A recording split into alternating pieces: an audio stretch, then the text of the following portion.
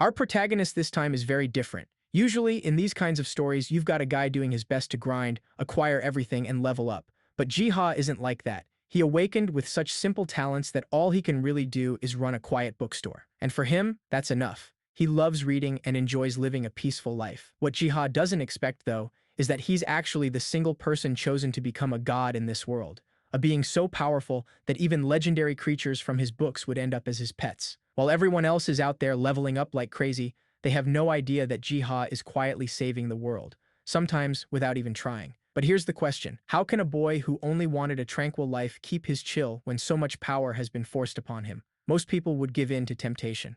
And will this happen to Jiha? That's what we are here to discover. Let's get it.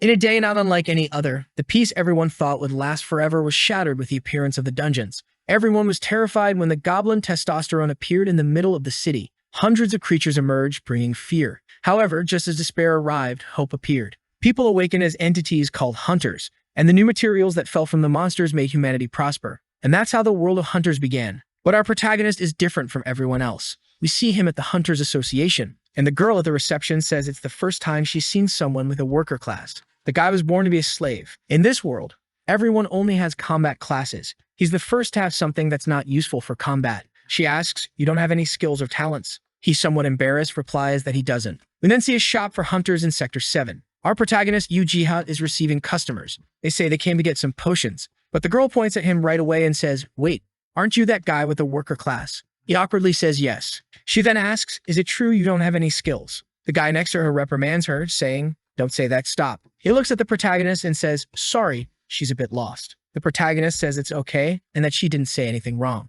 He really doesn't have any special skills. Because of this, he doesn't hunt. He just stays in the background collecting resources. With that, the girl says she understands. And the guy says she shouldn't have asked. Some tanks pass by on the street, and everyone knew it must be at least a rank 3 dungeon that appeared. The guy says, "Damn, I wish I could participate in one of those." She replies, "With our skills, forget it. Not nearly enough." Our protagonist, observing, just thinks about how difficult something like that must be. The people leave, and he says arigato. He wonders how much resource must be in a place like that. However, obviously he's never going there. It's been 5 years since he awakened. He received this worker class, but it has nothing. No skill, no special characteristic. That's why when he goes to the dungeons, he stays in the background. As soon as everyone kills everything, he goes in and picks up the leftovers. Does it pay well? No. But it's enough just for him to pay the bills for the month and keep this place open. And do what he likes most, which is reading books. Whenever the shop is empty, he picks one up and reads. But that day, he got sleepy. He thought maybe it was because the book was too difficult to understand.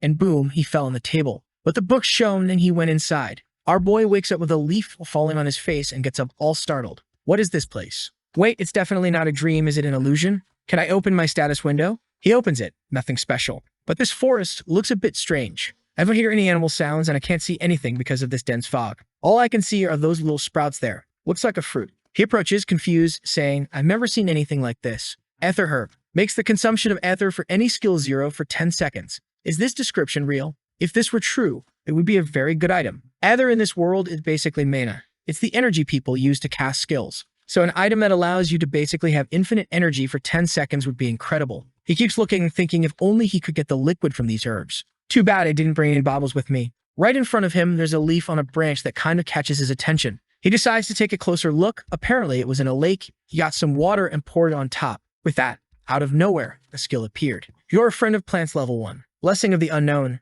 Jiha is confused. It's the first skill he has received in 5 years as a hunter. And all he did was water the plant, which suddenly started growing roots into the ground. He thought it was going to become gigantic, but it disappeared in front of him. With that, he woke up back in the shop out of nowhere and thought it had all been a dream. The strange thing is, it was so realistic. Then he realizes his hand is covered in mud. So the dream was real. He wonders, could it be that when I'm sleepwalking, I slept here in the shop and went out collecting mud? No way. Or did I somehow actually get transported to that forest when I fell asleep? Considering this is now the world of hunters, it wouldn't be impossible. He decides to test it again. He dozes off once more and wakes up in the forest again. However, he notices the place looks bigger and all the fog is gone. He starts to think this might be a personal dungeon that only he can enter when he sleeps. And he had never heard of this kind of power. Then he sees a solar apple, a fruit that when mixed with a healing potion increases healing by 20% and reduces cooldown by 8%. Jiha knows potions are the most used items in dungeons. However, the ones available at most heal 10% of health and have a long cooldown. The taste is also terrible. Looking at the apples, he's astonished.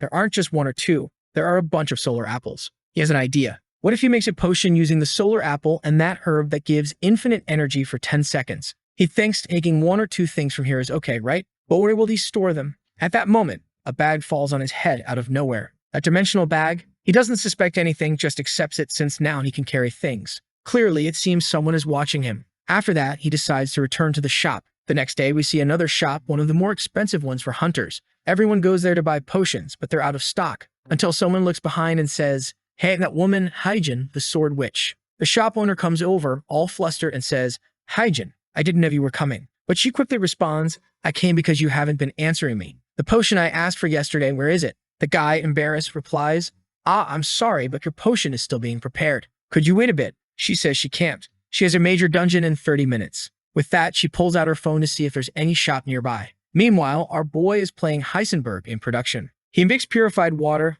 Undane's tears, and the other herb. He says it's going to be insane. Now, he just needs to add the solar concentration into the rotating tube. Downing the potion, the system notifies him. Due to the blessing of the unknown, a verdict of great success has been applied. You have acquired Alchemy Level 1. Special Potion. The duration of unlimited skill usage has increased from 10 seconds to 14 seconds. Additionally, it restores 14% of health over 15 seconds. Far better than all the others. He is already stunned. Wait, an alchemist? Not even the guys who call themselves alchemists have alchemist skills. He's never even heard of a 14-second healing potion. Shaking it, he realizes it's an excellent potion. However, he's not very capitalistic. He doesn't even know how much to charge. The product is so good that it's hard to sell. Not to mention, who's going to believe that ether consumption drops to 0 for 14 seconds?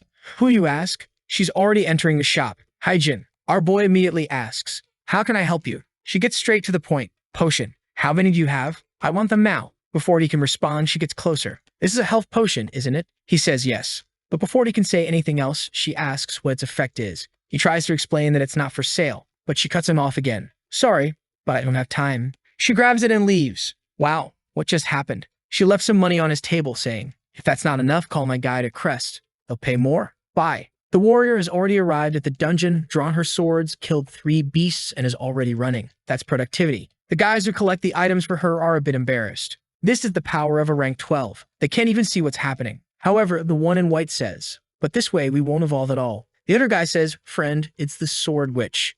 Even if you wanted to, you wouldn't evolve. Just collect the resources and stay quiet." But then comes the drama. The guy says, "I understand her too. If it were the old Hyjin, she would have definitely told us to hunt together. But since that incident, she's changed completely and hunts alone." The other guy asks, "What incident?" And he responds, "Well, you probably don't know because you're a beginner." Right at that moment, Hyjin appears, telling them to run. They seem confused, but soon see it. A manstalker. An aversion level creature, extremely armored and with powerful poison. The two are already shocked. Why is an aversion level creature here? They only appear in level 4 dungeons. Hyjin continues, "I told you to run, get out of here." She charges at the beast, drawing her greatsword. But the beast defends and strikes, leaving her trembling. Damn, I've already used all my ether. At least I want time for them to escape. The two guys are also running at a snail's pace. She thinks if only Sunyuk were here, but she's motivated. No, he's no longer here. Now I can only rely on myself and this potion. She drinks it all and is confused. It's the first time she's had such a delicious potion. Not to mention she feels her ether is increasing significantly. Now she can win this. She goes back into the fight, using the tumult of the sword, slashing and cutting relentlessly. The beast is divided and falls hard to the ground. However, she immediately notices, wait, something's wrong. My health is recovering and I felt my ether wasn't decreasing. I managed to use the sword tumult for 10 seconds straight. Normally I use it for a maximum of 3. Could it be because of that potion? Who is that guy from the shop? Man, she doesn't waste time. In the next second, she's opened the door and entered. You, she asks, that potion, what was that? Our boy is completely confused. The guys in the back are talking and it looks like everyone knows she killed the manstalker alone. She apologizes for being rude.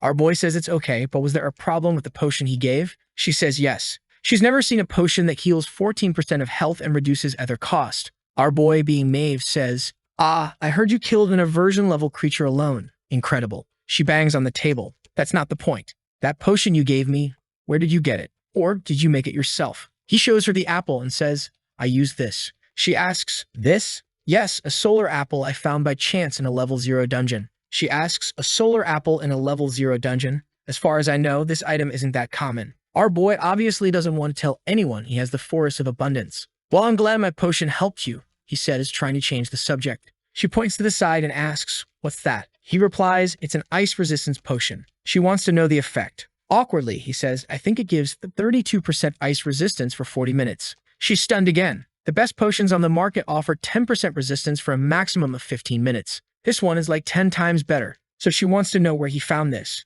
Our boy remembers that when he was in the garden world, he found some winter strawberries and used them to make the potion. His alchemy is already at level 2. He says again, "Yeah, I found it in the level 0 dungeon." She realizes right away that he's lying and says, "I won't ask where anymore since it makes you uncomfortable, but sell everything to me." "Everything?" he asks. She throws money on the table, saying, "I'll pay in cash. I don't even want a receipt." Our boy says it's too much money. She walks away saying it doesn't matter. However, she asks his name. Our boy says it's Jiha. She thinks and says it's a beautiful name. Looking all sweet, she replies, "See you next time, Jiha." The scene then shifts to our boy back in the forest. Each time he's returning with more stuff. However, he starts to question. This place is very strange. There are so many rare resources and no monsters at all. Where am I? He hears some movement nearby. Slowly, he walks to see what it is. He says he's sure something was around here. When he sees it, there's a beetle called a pterodrone, a mythical monster, a creature the size of a small car that resembles a beetle, with giant claws. Our protagonist recognizes the creature instantly. However,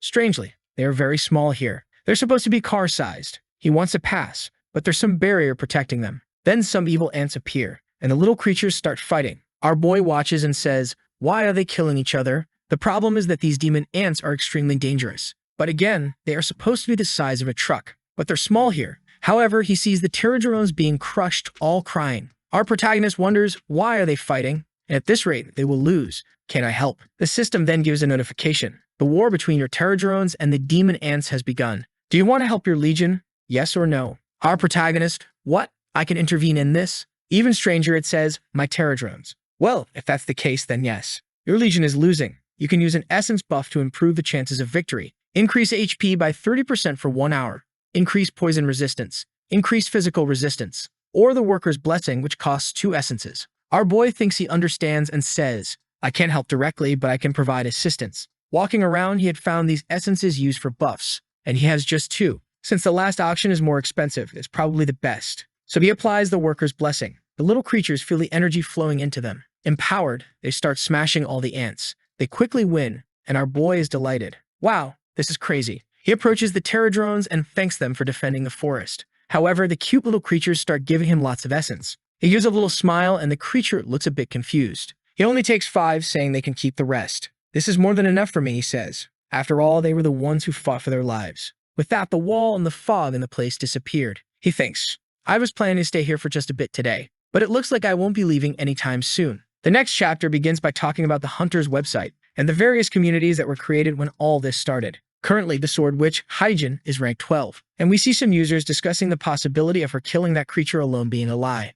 Until someone turns on the light and asks, "Are you a zombie girl?" That's Chuhyun, the top alchemist of the Flame Guild. The redhead says she can concentrate better when it's dark, but asks if he managed to solve what she asked him to. He says he went in person. The guy is a hunter with the lowest rank of all. No special characteristics, Uchiha. And as expected, I didn't see anything strange about him. The redhead responds that maybe he has nothing to do with Hyjin getting stronger. Chuhyun says, "I don't know, he was selling something special. Do you know what a solar apple is?" She says no. He then explains that the solar apple is something no one knows about, but the boy does. It's an item that drastically reduces ether consumption, and I had never even seen one in person until I went there. And the strangest thing is he made a potion using it and was selling it for a cheap price. The redhead then comments, "What if the apple is real? It's impossible for it to be cheap." He tries to explain that with this, there are only 2 options. First, he doesn't know the real value of a solar apple. Or, she completes, he's a person without any greed. She gets up and says, "You know what?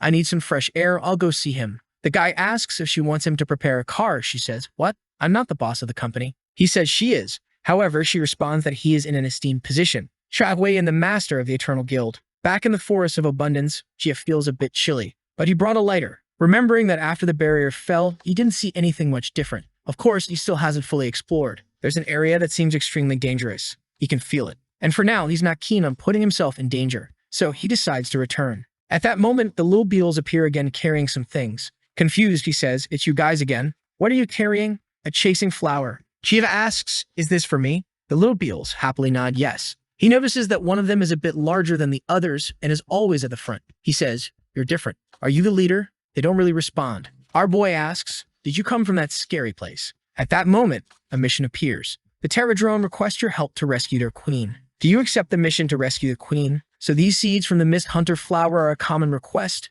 Jiha muses. Since you protected the forest, I'll see what I can do. I also fear that place, but I'll see what I can do. The little beetles are all cute and eager. However, for this, he will have to prepare a few things. So they plan to do it tomorrow. The next day, he has made healing potions, poison resistance potions, and a lot of food rations. Everyone is prepared. With everyone buffed up, he says, let's go rescue the queen. As he approaches, he sees it. The thing exuding the purple aura is the nest of the demonic ants. It's at least 3 meters high. No more delays, the battle is about to begin. The fight is intense. Wow, the protagonist is impressed. The Terradrone are winning more easily than last time, but the poison is still hurting them. The system then says he has the right to use a power once to help them. He can bring the flying demonic ants to the ground with one slap, but it will cost 3 essences. Our boy is confused. 1 slap, and I can only use it once? What am I supposed to do with that? Then he sees at the top of the nest a winged ant appears. It's a messenger. The system warns him that if this ant gets away, it will bring back the main army. He looks at his hand and wonders, so I can stop her message with a slap. Let's see. He activates the ability,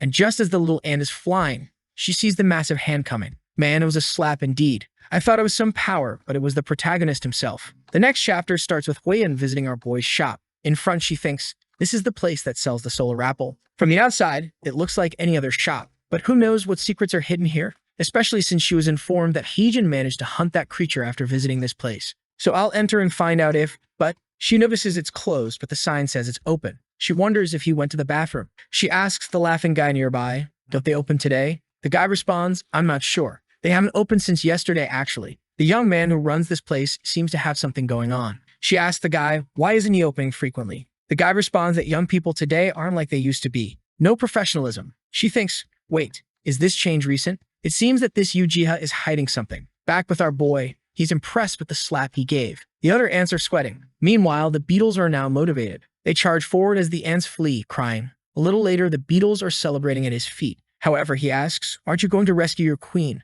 When he looks, some little beetles are already bringing her on a stretcher. The queen warrior is all battered. She tries to get up to talk to Jiha. He tells her not to strain herself. You've done enough. You can rest.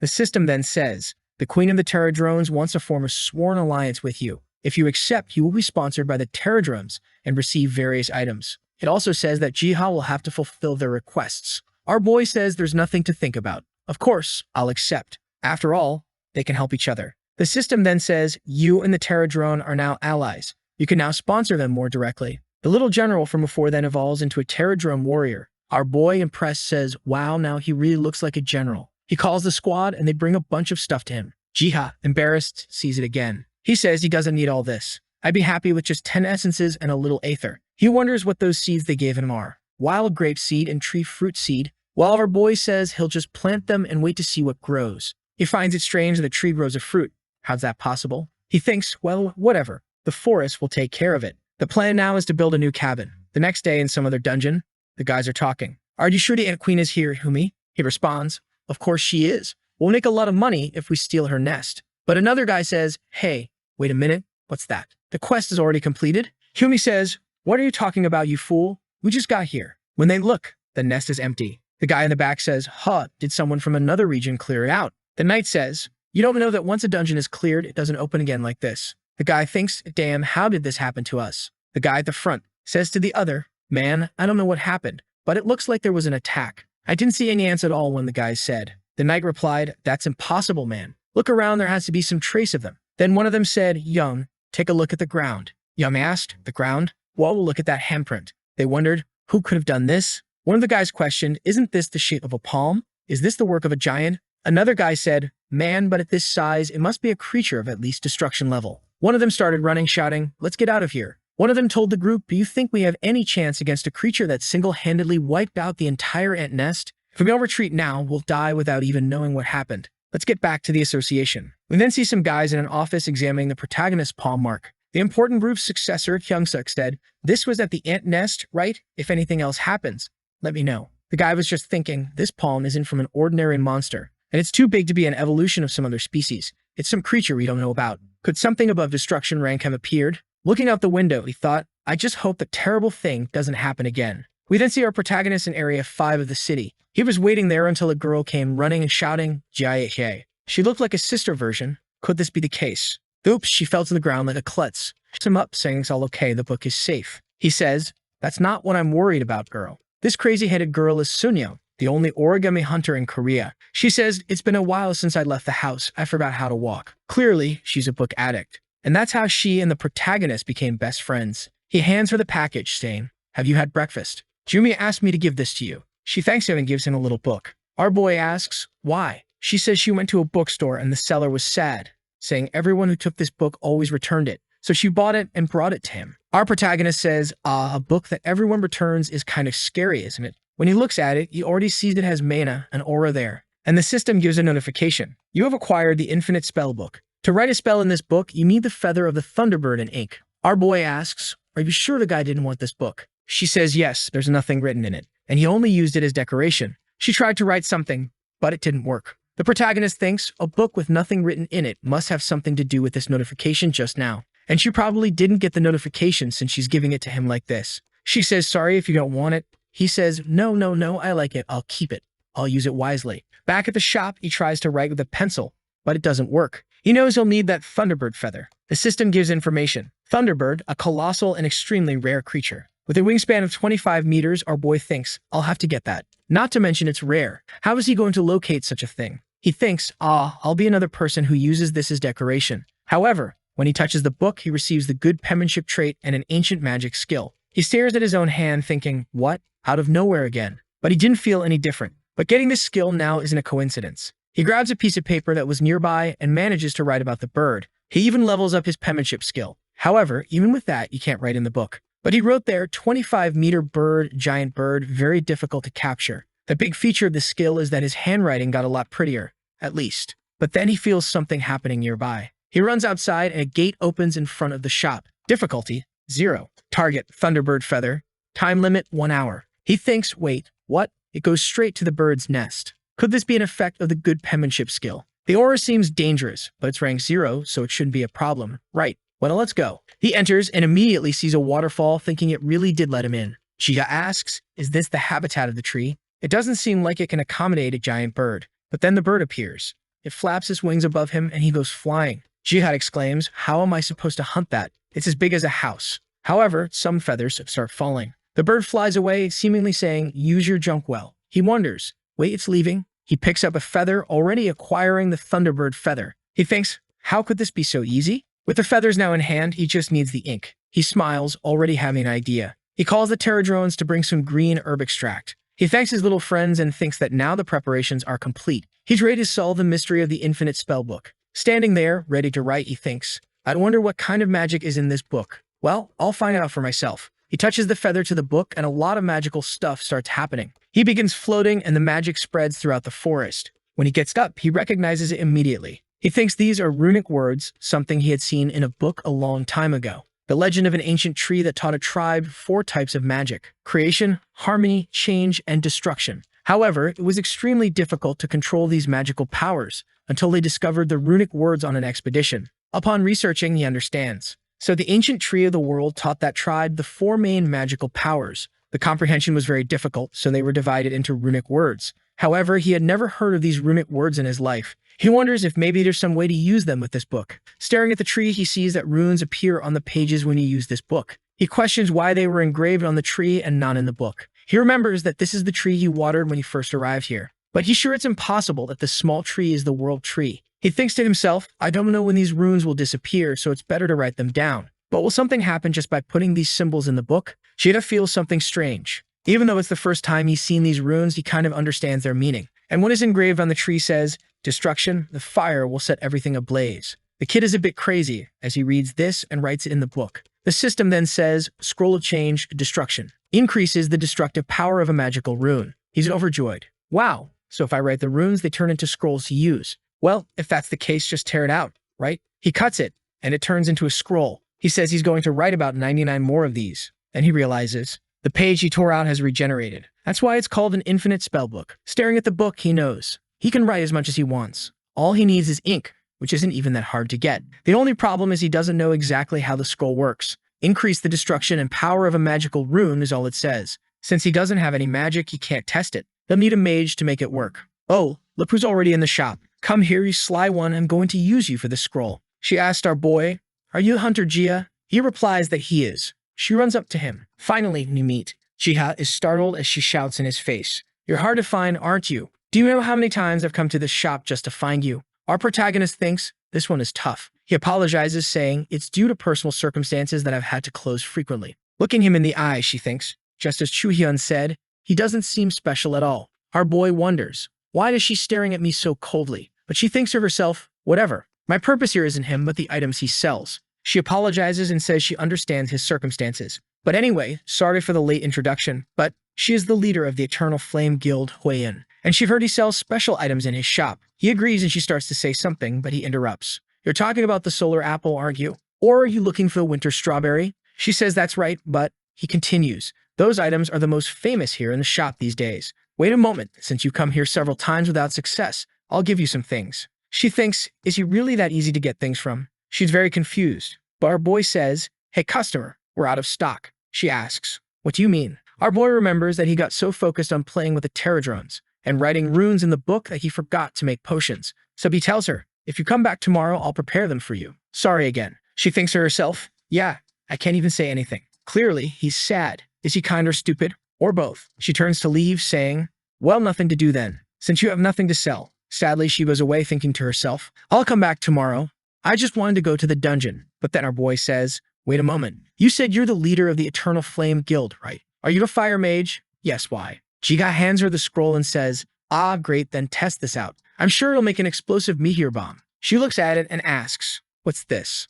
A scroll? The protagonist responds, yes, it's a fire scroll I made yesterday for testing. I'm giving it to you so I don't feel bad for letting you leave empty-handed. She says, since it's from you, I won't refuse. She activates it, and the shop explodes with a fiery message. The flames will set everything ablaze. She says she likes that phrase and will see him tomorrow. He replies, ah, okay, my customer. See you soon. But he notices something. The staff on her back is glowing much more than when she entered. We then see her in the spider dungeon. They've just defeated the sentinel spider and are marching forward. Our redhead is throwing fireballs. However, she finds it strange. Her fire powers are much stronger. With one hit, the creatures fall dead. Not to mention, the rune on her staff won't stop glowing. But she gets a bit distracted and almost gets hit by a purple venom. She manages to dodge. The guy next to her asks, are you okay, leader? She says she's fine. She just finds it strange that there are many more spiders than expected. The guy apologizes again, saying that in forest dungeons there are many variables. But if she wants, they can go back and reorganize. She says, no, forget it. We'll continue forward no matter what. But the cautious knight says, it's better we go back. You don't need to push yourself so hard. But the warrior is on fire today. She says, don't worry. I feel like I can beat anything. She starts creating summoning circles. Watch out, here comes the fire on all the spiders. Everything begins to burn. The guys are impressed, saying, what's going on, leader? When did you level up so much? You killed everyone by yourself. She's questioning herself. Wait, something strange. I've never had this much power. Could it be that scroll from that sly guy? Back at the protagonist's shop, he's finished the production. Phew, this should be enough, right? He prepared a bunch of solar potions and some cold resistance potions. Now just waiting for Huiyin, who said she would come in the morning. He looks back. Ah, welcome Huiyin. I made the potions you asked for. But in his thoughts, he notices she's accompanied. Huiyin says, Hunter Yujiha, can we buy the potions later and have a little chat? Suddenly, she throws down the suitcase full of money. Whoa, what's this, Huiyin? She responds, what do you think it is? Money. Are you the type who doesn't care about money? Now I understand why you sell these potions at such a low price. He says that's not the case. Everyone likes money, but he feels awkward about her giving so much money. She explains it's because of the scroll he gave her yesterday. It has an extremely strong effect. It's definitely something above S grade. She says the scroll is so powerful, it's almost theft for her to take it without paying. And besides, if she didn't give something in return, she wouldn't feel right. He says he understands, but in his thoughts, he's impressed. As he expected, the infinite spell book is really amazing. She says if he doesn't want cash, he can just give his bank account details. But our protagonist is very kind and courteous. He says he's very grateful, but doesn't have the right to accept the money. She asks, what do you mean? He says, as I told you, the scroll was an apology for making you wait, and I'm not honorable enough to take all this money. He thinks, whatever, I just wanted to give her the scroll as a test. She says, Jiha, don't you know? In an instant, a good person can become a fool. What do you think happens if a chicken gives golden eggs to everyone for free? What will happen to those people? Our boy responds, everyone will get rich. Huiyin replies, of course not. Once this spreads to the public, the chicken will become everyone's target. That's why your ability is amazing but extremely dangerous right now. Do you understand? The protagonist replies, I understand. Wei-in says, good if you understand. I want to make you an offer. Jiha, you want to join the Eternal Flame Guild? Out of the blue, yes. She says, I know my introduction was a bit negative when I first came here, but it was only because I was worried about you. Our guild is extremely ethical and never harms people, and the reason I brought the money was to prove that we can reward you for your abilities. Jiha says, but the Eternal Flame is already a very well-known guild. You didn't need to do all this to prove yourself. She says she wanted to show that such a famous guild really likes him. Besides, we have many mages in our guild. We also have many alchemists. Chuhyun, the chief alchemist, speaks up in a distorted voice. I love Eternal Flame. Huiyin continues, mentioning their numerous production facilities. You would have the opportunity to conduct extensive research. Your salary and benefits would be as high as you desire. You even have the authority of a chief or higher. Jiha, visibly torn, listens as she continues, join our guild, Jiha. Jia interrupts, I appreciate all your kindness. Huiyin, initially celebrating, then realizes something. Wait, you only accept kindness? You don't want to join?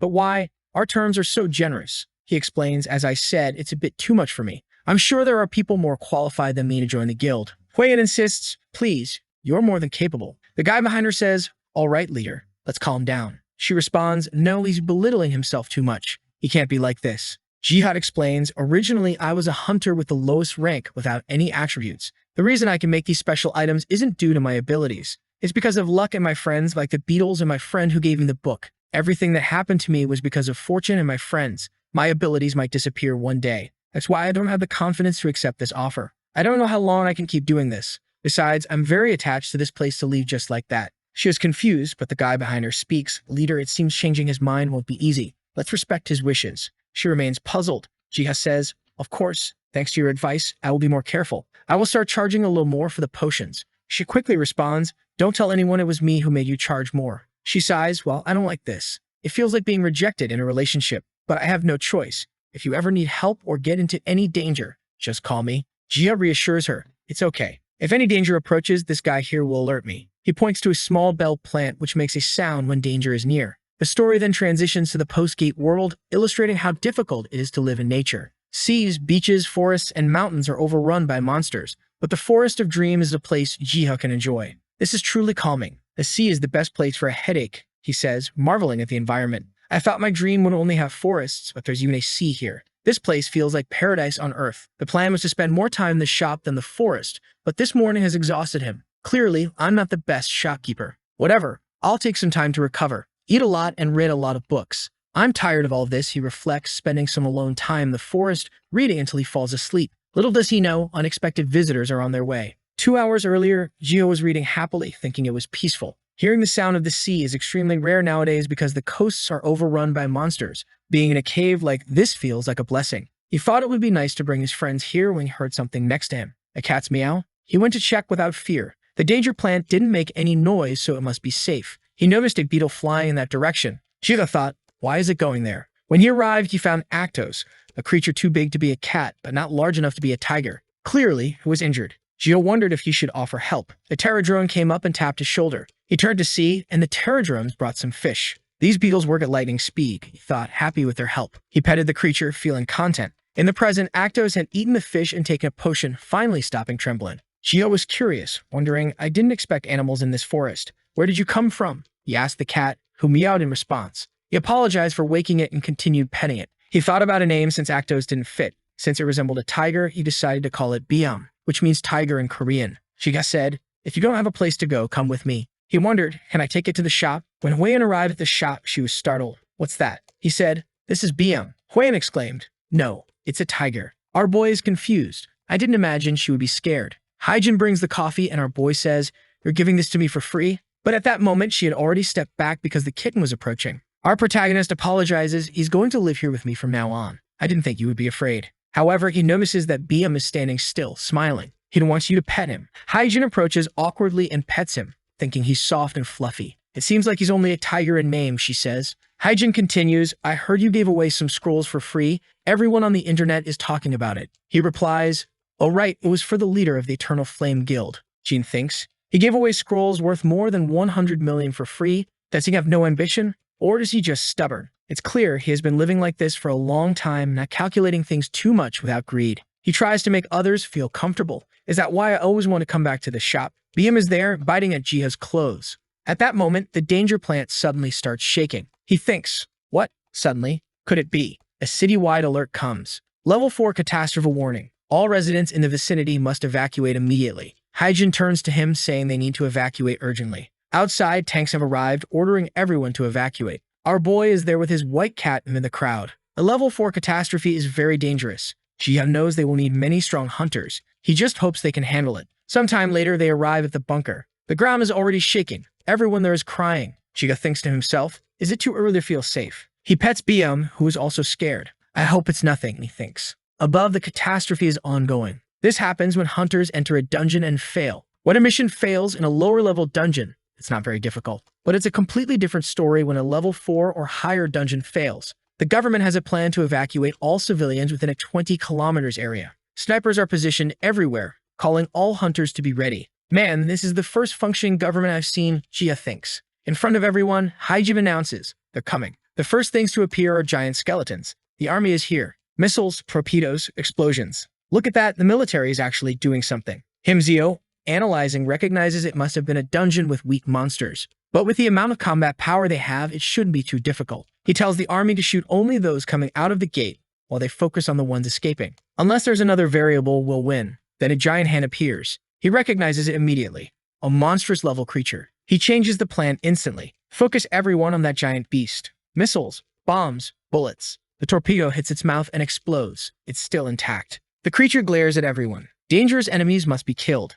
It charges forward. Himzio yells for everyone to dodge. Friend, you better dodge. You're about to get crushed. A massive bait. The creature passes over them, heading towards the shelter. But Hyjin jumps in the way. Who allowed you to go to the shelter? Using her sword Tumult. Will it work, she wonders. Huiyan is also there. She has the scroll. She blasts it with a laser, but the creature doesn't even turn around.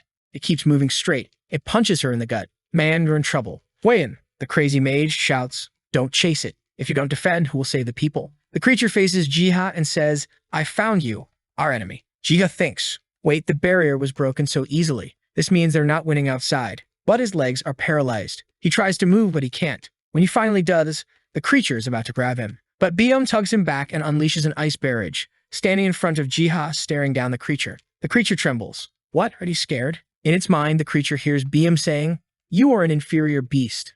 Leave now. Seeing from behind, Hyjin and Huiyan realize it has stopped. We need to take this chance. Fires a massive shot of fire, enveloping her sword in flames, slicing through the beast. The creature is now charred. She falls to the ground, exhausted. Huiyan asks, is it over? Hyjin replies, no, I feel a massive amount of ether inside. The kitten, now all cute in Jia's arms. Sometime later, ambulances are taking away the injured. Hyjin feels the concentration of ether has disappeared. Looking at Byung, she thinks, did that come from him? Our boy is now at home after taking a bath, thinking about the crazy day. Petting Byung, he thinks he seems so terrifying at that moment, but now he's so calm. The protagonist keeps thinking about the creature and decides to write about it, just to have it recorded. Monstrous creature, 15 meters tall, ugly as hell, and very strong. There's a website that records all monsters, but no one knows how Keto manages to register new ones. However, strangely, when our boy wrote in the book, it also got added to the wiki. Youngsuk is confused. What? How are these entries being updated? But our boy is just calmly recording everything. The scene then shifts to a hunter's meeting. They are discussing the monster, and especially the fact that they think it wasn't one of their hunters who killed it. Nobody knows why the creature got stuck after breaking the wall. Could it have been one of the humans inside? They wonder, but that doesn't make sense. How could a human have so much power? Hyungsuk says, did you see that the wiki was updated for the first time in a long while? Something is coming. Among us, there's something powerful enough to scare even that creature. Hyjin speculates, either the person who scared it was inside, or it's a hunter with an ability we don't know about yet. Huiyan explains that several people present reported hearing a cat scream when the creature froze. Hyungsuk dismisses it. It doesn't matter. That's not important. Huiyan responds, maybe. But inside was the potion shop owner with his snow leopard, and since the creature froze, the three of them head to our protagonist's shop. He greets them. Hi, how are you? They barged in without a word, all three of them slamming the table. Where's the cat? We want to see it. Byum will get scared with you acting so desperate, Jia says. Byum, who was nearby, jumps on the table and stretches. The three of them look at him all confused. Huiyan picks him up and asks, hey, is this the cat that caused that ether wave? He looks like a normal cat. Jia warns her it's better not to hold him like that, but she doesn't care and grabs him, saying she doesn't feel any ether coming from him. Impossible for him to have so much ether to cause such an explosion without it being detectable. Byum bites her arm. Jia says, I warned you. You need to be careful with him. Hyjin adds, I heard you were in the shelter when the explosion happened. Many people said they heard a cat's sound before the creature froze. Our protagonist responds, crazy, isn't it? Hyung-suk adjusts his glasses. I think they're just false rumors. Poor Hyung-suk looking at Huiyen and thinking, I want to recruit this guy for our guild, but it's not the right time. Little does he know she's already been rejected. As they leave, Huiyen says, aren't you going to ask to join the guild? I wanted to see you get rejected. Meanwhile, Haijin gives him a little smile, trying to seduce our boy, huh? She says, I'll be back. He replies, anytime. But our boy isn't interested in that. Sometime later, he's relaxing in the forest, reading a book about the continent of Gehenna, a place where various species live together with the Great Tree. The Great Tree created creatures considered the gods of nature to protect Gehenna. One of the descriptions mentioned a creature that looked like a cat with white fur and black spots. Staring at Biam, Jia thinks, wait, is he a god of nature? But this cat is so small, he doesn't seem like a god. However, considering how he stopped that creature, it might make sense. It's not a coincidence. As they said, there was an ether explosion. Jia continues thinking, it was probably Biam who did that. Does this prove he's a god of nature? Maybe then the tree in my dream really is. Everything starts to make sense. It's as if the tree is giving him a task. Everything began when he received the worker class. Helping the Terra drones, saving Biam, all seem to be part of a bigger plan. At that moment, the book next to him glows. And the most unusual thing is that in the class, it's written, Worker of XXX. What does this mean? Suddenly, it's like a flashbang from CS, blinding him. In the next chapter, we see a girl in an isolated room watching TV. A news report is talking about bombing somewhere. Back to the protagonist, he's staring at the trees saying, it was you, wasn't it? Who brought me to this forest of dreams? I have no idea why you gave me such an important task, but there must be a reason, so I'll do my best to help you. At that moment, a purple tornado appears beside him and something begins to form. He hears a voice saying, curse everything that breathes, bring death to all living beings. A skeleton appears. No, not just one, a whole horde of skeletons emerges in his forest. He recognizes the creature as an ancient lich, a creature at terror level. Oh my god, look at the size. This is a disaster. He thinks it's almost cute being so small. The lich commands, kneel before the master. The system then notifies him, the ancient lich is corrupting the nearby lands and will soon reach yours. Although an immediate counterattack is difficult, you want to try to reduce its influence. Our boy obviously agrees. Below, the lich is calling everyone. What's bizarre now is imagining if this cat is the size of a normal one. If the lich, which should be much bigger, is tiny, how big is this cat really? The lich is marching with his minions. Our boy just wants to give a slap, but that's not an option. He remembers that liches don't die unless you destroy their life source, and the system gives him that exact mission. Plus, he will also need to purify the nearby lands that the lich has corrupted. Far away, he sees a little castle and recognizes it. He's seen it somewhere before. It's the banner of the kingdom of Istran. Could these skeletons, the lich is controlling, be the people from there? He decides not to dwell on it. The important thing now is to reclaim this place. And since he can't intervene directly, he will have to use the army. He calls the Terradromes. The problem is that the only one who can fly is his warrior. Everyone else is stuck because there's a big rock in the way.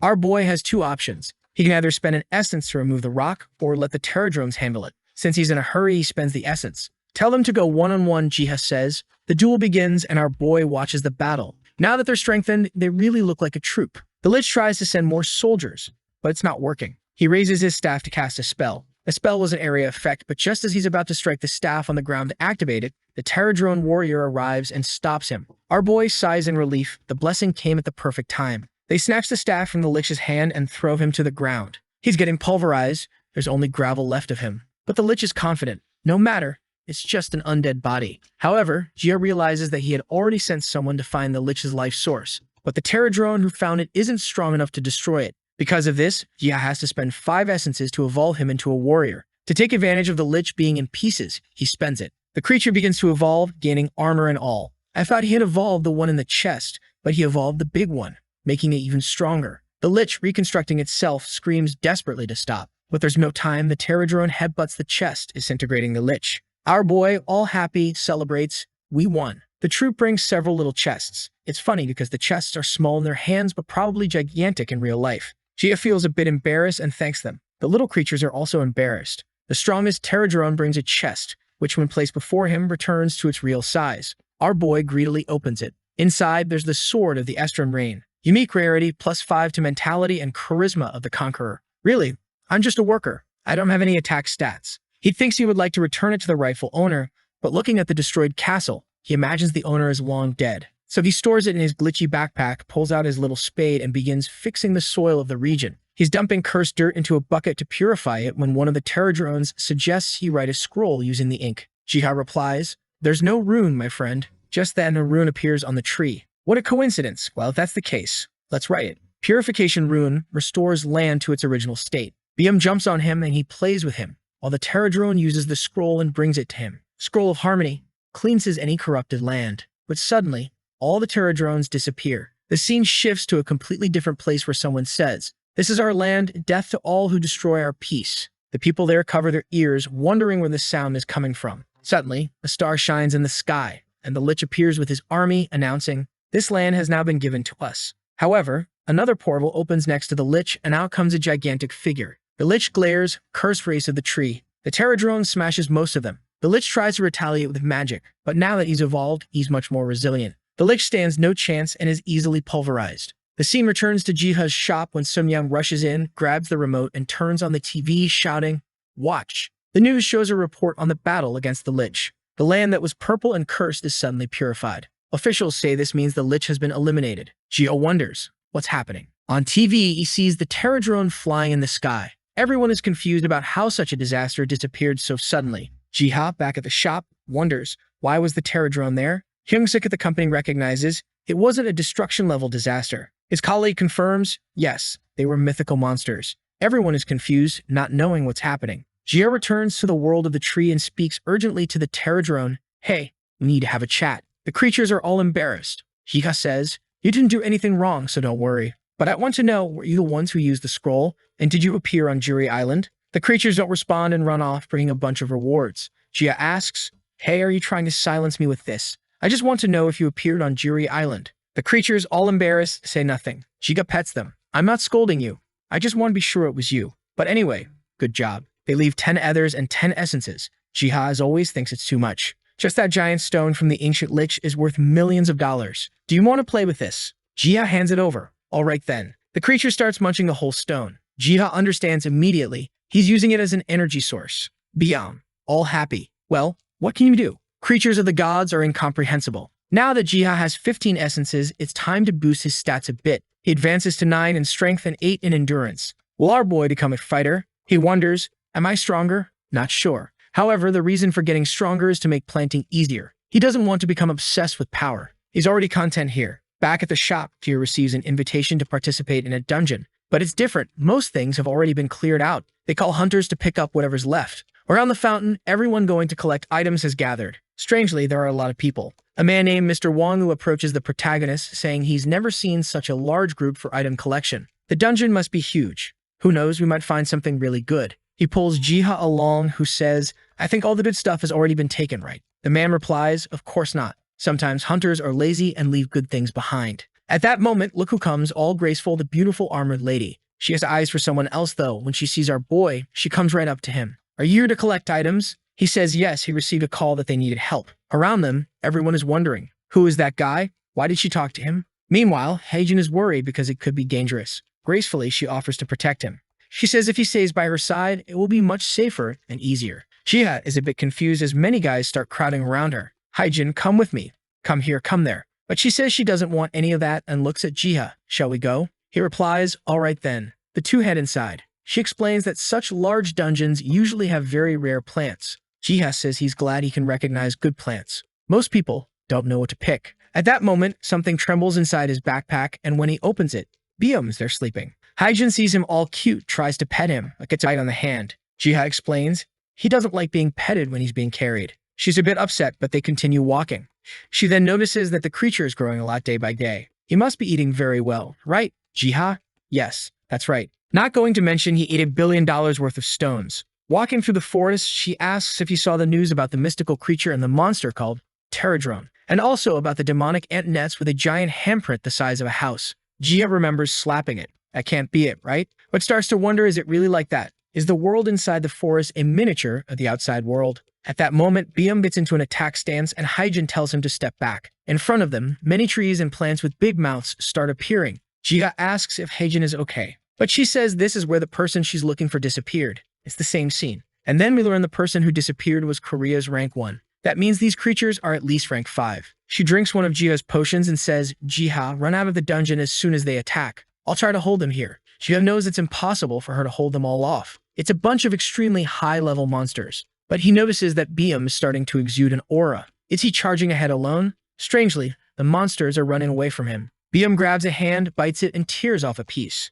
The plants are all running for their lives. Hyjin is utterly confused, not understanding what happened. BM returns calmly with something in his mouth. Jiha says, "What's that? Do you want me to plant it?" BM nods. Meanwhile, Hyjin is thinking about the great trap that killed the rank 1 fleeing. "I've never seen anything like this." But Jiha says they have another problem at the moment. In one direction of the forest, everything is purple. Hyjin tells Jiha that he should go back. "And you?" She said she finally found a trace of him. She can't go back now. Jiha draws his position and says, "Then we'll go together. Even if it's dangerous, she'll protect them, right?" She says yes, but she's lying, right? In the end, it will be BM who protects them. Walking through the forest, she points to a cave and asks, "Do you see that? All the light is coming from that place." Jiha agrees and they decide to enter. At the entrance, there are traces of blood and large handprints.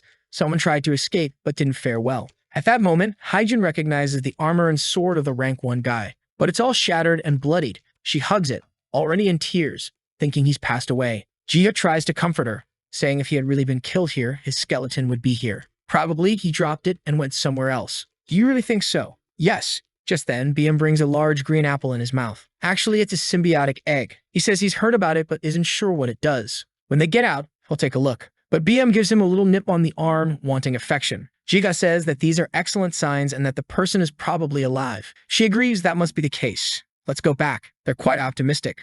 "But if I found destroyed and bloodied armor, I'd assume the worst." Hyjin is smiling, saying he brings her a lot of luck, making Jiha a bit embarrassed. This situation is peculiar, isn't it? She tells him to call if he ever needs help, and he agrees. BM tries to swipe at her, but she just hugs him and pets him. Back at the shop, Jihad is looking up the symbiotic egg. He searches through books but finds nothing. So he decides to go to the world of the forest to see if he can discover anything. When he arrives, the Terradrones approach and indicate they want help. Jia hands them the egg. The creatures take it to their queen, who pets it gently. After a while, they're all climbing the tree, moving around. Suddenly, a giant moth appears. Jia recognizes it as a symbiont. It flaps its wings, scattering dust everywhere, and a message appears. A group of symbionts that were dormant have awakened. With that, the restoration of the world tree begins. Jihad is thrilled and touches the tree. As he does, the world tree bestows its blessing on him. The dormant destiny has awakened. His class changes to worker of the world tree. Jihad looks around, impressed. The place has grown much larger, and a lake seems to have appeared out of nowhere. The fruits, like the solar apple, have leveled up. He thinks with this he can make a lot more potions and earn more money. But then he stops himself. "No, I'm here to help the world tree." He starts to think that perhaps restoring the tree is the purpose of all this. Could this be the goal of everything? He sees BM staring at him and asks if he's hungry. Pulls out his fishing rod. "Let's catch some fish for dinner." He fishes out a red trout. But when he holds the fish, it has an effect if eaten. Activates level 1 extrasensory perception for 30 minutes. Increases your reflexes by 20%. He realizes that all of his items now have more detailed descriptions. This will make selling potions much easier. He decides to run back to the shop, unaware there's a crowd outside. BM is even handing out numbered tickets for entry into the shop. A guy asks, "What's going on?" "Everyone came to buy potions from this shop, didn't you hear? The potions made by that guy are much better than others. People from other states are coming here just to buy from him, and they're still cheap." Jiha's shop is packed, and he thinks that maybe this is the best way to help as many people as possible. That's why he's limited it to 3 potions per person to give everyone a chance to buy one.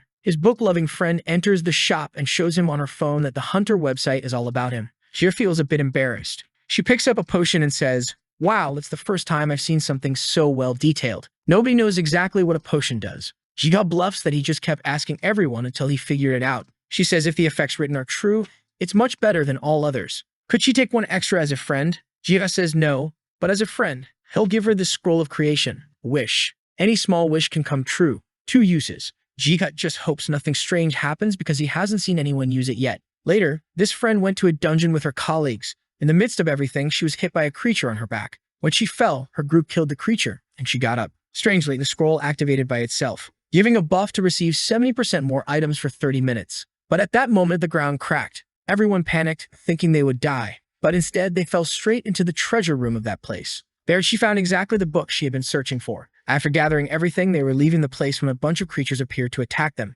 They tried to flee, but there was no escape. She put the book over her head and prayed not to die. Suddenly, they were in a kind of desert, and everything around them had disappeared. Meanwhile, back with Jiha, the creatures that were chasing them appeared on his land. When he returned to the shop, the people who had been teleported were angrily waiting at his door. Jiha let them in to explain the situation, and she showed him the book she had found. Inside the book was a map of the continent of Gehenna. After that, everyone left. Our boy was left thinking, now I have a lot of things to do, right? I have to take care of the shop, read this book, manage everything. But there he was, petting the kitten. I was feeling sleepy. He sat in the chair, still thinking, not to mention I have to make a bunch of potions before going to the garden. So he thought it would be better to first take a look at the map. Since it's a map used by the Empire's knights, its quality is quite different. Even the terrains, the names of places, the creatures, everything is written with great detail. The ancient Lich that appeared came from the south, and the monster from the forest that he and Hyjin encountered came from Mount Apego. If the map were complete, he would be able to know where all the dungeons are. At this moment, a clever idea struck him. He was going to ask the pterodones if they knew anything. Woke up all lazy with the kitten, but was curious. Where are the pterodones? But the little flower that alerts about creatures was trembling, indicating a powerful creature had appeared. Our protagonist was curious. Did it appear here? Then we see the pterodones surrounding a giant cyclops. Giant, well, because to our boy, everything is tiny. The cyclops is a disaster rank creature, first seen in China. Almost nothing is known about it besides its size and appearance. The only thing he remembers is that dozens of hunters were sent just to hunt this monster. However, in Korea, a cyclops had never been seen before. The beast was shaking all over, struggling to hit the tiny pterodones. Our protagonist asked Biam, aren't you going to help them, you bastard? Look at that big guy over there. Biam replied that no, they apparently didn't need help. Our protagonist found it strange, not even a mission window appeared. Does this mean the pterodones can handle it? The little creatures were all shielded and brave. Our protagonist decided to write down some characteristics just to ensure things were noted. The pterodones charged forward and the cyclops tried to smash them, but they dodged, aiming straight for its eye. He concentrated some energy there. Watch out for the laser, our boy warned. The pterodones took a bit of a hit. The laser went through the entire forest, leaving it devastated. Our boy realized the power difference between them and the cyclops was significant, but the little guys gathered around a captain. Our protagonist was curious. What's their plan? They brought a mega giga big crystal and cut it all up. Our boy wondered, what are they going to do? They made all the little shields with ether stones. The cyclops didn't care, concentrated on its eye again, and unleashed another laser. Our boy saw that the pterodones wouldn't do anything but stay calmly there. He smiled as the laser hit the shield, reflected, and struck the cyclops' arm, which fell devastated. It was left stump-like. He took the opportunity to write in his book, when facing a cyclops, the best strategy is to use an aether shield to reflect its laser. He wondered if people would have enough aether to do that. The cyclops, all shattered, was crying, running away, but it was over. Pterodon boom, hit its calf, hit its foot, and it fell like a fool. Our protagonist was impressed. The little guys indeed managed on their own. Proudly, they came to talk to our boy.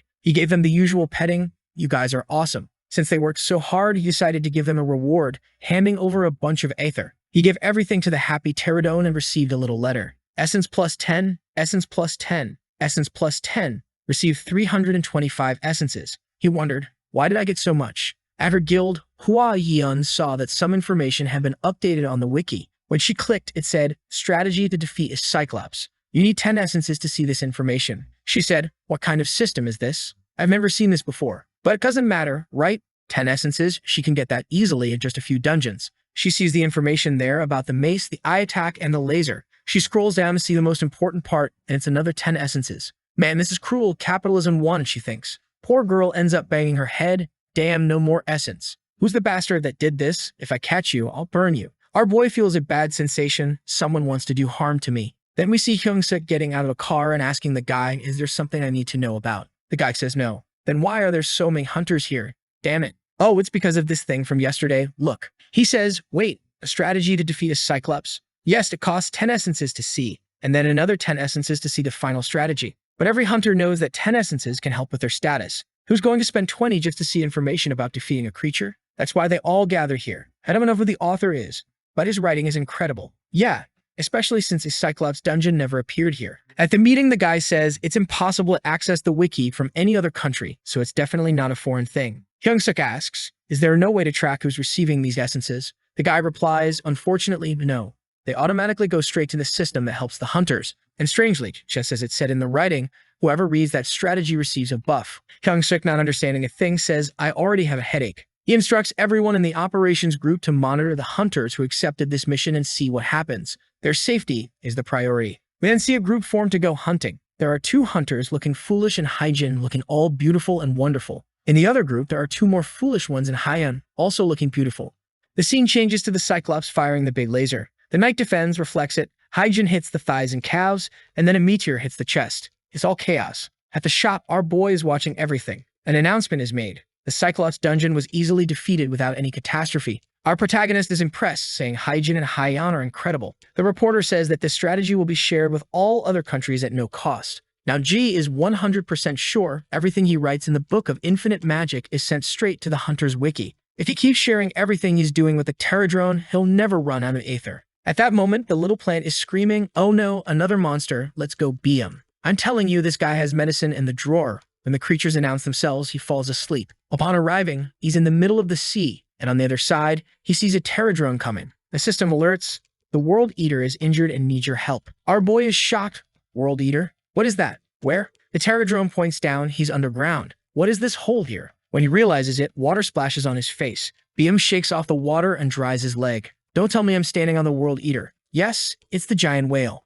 Imagine you were so big, and he is gigantic. How big is this? It doesn't even make sense. Does it fit on the planet? You're the World Eater, you rascal. He senses that it's weakened. Now he understands why he was gaining so much essence. It was always for this. Here you go, you rascal, and he throws everything inside it. Eat. However, the beast gives him a little stare, getting angry. Our boy wants to know what's happening. Starts shouting. There's a flash in the middle of the sea. The beast turns all white and both fall to the ground exhausted. A system message appears. Thanks to your help, the World Eater has returned to its original form. When he looks, it became tiny. Our boy likes it. He loves a cute creature, and he gives it a hug. The World Eater is swimming happily, and our boy thinks it was worth using the essences for this. Right, Biam? Obviously not. Biam wants everything for himself, greedy. Suddenly, our boy notices something. Oh, what's happening? He jumps and splashes water on the fools. When he looks, actually, the World Eater brought a feast.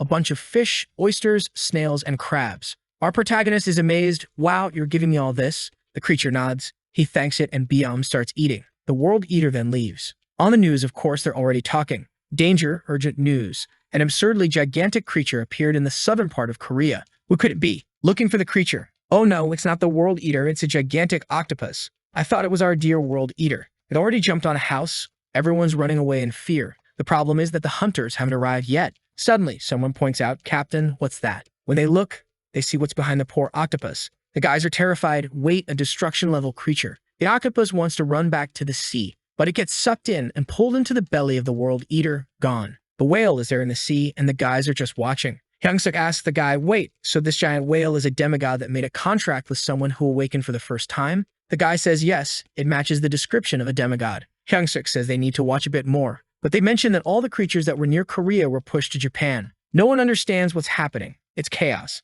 In the library, he and Sunyuk are just reading. She brought him a bunch of old books from the kingdom of Estran, hoping to find some information. Our boy thanks her. She asks if he managed to use the map, and he says, unfortunately, it only covers from the beginning of the kingdom to the part by the river. Besides, it was described by some knights of the commander, so it's not very accurate. She's confused. What do you mean it's not perfect? Do you see everything to know? Our protagonist is thinking, the one who saw everything was the Terradrone who told me, but she can't know that. However, he adds, just adding the southern area of the Tail's Sea will complete the Estran Kingdom map. At least they will know everything around the region. Sunyuk is curious. Why are you so keen on restoring the map? It seems too focused to be just a hobby. He says he feels that it will help someone. He's sure the guy Mina is looking for, Han Sunyuk, is alive somewhere on the continent of Urena. He's got unshakable faith. He found the guy's armor and sword completely destroyed, which means he's alive. But our boy is confident with the World Tree's ability. He's sure he'll find him. Sunyuk asks curiously, are you trying to help a good friend? Who is she? Tell me. Our boy says it's not like that.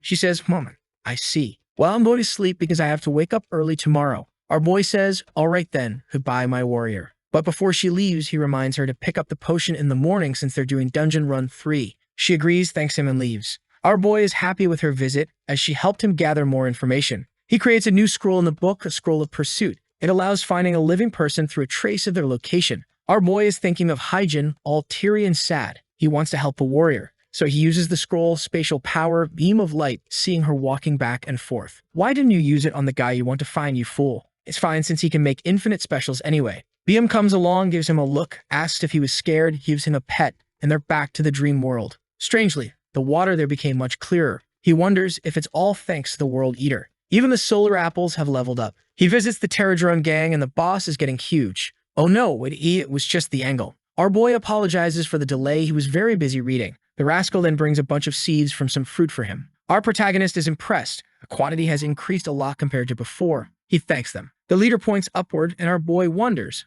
what is it? He starts climbing. Do you want me to climb? All right, here we go. When he reaches the top, he can see everything around. He recognizes a mountain in the distance as Mount Apedo, and this really proves that the entire continent of Gehenna is within this garden. At that moment, Biam looks down angrily, wanting to get down to eat, but now he's stuck. It's easy to climb up, but hard to get down. As he starts to descend, something grabs him. It squeezes and he sees a little plant staring at him. He gets scared and the plant gets scared too. He calls out for help. Biam, save me. Is the plant evil? No, it just made a path for him. They are all affectionate. Our boy says, sorry, thank you for helping me down. He realizes, wow, it's just a cute little plant that likes to cling to people. Should I add this to the Hunter's Wiki too? Looking at the long path, he knows he'll have to cross this whole plain to reach Mount Apedo. He remembers that this is the direction the people who fled from the Eastern Kingdom went. According to the Pterodon's information, this might also be the direction Hans Sunyuk, who disappeared, went. The map shows that following the Tails River also gets you close to Mount Apedo. Heading south of the mountain might be a good idea to find traces of Sunyuk,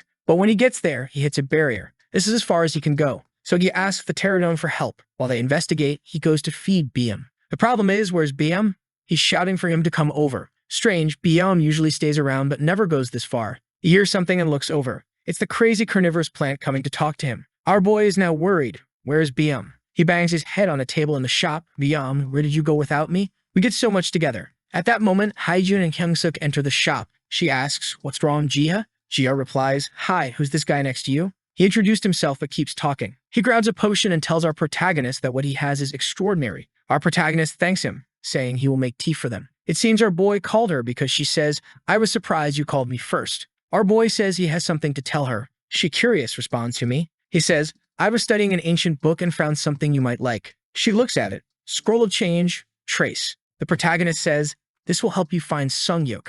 Kyungsuk asks, did you make the scroll? How did you translate an ancient book? Haijin interrupts, we keep that a secret, right? Jiha confirms. Kyungsuk then asks, Mr. Jiha, did you make a contract with a divine creature? Our protagonist wonders to himself, does he already know about the demigods? The guy says, yes, a demigod. The guy explains, you don't have to tell me your abilities and how you use them, or not is up to you. I just want you to know that you have become a very important person in South Korea now. Our protagonist says, me? The guy explains, thanks to your potions, the survival rate of hunters has increased by 20%. The Hunters Association owes you a debt, so I came here to give you this. If you need anything, we will support you. Our protagonist feels awkward. Do I deserve this? The guy says, yes, you are the future of the Hunters. Haijin interrupts, wait, you said you wanted to talk to him personally. The guy replies, I am talking to him personally here. Haijin apologizes to our protagonist, saying she didn't know Hyungsuk would come here for this business. He's a maniac. Our boy says it's alright, he appreciates everything, and next time he will make a good meal for everyone. The guy thanks him, takes a bunch of potions, and leaves.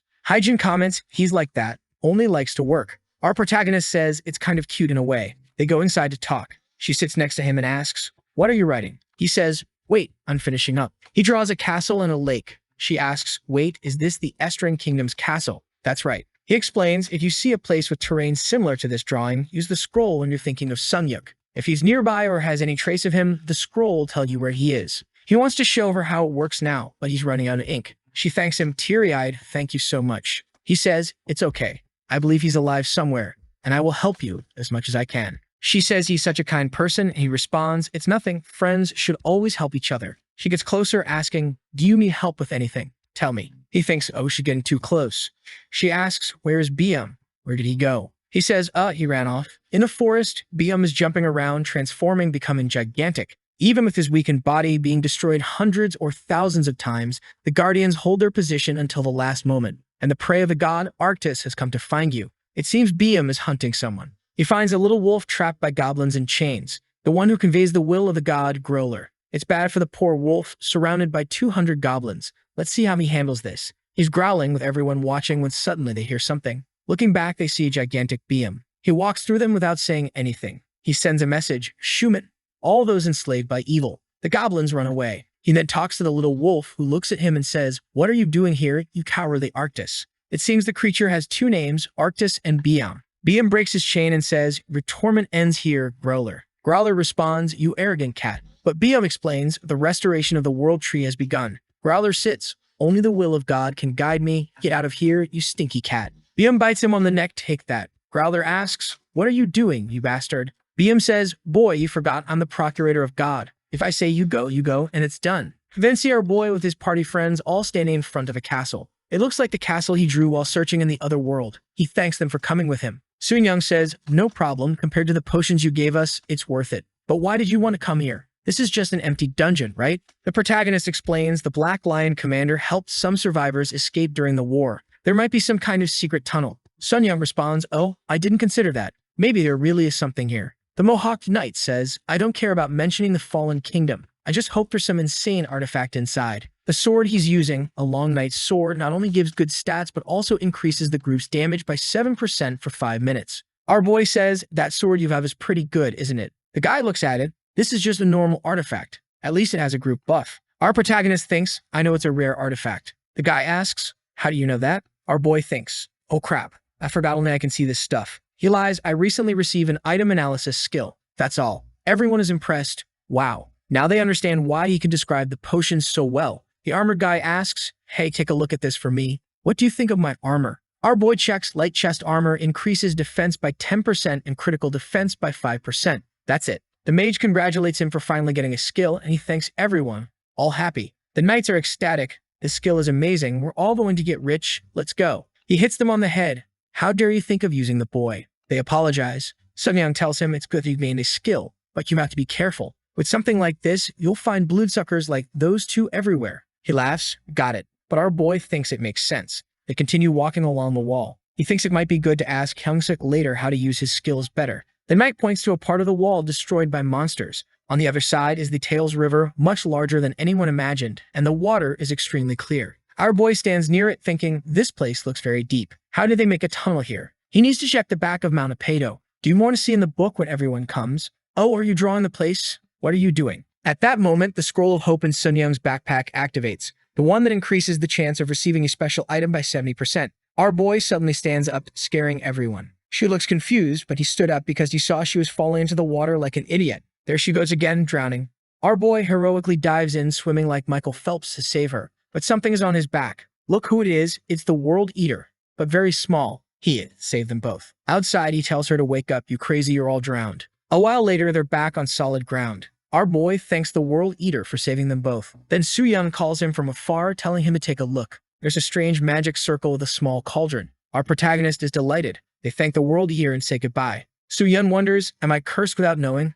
I keep falling all the time. The little knight tells her, at least you got that brooch. It seems good. In her hand is the artisan's last brooch. She asks our boy, does this have any special function? He examines it. Production artifact. Increases the quality of hand techniques by 10%. She's amazed, really. She tears out some pages from the book and makes an origami dragon. Our boy says this artifact is perfect for her. It would be perfect for me too for making potions, but it's her power too. The knight says, let's head back. The dungeon is about to close. Our boy thanks them and says we'll see them tomorrow. It turns out that the writing on the ground taught how to make a dimensional portal. Using the power granted by the gods, you can open a portal to a different dimension. You can return by drawing the same circle. Our protagonist is hopeful. I found a magic circle and got lucky. If I can figure out the secret behind this, maybe I can learn how the pterodones can travel so easily from the garden to the real world. He returns to the shop saying, well, I'm back. But then he remembers the rascal isn't there. However, he's as confident as ever, a psychopath who believes in everything. I'm sure he'll come back soon. I'll be to work. Back in the garden, he calls the kids, but where are they?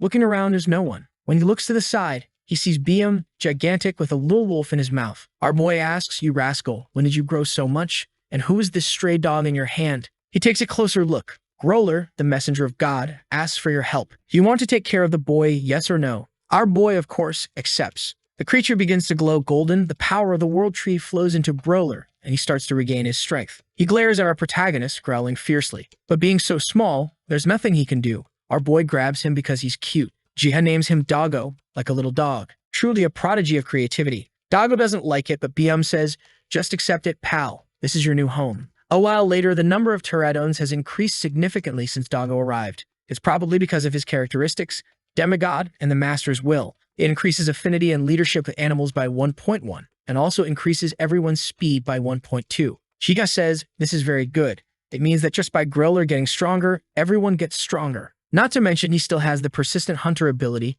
detecting any movement within 2 kilometers. With Doggo leading, they will quickly reach Mount Apedo. The harvest is yielding a mountain of aether thanks to the kids. He picks a special fruit to give as a present. He's eager to eat it happily, but greedy BM comes and steals it.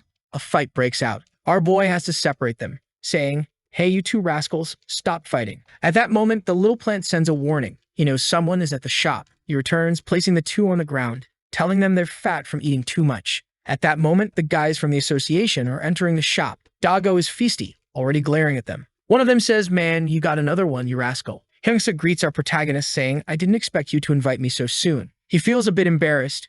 It was a big surprise. Hyungsuk cuts to the chase. "Is it true what you told me before? You can see the characteristics of artifacts." Our protagonist confirms, "Yes." The guild leader, whom our boy had previously refused, also speaks. "Hi, it's been a while, Mr. Jiha." Our protagonist responds, "Yes, it has been. But what brings you here? Hunter Choi, if I may ask." The guy says, "I know you refused guild offers last time, and I remember how angry they got. But I'm here for a different reason. The potions and scrolls you've been making are incredible. And as an alchemist, I'm getting jealous." Our protagonist, a bit embarrassed, thanks him. Hyungsuk says, "Let's sit and talk. We have many questions." A while later, he asks, "Up to what level of artifact can you see?" Our protagonist explains, "I can perfectly see the name, description, unique ability, and even the percentages. I discovered this while making some potions and artifacts." They are both impressed. With such a skill, it's almost like you belong to a class specialized in item analysis. Our protagonist, a bit shy, says he has the ability but doesn't know exactly how to use it. Hyungsuk says they will teach him. Besides, Hunter Choi is there for the same reason. Our protagonist is happy, saying he will help the hunters as much as he can with his skills. Hyungsuk continues, "First, you need to know there are only a few appraisers in the entire world. If your ability is exposed, hunters from all over the world will come to your shop, disrupting your daily life. But we have already made preparations for this." Our protagonist asks what you already did. In the Hunter's Wiki, there's a new post, Information, Artifact Appraisal. Poor Guian is exasperated again. When she opens to see the information, it says, "Appraisals from 10 a.m. to 1 p.m. For an easy process, the first appraised are the first to arrive. Maximum of 60 reservations per day. Location, Eternal Flame Guild Basement." Guian is puzzled. "What? That's my guild, how come? What's going on? I don't know anything about this." Next scene, there's already a line forming. Our protagonist is wearing a mask, so no one knows it's him, just sending out artifact analyses to everyone. If you use this blade like the other blade called Witch of the East, every 30 seconds there's a chance to speed up your movement. The girl thanks him. "Thank you so much, Master Cat." He also thanks her, saying that analyzing artifacts is quite fun. The only downside is that it's a bit annoying to wear the mask. But it was worth asking Hyungsuk for help. Now he feels a bit embarrassed. He refused Hwaeun's offer to join her guild, but here he is, using her guild. Poor Hwaeun is banging the table in frustration. Choi says, "Calm down, my warrior." The worst part is he's thinking if she finds out it's Jiha, it will be even worse. She doesn't know a thing. She's upset, saying, "I can't believe the reservations are full for 3 months already." Choi says, "Miss, it's your fault for not being quick enough." She grabs him, "You bastard. How could you do this to me? You should have told me earlier." Choi explains, "I'm not the one in control, it's Hyungsuk. There's nothing I can do. The location was decided just yesterday. Besides, you told me I could use the basement for anything." She looks at a bunch of stacks and says, "It'll take, I don't know, 2 years to analyze all this. Do something about it. No, we have some privilege since they're using our place." He says, "I don't know. I'm leaving. I have a lot to do. Your time will come eventually. Just wait and don't cause more trouble." She sits down angrily, thinking, where did this Master Cat come from? Who is this guy? If I find out, I'll make him my appraisal slave. Our boy's ears are burning. They won't stop talking about him. Our protagonist is explaining to Choi how to make high-quality potions. "You have to shake it like this, my friend. That way the potion goes from special to very special." Footer looks, "Wow, we did it the same way, but yours has a 16-second duration and mine 11. What's happening?" Our protagonist says it could be a variation in the quality of the ingredients, but in reality it's because he's already a level 3 alchemist, though no one knows. However, at least they made enough to sell tomorrow. Our protagonist thanks him for his presence, saying that with him here, the shop will produce faster. Choi says that he and the president of the Hunters Association want to recruit more alchemists. Good potions like these can't just be sold here. We need to open more and more shops. Please teach me more sensei. Our boy says that he needs to capture him, having only started as an alchemist recently. A while later, when they leave, he's exhausted and thinks, "Let's go to the garden. I'll just fall asleep." Upon arriving, the pterodon are busy with their harvest, creating mountains of aether. Our boy says, "Come here, kids," and they come happily, jumping into his lap. Of course, they also argue with each other. The little knight pterodon comes and points in a direction. Our protagonist wonders, what's the problem? Brawler jumps and gestures with his head to call them too. He follows with the mosquito gang and wild dogs. Approaching, a system message appears. Creatures have appeared in the Great Plains. Growler demonstrates his command abilities. Wow, but Zork is tiny compared to him. With one paw, everyone flies away. A system says the pterodrone army successfully destroyed all creatures. The pterodrone evolved after receiving a demigod's blessing. A new species appears. Dalium, shining in the skies, comes into our boy's hand. Pterodrone Explorer. Due to your contribution, the plane begins to be cleared.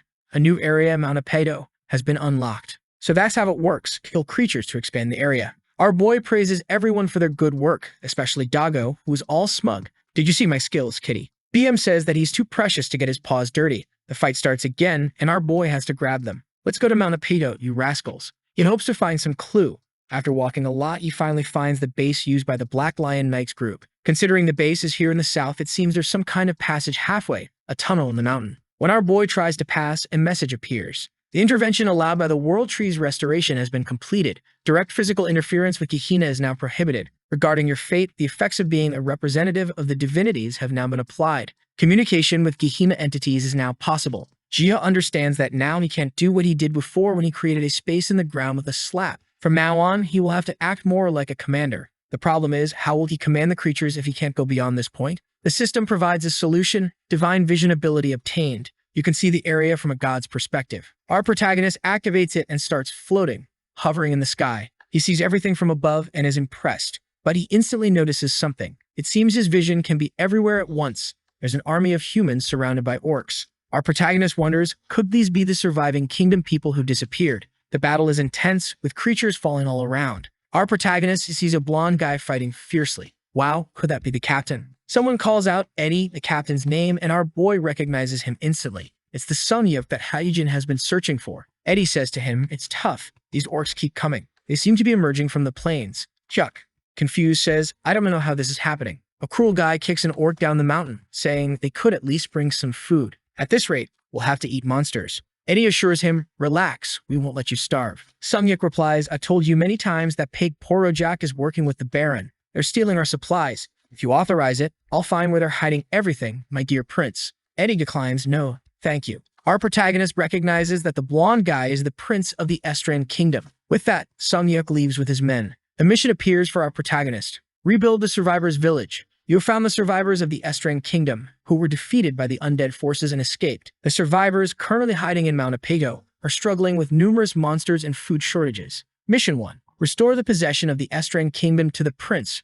reinstating him as the rightful owner. Mission 2. Find the villains. Get rid of those exploiting and abusing the villages, Baron Grom and Porojak. Jihad is impressed. He has never received a mission with so many details before. Is this some kind of story mode? But doesn't matter. Just finding Sunyuk is already great. Hyujin will be thrilled with this news. He has to find her, but then shakes his head. First, I need to bring him back. I can't physically interfere with their world. How will I do this? Then he remembers, actually I can. I just can't do it myself. He calls the pterodones. I'll need a favor from you guys. First, do you know what this magic circle does? The captain points in a direction. When they get there, they find 2 circles. Our protagonist realizes that they're using ether to activate them. He throws it in the middle, and it starts glowing. Our protagonist understands that the green circle is the entrance and the yellow is the exit. The pterodones jump into the green circle and come out of the yellow one. Our protagonist says, wow, it's really a teleportation circle. The survivors probably use this instead of a tunnel. The exit must be somewhere near Mount Apedo. If he can find where it is, he can bring everyone back. He asks the pterodone,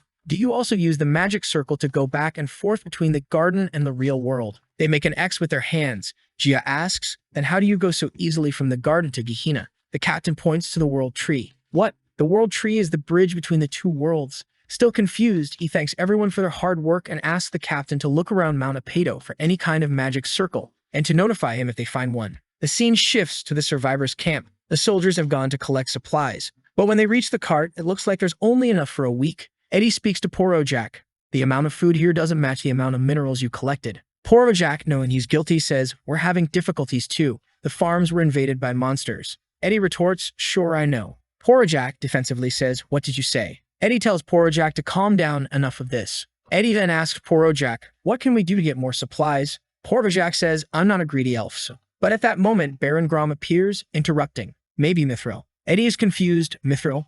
Are you serious? The Baron replies, yes. Eddie tries to explain, hold on, just leaving this village is very difficult because of the monsters. How are we supposed to get Mithril? The Baron explains, that's why I mentioned the wild elf. I got some information from one of them. There's a place in this valley where you can easily find Mithril deep within Mount Apedo. Porojak adds, clearly with more Mithril, we could get a lot more food. The soldiers get angry, but Eddie says it's okay. What's the way to this valley? The Baron says it's to the south at the top of the mountain, but he isn't sure. The only way to find it. Eddie cuts him off. I understand. I'll do it. The Baron asks, are you really going to do it? Eddie replies, the kingdom of Estran has fallen, but I still have my followers. I won't let the people who follow me starve. Grom says, okay then, we'll be waiting for your return to go out and sell the mithril as soon as you get back. Good idea, Porojak says, but Eddie adds, I will go with you when I bring the mithril back. Gron responds, unfortunately, the elves don't like that. They don't let strangers into their villages. Eddie states the obvious, I believe you were once a stranger too. The Baron reluctantly agrees, all right then, we'll do it that way, Prince Eddie.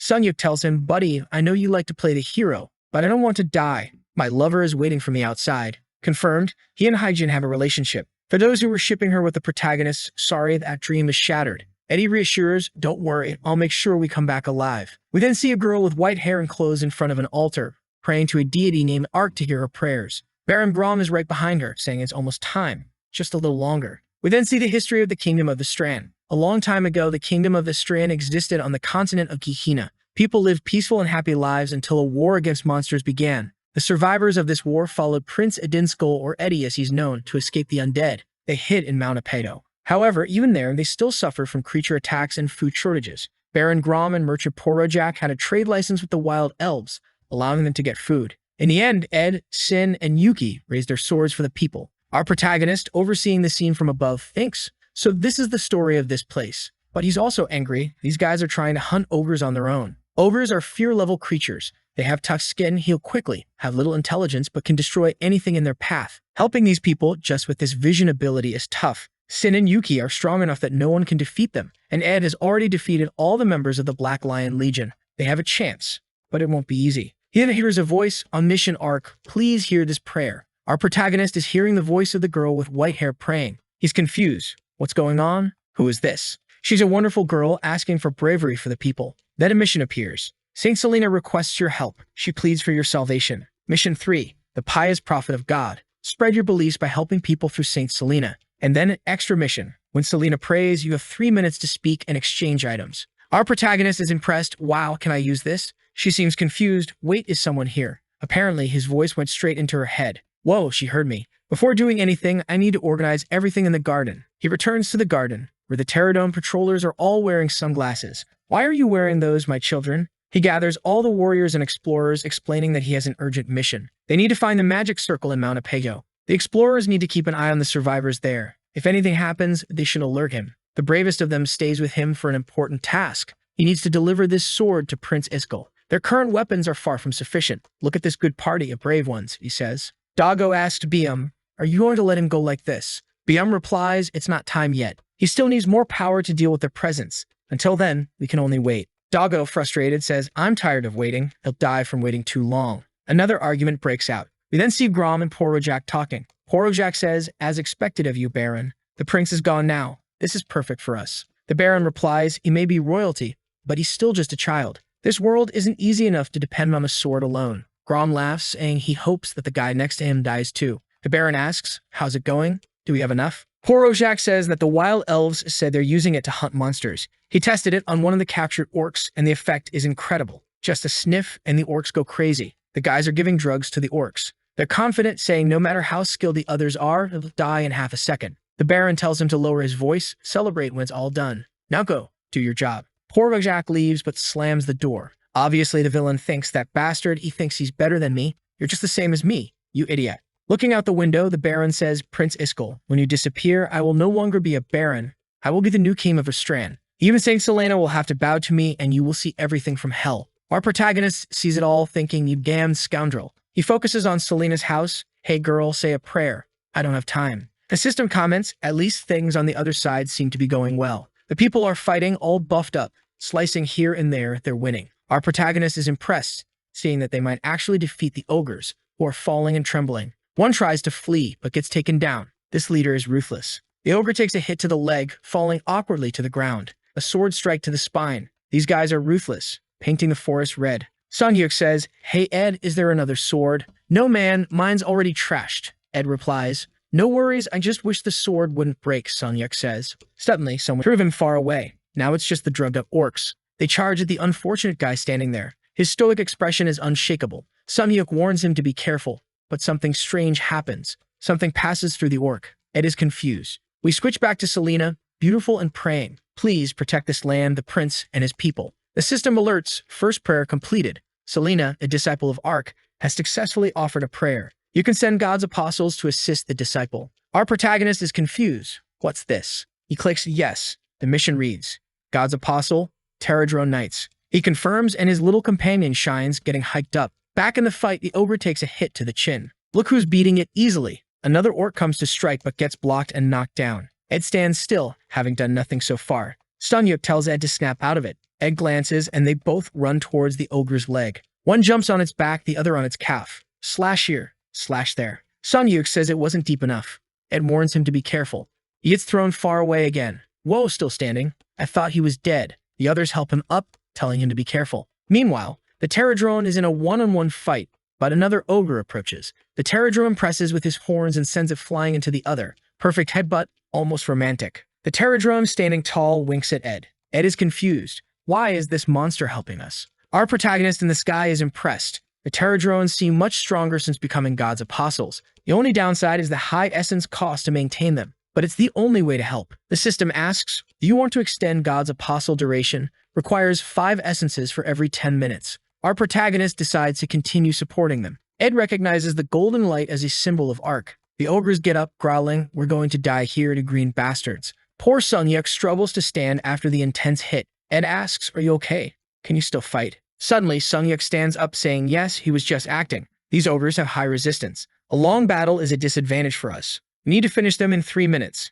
Ed challenges him. Show me then. The ogre charges at the Pterodrome, who grabs his arm. Sunyuk rushes in. Since you like healing, let's end you before you can. He activates a speed boost, his blade glowing, leaps stylishly into the sky, and slashes the ogre's neck, decapitating it. Our protagonist is impressed. Wow, he killed a berserker ogre in 1 hit. The #1 hunter is truly different. But then Sunyuk's blade breaks in half. He laughs, saying he used too much ether on the blade. A blinding flash occurs during the Pterodrone and ogre fight. Sunyuk sees the beast charging at him and gets scared, but the ogre falls dead. Struggling to get up, he says, today's not my day. Ed comments, you're drawing a lot of attention today. It would be easier if I had a good sword, Sunyuk replies. They thank the Pterodrone, now looking fluffy and gigantic. It turns and flies away. They wave goodbye. Back in the protagonist's hand, he says, good job. In the church, a worker brings food to the saint, saying she'll get sick if she doesn't eat. The kind and wonderful saint insists on giving the food to a hungry child instead. She returns to her prayer. Ark, please, bring some hope to our poor souls. That's when she heard a voice asking if Selena could hear him. She started crying, saying she could hear the voice of God Ark. He simply said he was an apostle and told her to send the prince east. She was confused, but he explained that there was something he needed to find there. Selena, excited, said she would pass on this information immediately. One of the guys nearby wondered if the saint had gone mad. Seeing that there were only 8 seconds left in the conversation, he told her to wait a moment and warned her to stay away from Baron Grom because he was up to something. Then he was disconnected, leaving Selena confused. Our protagonist hoped she understood the message. The Baron muttered to himself that it was better to leave. At that moment, she looked back and saw him retreating. She spoke to the heavens, saying she would take his words to heart. With that resolved, Jia had to do his part. In the forest, Eddie asked his friend if he was okay. He said he was fine because he had been through similar situations many times. Everyone wondered what those monsters were doing. Jia's creatures were busy collecting crystals until someone called out to the prince. When he looked back, it was a maid. Confused, he asked why she came running and if something had happened in the village. The woman said she brought a message from the saint. Selena told him to go east because there he would find what he was looking for. Sunyuk was confused because the mithril was supposed to be to the north. Eddie asked if Selena said he would find it, and the woman said she didn't know but that she had received an oracle. He asked Eddie what he thought, and Eddie said he had no idea, leaving the decision to him since he was the captain. Eddie suggested that maybe those giant beetles were related to Ark, and if that was the case, they should go there to find out if it was true. He turned to the knights and said they would move separately, and they agreed. Sunyuk ran and grabbed the guy's sword, but Eddie told him to relax because he would give him a much better sword later. The scene shifts to Jiha meeting Hyjin. She looks confused, asking what he's doing there. Our boy just smiled, saying it had been a while since they last saw each other. She approached, asking why he was there, and he said he had a favor to ask. She invited him in, and he thanked her. Inside, she asked if he really wanted Sunyuk's sword, and he said yes. Confused, she asked why he needed his sword. Jiha said he had heard that Sunyuk was in Gehenna at that moment. She seemed emotional, asking if that was really true. He said yes, and that he hadn't told her earlier because he didn't want to give false hopes. Excited, she stood up, saying she would do anything to help, and ran upstairs, asking him to wait a minute. Moments later, she returned with Sunyuk's sword. It was a symbol of the contract with Growler, which only the contractor could use. Jiha said the sword of the warrior's cry was incredible. She was confused, asking how he already knew the name. He revealed that he was the so-called Master Cat. When he went to grab the sword, it was heavy and he almost fell. She explained that Sunyuk's sword had much more ether than other hunters' weapons. He started putting it in his bag, thanking her for lending it to him. Outside, she thanked him for everything. and he said it was alright. He would find a way to bring Sunyuk back. Hyjin smiled, saying she believed he would because he was an incredible person. Our boy blushed but said he had to go. Back at the shop, he wondered where the troublemakers were. They were right at the door, hesitating but seemingly wanting to say something. One looked at the other, urging the other to speak. Dago nudged Jiva's foot, and Jiva realized maybe he wanted to go with him. He petted him, saying it was okay since he must have his reasons. With that, they were in the forest. Meanwhile, Sunyuk and Eddie were arriving in front of a castle. Eddie remembered that this was the place they used to escape. Knowing there must be something there, they decided to go in. However, someone was watching them from behind. Inside, they discussed how Mount Apeto had many tunnels. Sunyuk asked if the place where Eddie was found was nearby. Eddie said yes and asked when he was going to repay the favor. The friend jokes that he was an anxious guy and the creatures he had already killed paid that price. With that, he laughs, saying he was just kidding. Then Eddie tells him to stop because he found something. They both look down and say it looks very suspicious. It would be strange for a trap to be marked with an X on the ground. Sunyuk taps the ground, asking if anyone is there. Even with a simple touch, the ground starts to break. Within a second, the entire floor collapses. He tells his friend that now the favor is fully repaid. Eddie tells him to activate the ether in his sword to use it as a torch, which he doesn't like. However, as they walk a bit further, something catches their attention. They see a strange golden sword stuck in a stone. Sunyuk asks if Ed knows that one. He says that sword is the seal of the kingdom of Istran and goes to take it, wondering how it got there. The moment Ed raises the sword, the protagonist starts receiving multiple achievements for Prince Edinsko breaking the seal. Now the prince was recognized by Ark and communication was possible. He even received the observation ability, allowing him to see the potential of allies.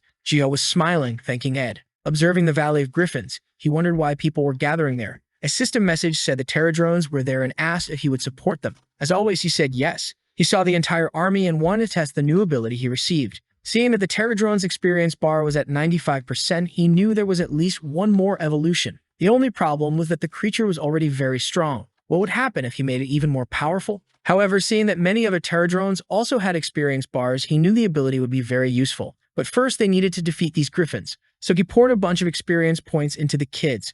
Just then, Dago appeared, calling for him. Gio turned and asked what the problem was. At the same moment, the dog jumped into his bag and he asked if he was hungry. But Dago stole the sword and Jiha told him to stop because it was dangerous. Strangely, Dago ran to a portal and stood there with the sword in front of him. Suddenly, the puppy started to glow and the system said that Growler was recovering the power he had lost. However, it would cost 2,000 essences and the system warned that if it failed, he would revert to his primordial form. Jiha only had 2,300 essences but didn't want to disappoint his friend. So he withdrew everything, saying to use it. A blinding light enveloped the area and all the essence energy passed to the dog. A while later, Jiha found himself in a space. When he opened his eyes, the dog was gigantic in front of him. He hesitantly petted it, asking if it was his friend. But the creature wasn't happy and made a face. A voice said it had been waiting for this moment with the apostle of God and advised him to stop being called by that ridiculous name. Jiha started sweating, saying he didn't realize he disliked it so much. However, the dog turned, saying it wasn't about disliking it, just that he didn't like that type of name. Then it thanked him, saying because of him, the world had another chance. Poor Jiha, feeling embarrassed, said he was a bit confused. The dog warned that his mission from now on was crucial. Whether the entire world would be destroyed or restored depended on Jiha. A light appeared, and the dog said it was out of time, telling Jiha to become stronger. Jiha, confused, said he was already too old to be called a child. Once again, he was blinded by the light and woke up in the forest, lying in the grass, confused about what happened. He got up, exhausted, saying he needed to learn to stay more focused. However, determined, knowing that Growler said his mission was crucial, he would do his best. A Terradrone flew to him and he said he was fine. He took a book and said it was time to return to hunting griffins. He started writing another spell. The scene shifted to waterfalls filled with flying griffins. While walking through the mountains, Ed couldn't believe they found the seal that had been lost. Sunyuk, angry, said he wanted a weapon for himself. He turned to Ed and warned him that he needed to learn to draw his sword before hearing excuses, especially since if he didn't, the Baron would turn against him. Confidently, Sunyuk said he would slit the Baron's throat if necessary, but Ed replied that those were his people, even if they did bad things. Sunyuk sighs, saying that if Ed wants to keep being fooled, he can go ahead. But then Ed looks up, and something seems to catch his attention. The entire mountain is glowing, and they have no idea what's happening. Back to Jiva writing in the book, he's observing the fight and noticing that the Terradrones are winning in numbers. The problem is, while the Terradrones can only fly forward, the Griffins have full control in the air and can change direction. The only one who has a chance is the Terradrone Knight. Then he sees a group coming out of a cave, carrying a net and looking determined. Jiva smiles, thinking it's a great idea. The nets are thrown towards the Griffins, managing to trap some of them. However, the fight is still tough, and the Terradrones are struggling, and something shines next to Jiha. The potential of the Pterodrome Knight has reached 100%. The little one raises his arm, and now he has received the shockwave ability. Gio watches as he raises his glowing purple claw and strikes down. The energy sweeps over all the griffins. Gia gives a thumbs up, saying that was amazing. From a distance, Eddie and Sunyuk are blinded by the light. They recognize that it's the same Beetle from before and realize they might be coming to help them.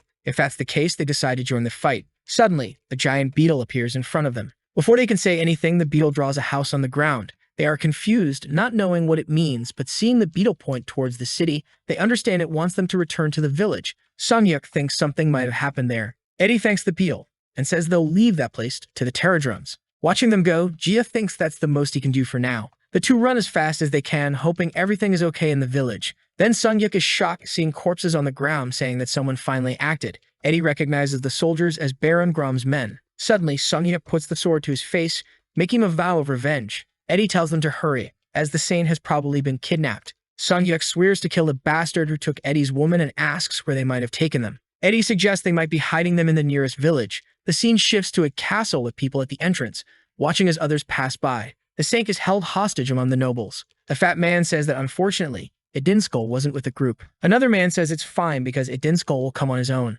Looking at the knight, he asks where the amazing prince is. The knight says he should have cut his neck before. The Baron agrees, saying to hang this man at the castle and send the rest to prison. The saint shouts at the Baron, asking if he really thinks he'll get away with this, warning him that Ark will punish him. The Baron grabs her face, saying if Ark were alive, the world would be like this. He tells her to stop praying to a false god and maybe start serving him. At that moment, someone puts a sword to his neck. Turning around, he sees it's one of his men, but it's actually Idinskull, saying he won't sacrifice people for the Baron's greed anymore. The Baron realizes his plan is ruined. The fat man orders everyone to kill Idinskull, but Sunyuk appears, asking why he thinks Ed is alone. He warns everyone that those who resist will be killed. Seeing Jaya kneeling, he says there's no need to pretend anymore to end this. A few seconds later, both barons are immobilized, saying the prince will regret this. Eddie approaches, saying he gave them a chance to serve the people. Drawing his sword, he declares that from now on, the barons recognize the seal on the sword. He raises it to the sky, saying he will rebuild the kingdom. Jiha, in his gigantic god form, observes everything from above. The second mission to banish all evil is completed.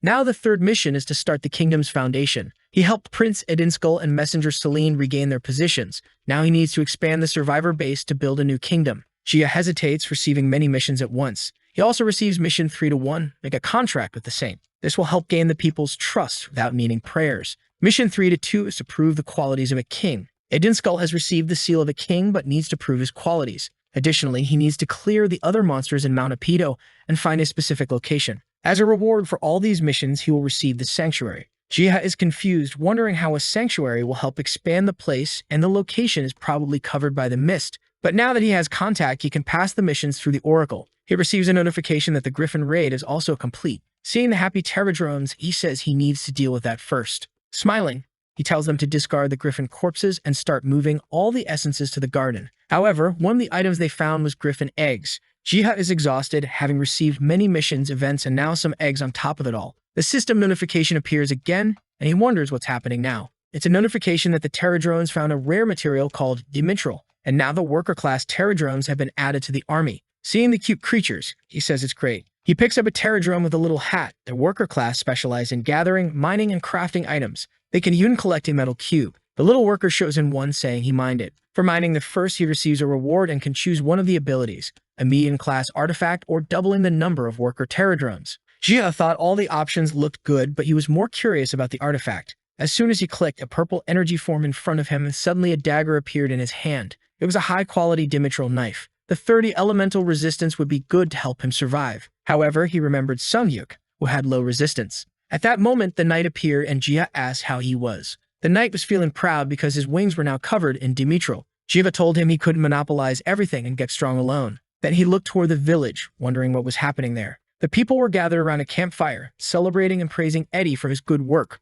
while Sunyuk complained that he hadn't known about the kidnapping plan. Nearby, the two barons were still in prison, and Eddie announced that they would be exiled from the village tomorrow. Sunyuk said that was too generous because they might return, but Eddie replied that generosity was a necessary trait for a leader. Sunyuk, frustrated, said Eddie was too kind to be a king. However, his friend put a hand on his shoulder, saying he would always remember his advice. Jian then mentioned that the biggest problem now would be food since they relied on hunting. Eddie suggested that the best plan would be to open a trade route with the north and negotiate with the elves. At that moment, Selena appeared, calling for the prince. He asked if something was wrong, and she said he needed to see something. Selena began to pray, surrounded by a blue aura. She raised her hands, and a golden message appeared. Giant explained that it was written for the royal family and directed by the apostle. Selena approached and said that this was what the oracle had said. Eddie thought about the apostle of God, while Giant was pleased that Selena was completing all the missions. Mission 3.1 was completed, and now he could communicate freely with her. Sunyuk commented that it might have something to do with the beetle since both had a golden light. Selena asked about the beetle, and Eddie explained that the creature saved him in the middle of the battle. Sunyuk told Selena to inform her god that there was a lost guy here. Smiling, she said she would try to find a way to help him return to where he came from. Seeing this conversation, Jia said it was enough for today and that he would provide more information tomorrow. He told the Pterodrone that the day was long and he still had a lot to do. He called Biam and Growler to go back home, but then he remembered he was still in Gehenna. Biam called him, making him confused, and he noticed something that caught his attention. The Griffin hunt had yielded much more essence than he had imagined. At that moment in the Griffin dungeon, Suyao's group was following the tips they had received. She opened the book and conjured a web of leaves. The paper started sticking to the eyes of the flying griffins, and everyone charged in to finish them off. Hyjin activated a sword surge, slicing through them in the sky. The group found it too easy until the knight noticed something on his back. Huiyan conjured a giant fireball, and the poor creatures ran desperately, fearing for their lives. She was excited, saying it was very easy. The guys with burnt hair complained they would go bald in her group. Then everything started to shake, and some stones above them began to fall. When they hit the ground, a cloud of dust rose, and everyone covered their faces. Hyjin asked what it was. In front of them, a cave had opened. They entered, wondering it was a secret dungeon. Hyjin said it was best to take a quick look and return as soon as possible, but Huiyan wanted to rush in and finish everything because she was confident. Hyjin convinced her, saying an unknown dungeon was extremely dangerous. The white-haired guy tried to calm her down, saying there was no need to hurry. Strangely, he stepped on something and stumbled, falling like an idiot in front of everyone. A girl came to heal his head. Suddenly, Suyang stepped in front and told everyone to get out. She recognized the pattern on the ground. It was the same circle they had encountered last time. Back at the castle, the two barons were being expelled. The knight asked if they were sure, and Giant said to just continue. Grom warned that the prince would regret this, but Aginskul just watched. He approached and called for the baron, drawing his sword, saying he would give him another chance. Xia placed the sword on the baron's neck, warning him to stop risking his life. He told him that his neck would be cut if he messed with those people again. With that, he turned to the knights and said they could go. The two barons ran away in a panic. However, Grom looked back and muttered that Dan Inskul would pay for this. Sunyuk expressed his dislike for this attitude. Eddie seemed confused, and Sunyuk said that Giant mentioned the boy was too soft. But Jia was just watching everything, thinking that the king was a good person. Being able to help someone like that made him happy. He decided that he would have to use the guide of the god apostle. There were many creatures on that mountain after the ogre's death, and it wasn't wise to take risks. He clicked yes, saying it would help them navigate. He looked at the Pterodrome and said he was counting on him once again. At that moment, a portal appeared in front of the gate, and the Pterodrome began to emerge in front of everyone. However, the creature was even larger than before. The two realized it was the work of the apostle that Selena mentioned. With that, the Pterodrome pointed north. They immediately turned to the other knights and said they would follow him. On the way, they were sure it was related to the Griffin Valley incident. However, Sunyuk just wanted to know when he would get a decent sword. Suddenly, the Pterodrome stopped and stared at a mountain. He extended his arm, and they wondered what he was doing. Then he struck the mountain, creating a shockwave impact that made them cover themselves. They soon realized the Pterodrome's attack had broken a camouflage barrier. Sunyuk scolded the creature, telling it to warn them before doing something like that. But Eddie told him not to be harsh because the creature meant well. With that, the Pterodrome flew away. The knights approached, asking if they were okay. Sunyuk told the prince to stay back while he and Giant checked it out. The old man was reluctant, but Sunyuk insisted that they couldn't let the prince take such a risk. They started walking into the cave until Giant saw something and Sunyuk smiled. They found a cache of resources that the two nobles had hidden from the village. He informed Eddie, who said it would solve the food problem for a while. The cart was loaded and Eddie told them to be careful of monsters. Sunyuk exited the cave, complaining he hadn't found any weapons again. He said that now everything seemed resolved. He should start looking for a way to get back home. At that moment, someone screamed up ahead. One of the men was on the ground begging to be saved while everyone else ran. What they saw was a gigantic growler. The prince and Sunyuk stood in front of the man to protect him. However, they were unsure if they could defeat the creature. Growler bared his teeth and Eddie said he would go to the right, but Sunyuk told him to stay put, saying a prince must care for his people. Facing Growlers, Sunyuk told Eddie to flee and ordered the citizens to leave the area. As Eddie looked back, he prayed for Sunyuk to survive. A swipe from Growler exploded the ground, but Sunyuk was confident, saying it would be just an exercise. However, a strange window appeared before him. The test of the howl had begun, and he had to prove his strength. Suddenly, Growler leaped toward him. While Sunyuk was staring at the cistern window like an idiot, he noticed a shadow above him just in time. He barely managed to block the attack with his sword. Realizing the fight wouldn't be easy, he had to drop the paw and roll to the side to avoid being crushed. He muttered that it was too difficult if this was the test. It looked like he would have to get serious. He activated the aether in his sword, and Growler, with a red aura, stared him down. Without fear, Sunyuk rushed forward. Instead of attacking head-on, he slid under the creature's belly and quickly reached its hind leg. With a swift move, he aimed to cut the leg, but the agile dog managed to dodge. Sunyuk was surprised by its intelligence and took a heavy blow, getting thrown to the ground like trash. Realizing it wouldn't be easy to deal with such strength, he noted that the creature was at least disaster level. Meanwhile, the cart group had encountered a horde of goblins. Giant and Eddie were at the front, telling everyone to hold on until they reached the village. They knew they urgently needed a way to help Sunyuk. Jika, having exhausted the apostle's ability, was unsure what to do next. A window indicated that he couldn't intervene in this quest because something crucial was happening. All Jiha could see was a mist. He had no idea that inside, Growler was attacking Sunyuk. The poor guy dodged again but was getting increasingly worn out. He wanted to know where that window came from and what this howl test was. However, he was excited, saying it looked like he had to take it seriously. Activating an agility ability on his feet, he advanced toward Growler. But this dog was too clever, easily dodging him. Sunyuk tried to move to the side, but the monster anticipated his strike. However, Sunyuk had a trick up his sleeve and used a quick movement ability. Just as he was about to strike down, the cunning dog easily dodged to the side. Now he was off balance with no way to recover. He took another swipe, this time smashing him into a tree. The poor guy fell to the ground like a fool. Growler said he was too weak compared to the previous generation and wasn't prepared for the power he could receive. Sunyuk slowly tried to get up, saying it wasn't over yet and asking the dog to wait a moment. But Growler just raised his paw, saying he was too weak for this. I thought Sunyuk would do something, but the poor guy was just crushed. Helpless on the ground, he couldn't react as Growler approached, swinging his sword and saying he couldn't die yet. But the dog simply bit the sword. At that moment, he realized his chances had dropped significantly. However, the timer hit 0 seconds, and he had passed the test. Growler smiled, saying he was getting too soft. This left Sunyuk completely confused. With a golden aura, Growler said that Sunyuk was just a peasant born with a certain destiny, and this was the opportunity given to him. The energy condensed, forming the sword, and as it approached Sunyuk, Growler said he would now carry the creature's name. Sunyuk found it strange that the sword, which was once his, was there. He knew he had found it in a dungeon long ago, so how did this happen? However, he recognized the sword well and raised it to the sky, shining. He wondered if this god really existed, as the saints said. Then he heard a scream and realized it was time to go back and get out of this haze. He started running, saying he would save Eddie. With that, Gio was notified that the quest was over and that Growler was returning. Like before, he returned as a cute little dog. Jiha, happy to see him, held him in his arms. Now without the energy, he was smaller, and Jiha said he was even cuter. He petted him, saying he had missed him. Meanwhile, in the forest, the goblins were being slaughtered. Eddie's group was almost at the village when Giant told him to look back because someone was coming. I thought it was Sunyuk, but it was actually an army of goblins buffed with red energy. Eddie turned to fight, knowing things would get more dangerous if the creatures entered the village. He easily killed several goblins while the goblin lord was pounding on the village gate. Inside, everyone was holding the gate, trying to prevent the creature from entering. But slowly the gate was breaking and the goblins outside were eager to charge in. The creature raised its mace, concentrating a purple energy. At that moment, it felt something strange.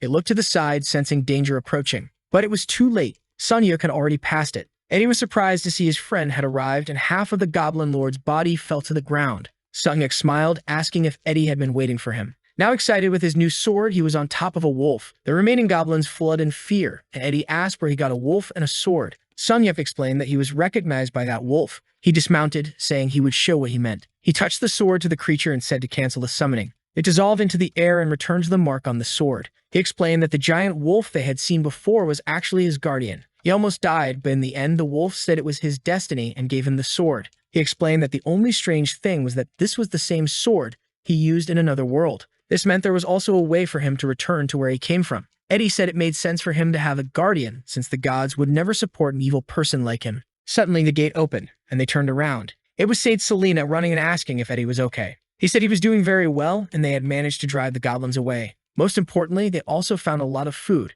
The princess thanked the prince for his hard work, while Sunyuk complained that he deserved thanks too, since he worked much harder. The saint replied that it was nothing more than payment for the blasphemies he committed. Eddie told them to stop joking and come inside because everyone was hungry. With that, they headed back to the village. Jiha, observing, noted that everyone seemed to have made it home safely. Looking at Growler, he said they should also head back since he must be tired. They crossed the portal and Jiha called for Biam, who came happily. He showed Growler, now much smaller, to Biam, who promptly bit Growler's neck and carried him away, saying he finally did a good job. BM placed Growler in a cave and told him to focus on recovering, even giving him a gentle pat, to which Growler grumbled, telling him to stop being so friendly. Then BM called Jiha over. This time, he wanted to lie down on Jiha's lap, and Jiha said it had been a long day for everyone. They would talk to Hyjin about everything tomorrow. At that moment, the plant began shaking, indicating a customer. Jiha returned to the shop, asking who it was. It was Sunyuk's group of adventurers, telling him to open the door. He found it strange that they were there so late at night.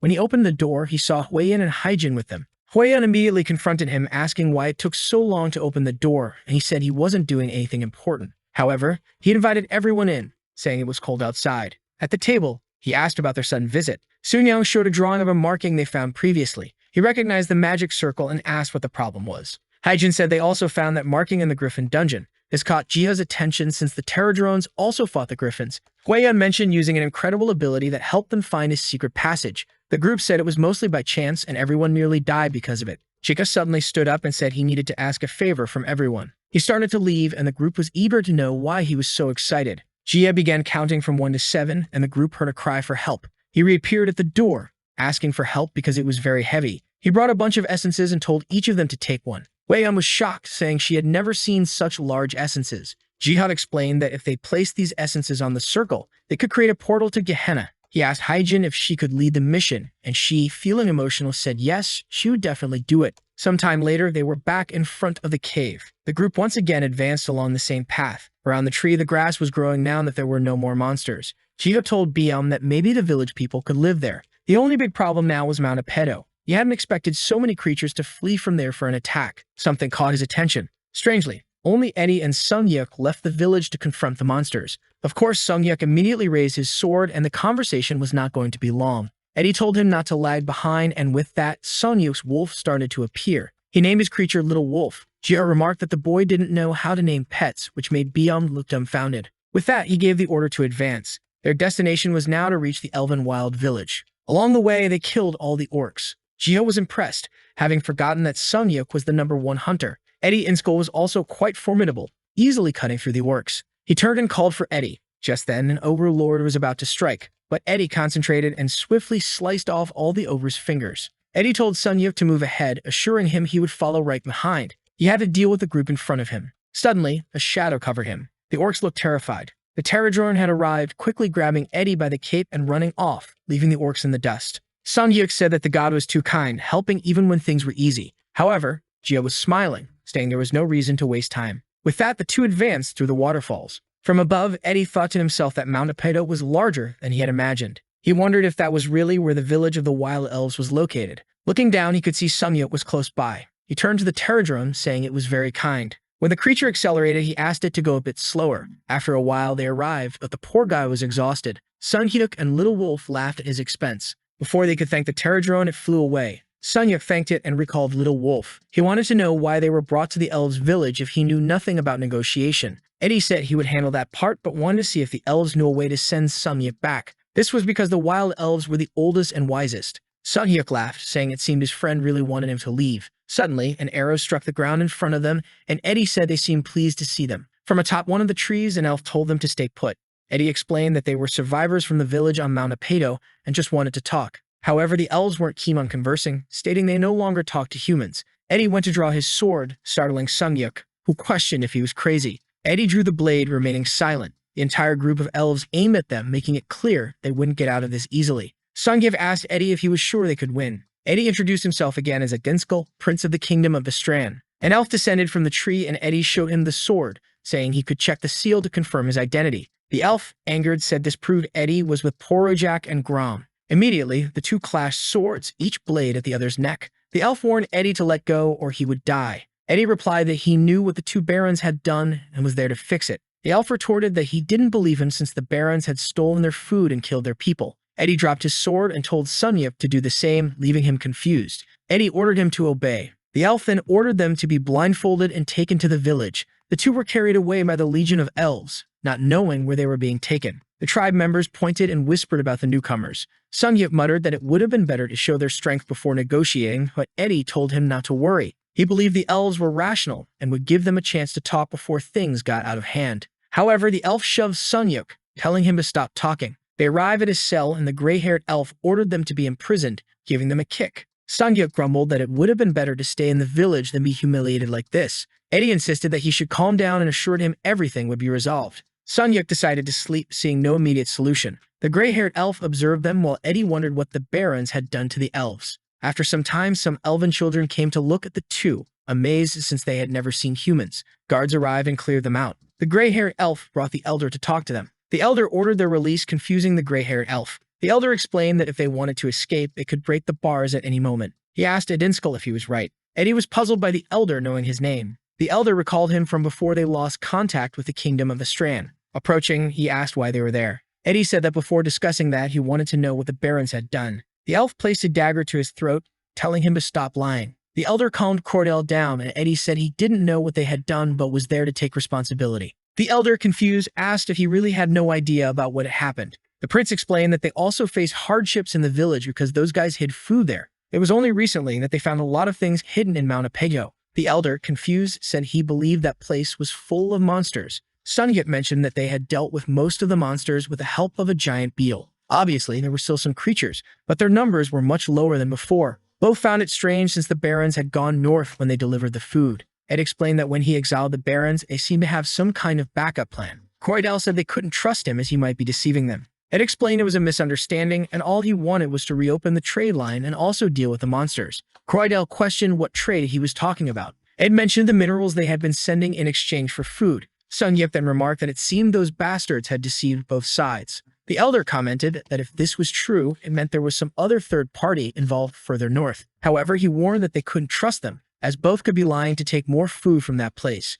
Ed asked what they had to do to prove their innocence. The elder said they should bring the minerals they were supposed to have received. Then he said the guy from the other world would go and fetch them while Ed would stay there. Confused, Sunyuk asked how he knew he was from another world. The elder explained that all elves were connected to the mother tree, and that people like him from other dimensions had appeared several times in history. Sunyuk smiled at Ed, saying they really did know something, and told the elder he would handle it right away. The only thing he asked for was his sword back since he might encounter some danger. Cordell was hesitant, but the elder nodded. Sunyuk was soon in the forest, and the elf brought his sword, warning him not to do anything foolish if he wanted to see the prince alive. Sunyuk laughed, saying they shouldn't underestimate the prince or they would end up on the ground. The elf replied that he would never lose to a human. Just then, the strange breeze passed over them, and Sunyuk smiled, saying that Mr. Beetle had arrived, not alone, but with an entire group, bringing a lot of essence. The elder was shocked to see that the workers of the World Tree still existed. Meanwhile, Gio wondered why a new area had opened up just now. The Wild Elven Village had been discovered.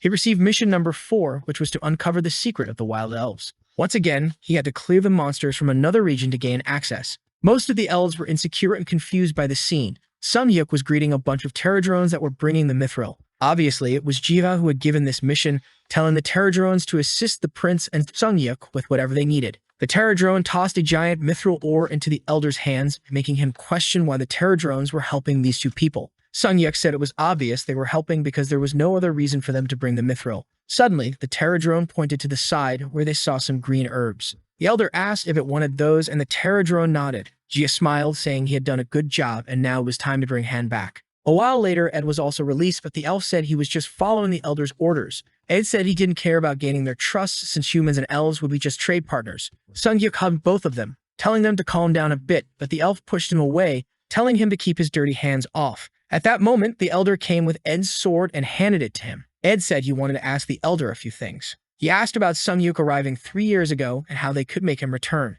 The elder questioned if he couldn't return the same way he came, as the World Tree should still be connected to that other place. Ed explained they found him by a lake for the first time and believed the place he appeared should be near the royal palace. The elder suggested that might not be the case, as the connection of the World Tree begins at its root. A confused Ed asked what he meant by that. The elder explained that the tree in Sunyuk's world and the one in their world were connected by the same root. In other words, if he could follow the energy within the tree, he would likely find the passage. The route ends at Mount Apegado, which is why most people appear there from time to time. The elder mentioned that if he had a good relationship with the Terradrones, it might be worth asking them, saying that he must have noticed these beetles appear out of nowhere. It's because they are World Tree workers following the routes. Ed said it made sense since they once appeared right in front of the village. Ed then thanked the elder, saying they would ask the beetles for help. The elder commented that the trade routes must be full of monsters. Ed said they didn't have many soldiers but would resolve it over time. The elder then asked the Growler to assist them, saying that to ensure everything went smoothly, he needed to send someone trustworthy.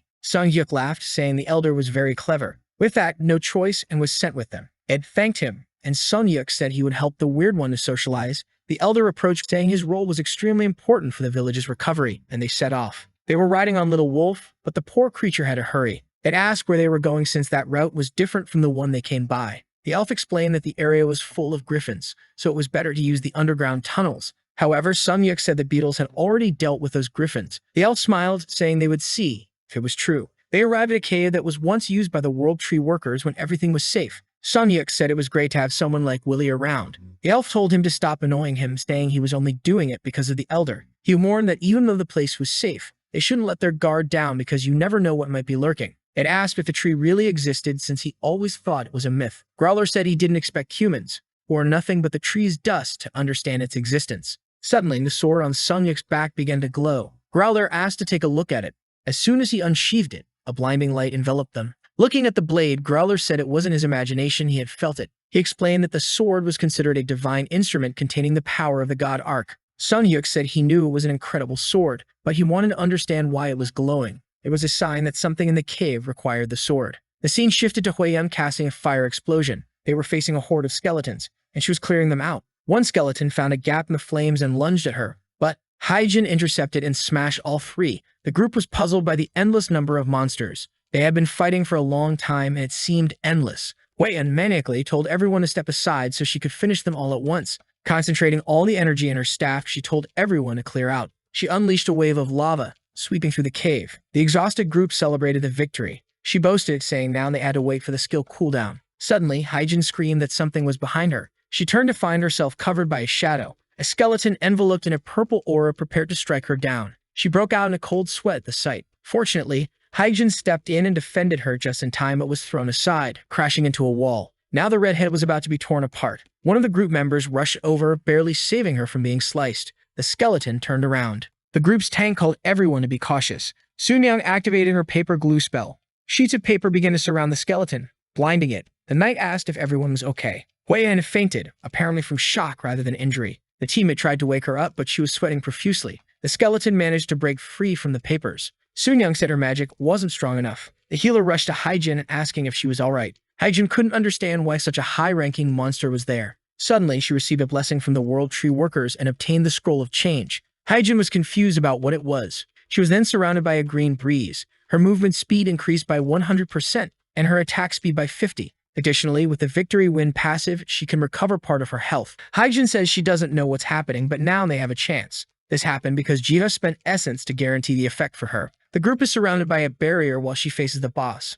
Jiha knows that even with the buff he gave, it won't be easy. Fortunately, with the herbs he got from the elves, he can make more scrolls. The skeleton strikes the tanker's shield. The gray-haired guy asks Huiyan if she's okay. She says yes, but she was caught off guard. He then turns and says they need to help because the two of them alone won't hold up. Angrily, she says she'll turn him to ashes. With that, the two join the fight. The big skeleton almost hits Haijin, who manages to dodge by jumping. Unfortunately, her sword can't penetrate the armor. The only chance is to hit the joints. Huiyan tells Suyoung that they need to create an opening for Haijin. Once again, she activates the glue page's effect. While the skeleton raises the axe to hit Haijin, Huiyan had already prepared her magic. With that, the paper and fireball hit the magic together. The group wondered if they had managed to win, and Haijin realized that even though the damage wasn't enough, it helped a lot. She activated her magic, which created several swords. She prepared to attack with the buff Jiha had given and jumped, hitting him on the arm. The problem was that the attack didn't work.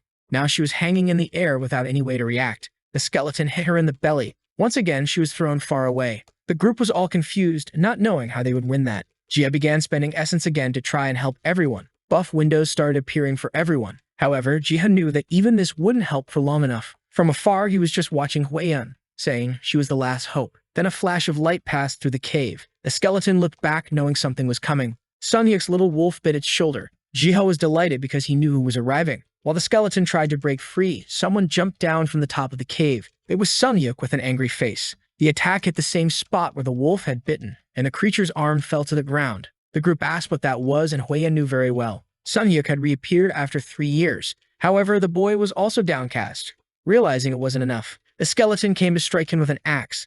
The attack exploded on the ground, creating a purple aura, while Sunyuk's sword had the same glow. He noticed that Haijin was lying down being healed and wondered why she was there. Huiyan ran over, asking if it was really him. Confused, he wanted to know how everyone was there, but Huiyan said they had to solve that problem first, despite the many questions. This time, the skeleton raised the axe, releasing a purple aura. From the ground, several other skeletons emerged. The healer said she was doing her best, but Heejin wasn't waking up. So the two decided to protect her while the others dealt with the boss. Huiyan used her magic to kill the revived skeletons, while the knight tried to fight the skeleton. The skeleton retaliated, trying to strike Sunyuk, who dodged and hit it on the arm again. The problem was that even a full attack left only a scratch. Sunyuk said that if he couldn't cut it, he'd pulverize it and use an ability to destroy weapons and equipment. However, the skeleton counterattacked with the axe surrounded by purple energy. Once again, Sunyuk was thrown to the ground and the boys kept getting tossed around. This time, he didn't get up in good shape. The skeleton came to finish him, but now there was a crack in its shoulder. Sunyuk realized that the creature was at least at the disaster level and was running towards him.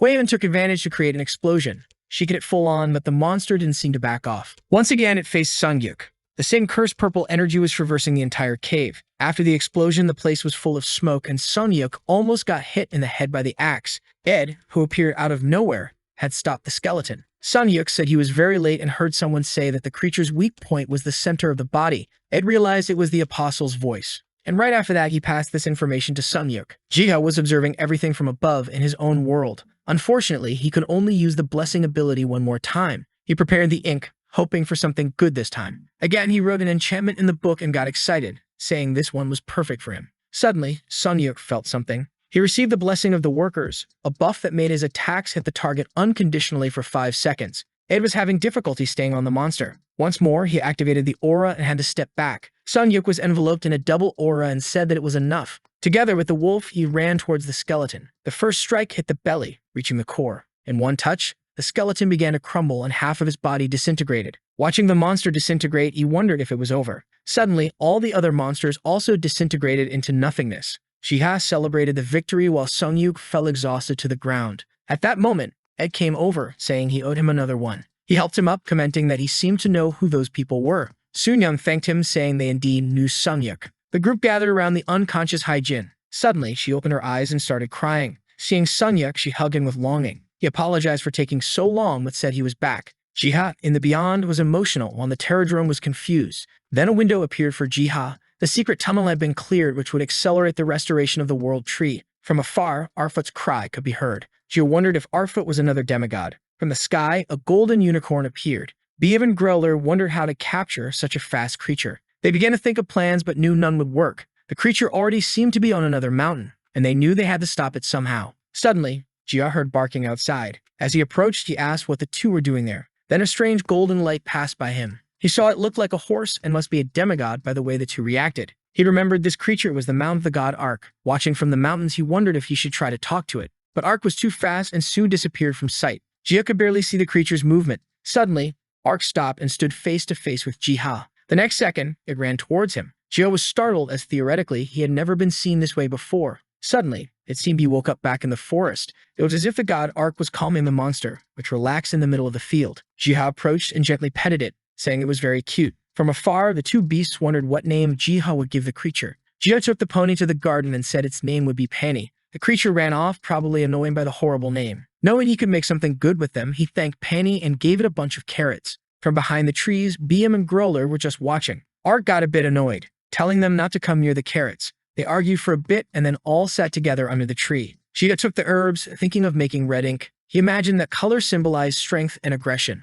Maybe he could create some kind of weapon with it. After some time, the ink was ready. Lying down, he wondered what he would tell everyone when they saw the pony. The next day, back at the shop, Jiha realized he couldn't keep so many creatures there. Suddenly, a gate appeared. Curious, he looked and saw it led to a grassy field. Strangely, the gate had an infinity symbol above it. He guessed it was something from the tree. Then Sunyuk and Haijin entered the shop. Jiha was very happy and welcomed them. Sunyuk had no idea who he was, but he knew the name Jiha. Haijin thanked him for all the help. He said it was nothing, but Haijin insisted she didn't know how to thank him. Jiha said it was good they were there and invited them for tea. That's when she asked about the pony. She questioned where he got it, and as always, he said he couldn't tell. They chatted and he found out Sunyuk talked a lot about the other dimension. For Jiha, letting him know his soldier is taking the monsters to the sanctuary. Because of that, the blessing of the world tree and the fauna skill level up. He gets more stats, plus the ability to interpret ancient languages. On top of that, there's a new observation skill that lets him figure out how to unlock new abilities, which leaves him a bit confused. The system explains that it's an active ability and will completely drain him when he uses it.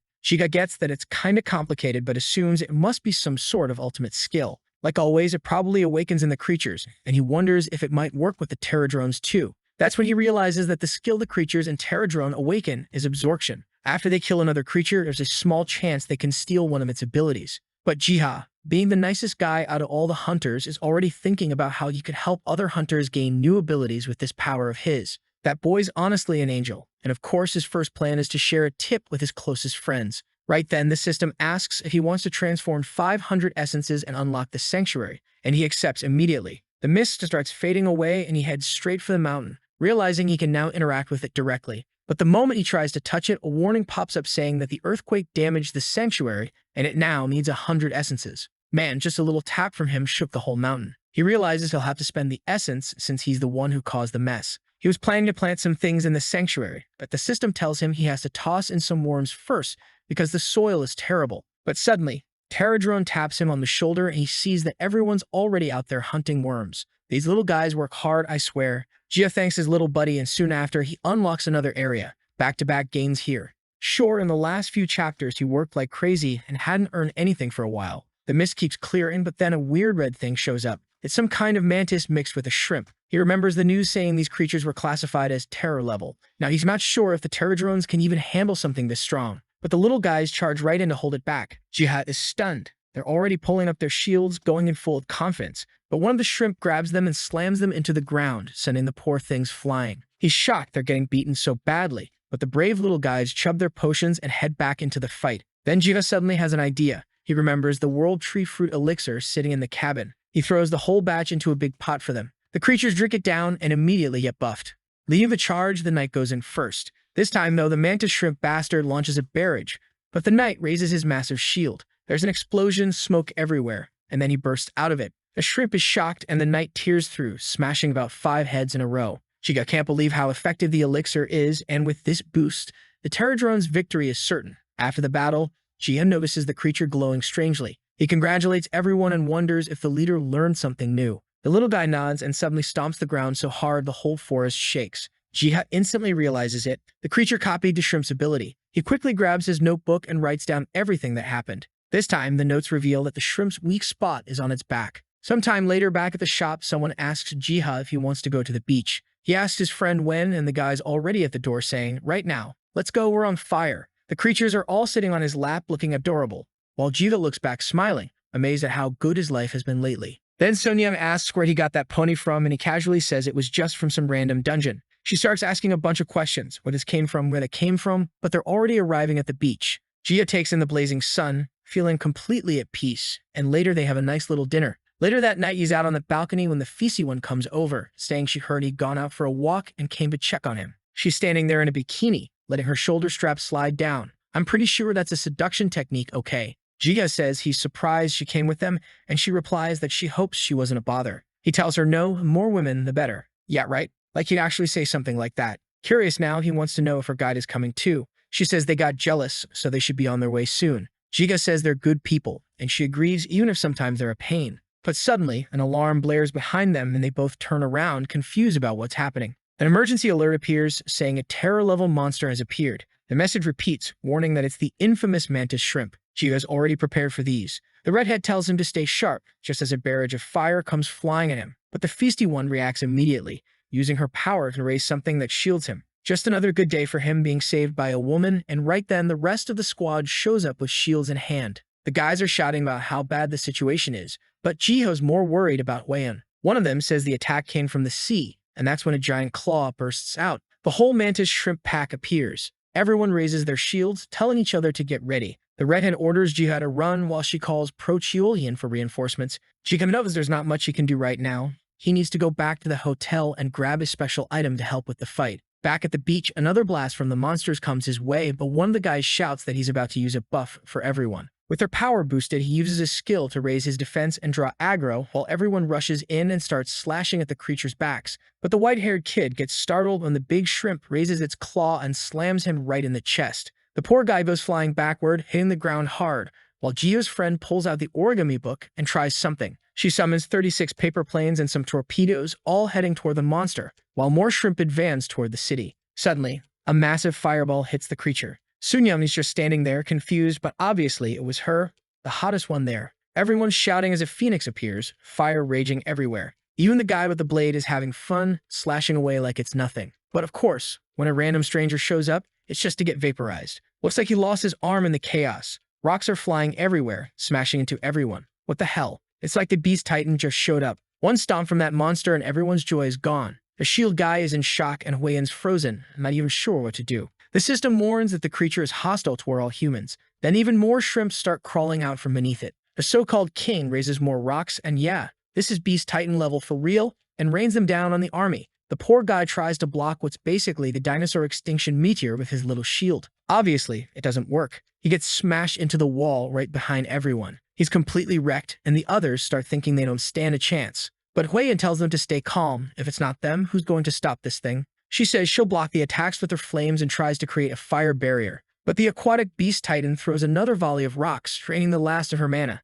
Another extinction-level strike is coming down right on her, and she realizes she won't be able to put up a barrier in time. But don't worry, Terradrone just arrived to hold the line. And this time, Gia shows up in style, riding on its back. He asks if she's okay, and before she can even answer, he tosses a potion into her hands. She's not sure what it is, so he explains it's an elixir, and tells her to drink it and head to the hospital. From atop Terradrone, Gia takes in the situation, and he believes that with these allies, he actually has a chance to win. At the very least, he had to hold out until reinforcements arrived. Terradrone charges in head-on, and we get a quick flashback to 10 minutes earlier, when Jiha was grabbing the potions back at the hotel. The plan was to get to the beach as fast as possible and support everyone. But on the way, a huge gust of wind hit, and that's when the big guy showed up. It's insane how massive these creatures are in real life. Back in the fight, the Shrimp King starts charging another energy attack, but Terradrone smacks him hard. Everyone's standing there with their mouths wide open in total disbelief while the poor guy who got blown up earlier is busy chumming down his potion. The system then warns that the shrimp is enraged.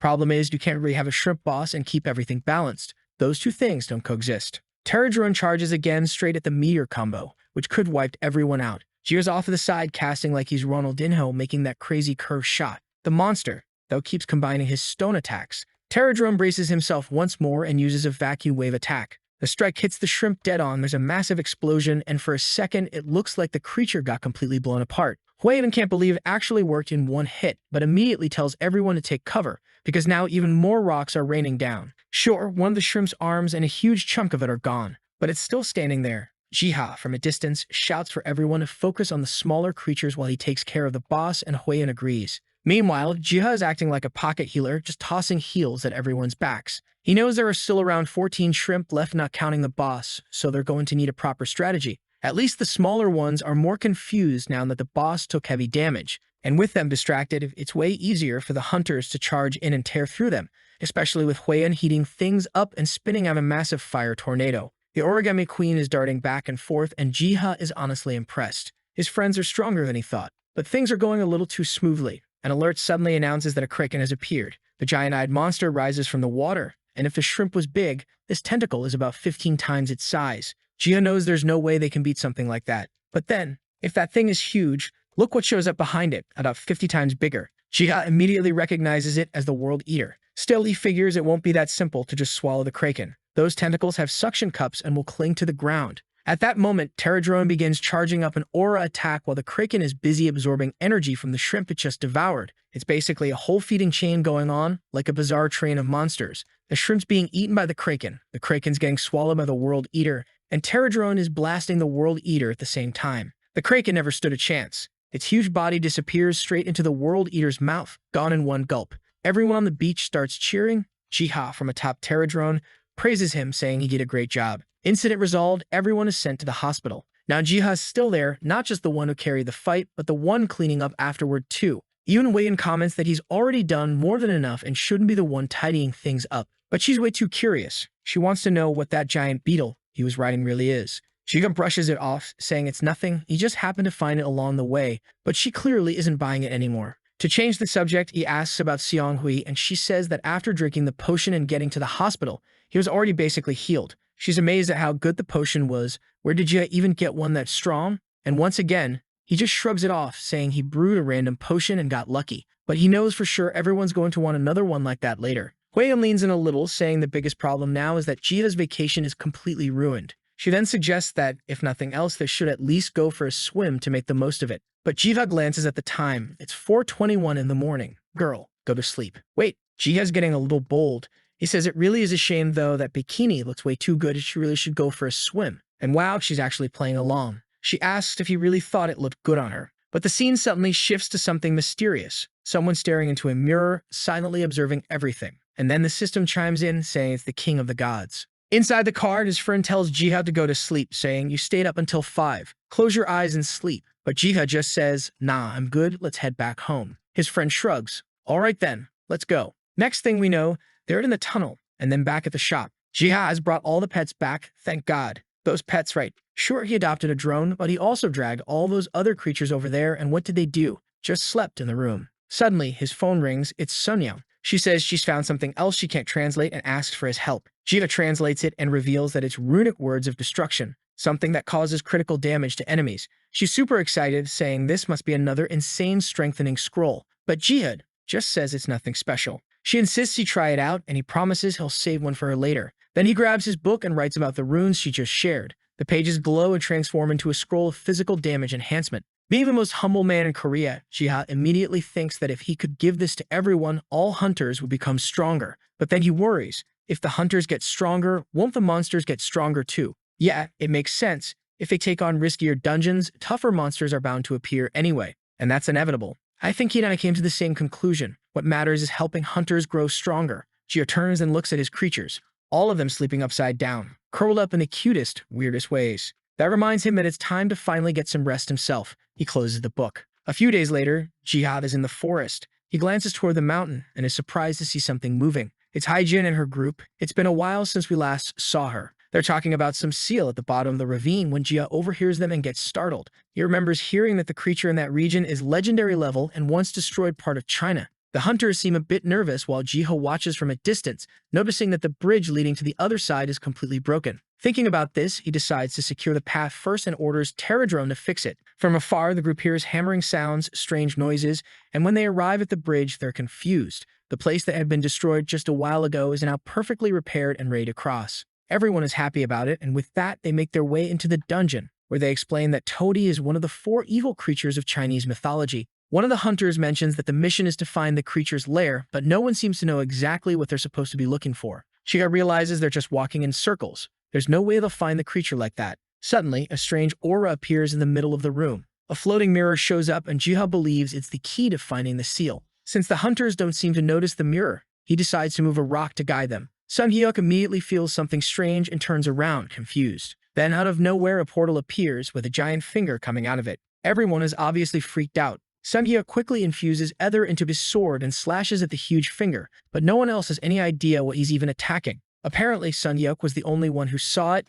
and Jiha's finger is now all red from getting smacked. At least the distraction he caused helped the others find the so-called mirror of sealing. But Sunyuk is feeling a bit uneasy, not sure if they can actually win this fight. Well, how about just not going in and not challenging this dungeon? Ever think about that? Just then, a strange voice declares that humans are weak. Something slams into the ground, saying they're fools for trying to awaken this beast. A shadow falls over the hunters and 2 brothers appear, the guardians of the Shiganding temple. Everyone panics trying to figure out who these guardians are, while Sunyuk tells them to calm down. The guardian warns that they stepped into the temple without permission and must be eliminated. But Sunyuk just says he'll create an opening and tells everyone to cover him while he attacks. Poor guardian is still talking, but completely ignored. The big guy finally has enough and launches a barrage of fire, and good lord, these monsters have such terrifying bodies. Sunyuk dodges, leaps over the flames, and strikes. A whip-like slash right across the neck, dropping them both to the ground. Damn, just like that, in an instant. The system notifies Jiha that the guardian took critical damage and is unable to move, meaning the quest is now complete. Jiha is impressed. Just like he thought, Lord Sunyuk really is powerful. But the little creatures in the background look a bit jealous, muttering that they could have handled it too. When Jiha turns around, everyone's gone. He realizes it's no time to just rest. It's time to start working harder to help these hunters. The most effective way to do that is by writing more scrolls. But he needs some green herb ink that only exists in the wild elf village. The problem is he doesn't want to go there alone and risk being attacked again. The scene shifts back to that village from the beginning. There's that saintly girl. I'd almost forgotten about her. She's praying with full focus as always when her grandmother calls her by name Selena. She lights up asking if it's Lord Ark's messenger, and he says yes. It's been a long time since they last saw each other, and apparently he already has the ink. What happened? Is it running out? Probably because he makes a few scrolls and says that should be enough. He speaks to her again, saying he has a favor to ask. He wants her to visit the wild elf village. Easy enough, just send someone else to work. What a little capitalist. Jihad explains that he needs green herb ink and she seems a bit puzzled, asking if that's really it all. He says yes, but tells her to be prepared because the elves will be suspicious of her. That's why he suggests she offer them something in exchange, like good food. Since they live deep in the forest, they usually don't have salt, so she can trade that, something easy to get, for the herbs. She says it's easy when gives such clear instructions, and thanks him. Right then, the sack of salt materializes in front of her, and she answers confidently that he can count on her to get it done. She sets off with Identical, which will make the negotiations much smoother. Gia remembers how the elves drooled when they saw his salt last time, so he's grinning now. He won't have to worry about green herb ink for a long while. Back in the forest, though, Gia wonders what's going on. All the terror drones are lying on the ground. We then see that recently dungeons have been popping up non-stop. But the strange thing is that the supposedly rare treasures inside have been extremely scarce this time. The guys were walking out with just a potion, a nugget, and a bone scrap. It's hardly worth going into a dungeon anymore. And of course that means they haven't been able to gather enough ether to level up. The hunters start losing interest in leveling up, humanity gets weaker, and that turns into a vicious cycle that could eventually wipe humanity out. Shiha, being the responsible guy he is, takes this seriously and says they need to come up with a way to keep hunters motivated. He asks if the Terra drones are ready and tells them they're starting the new plan.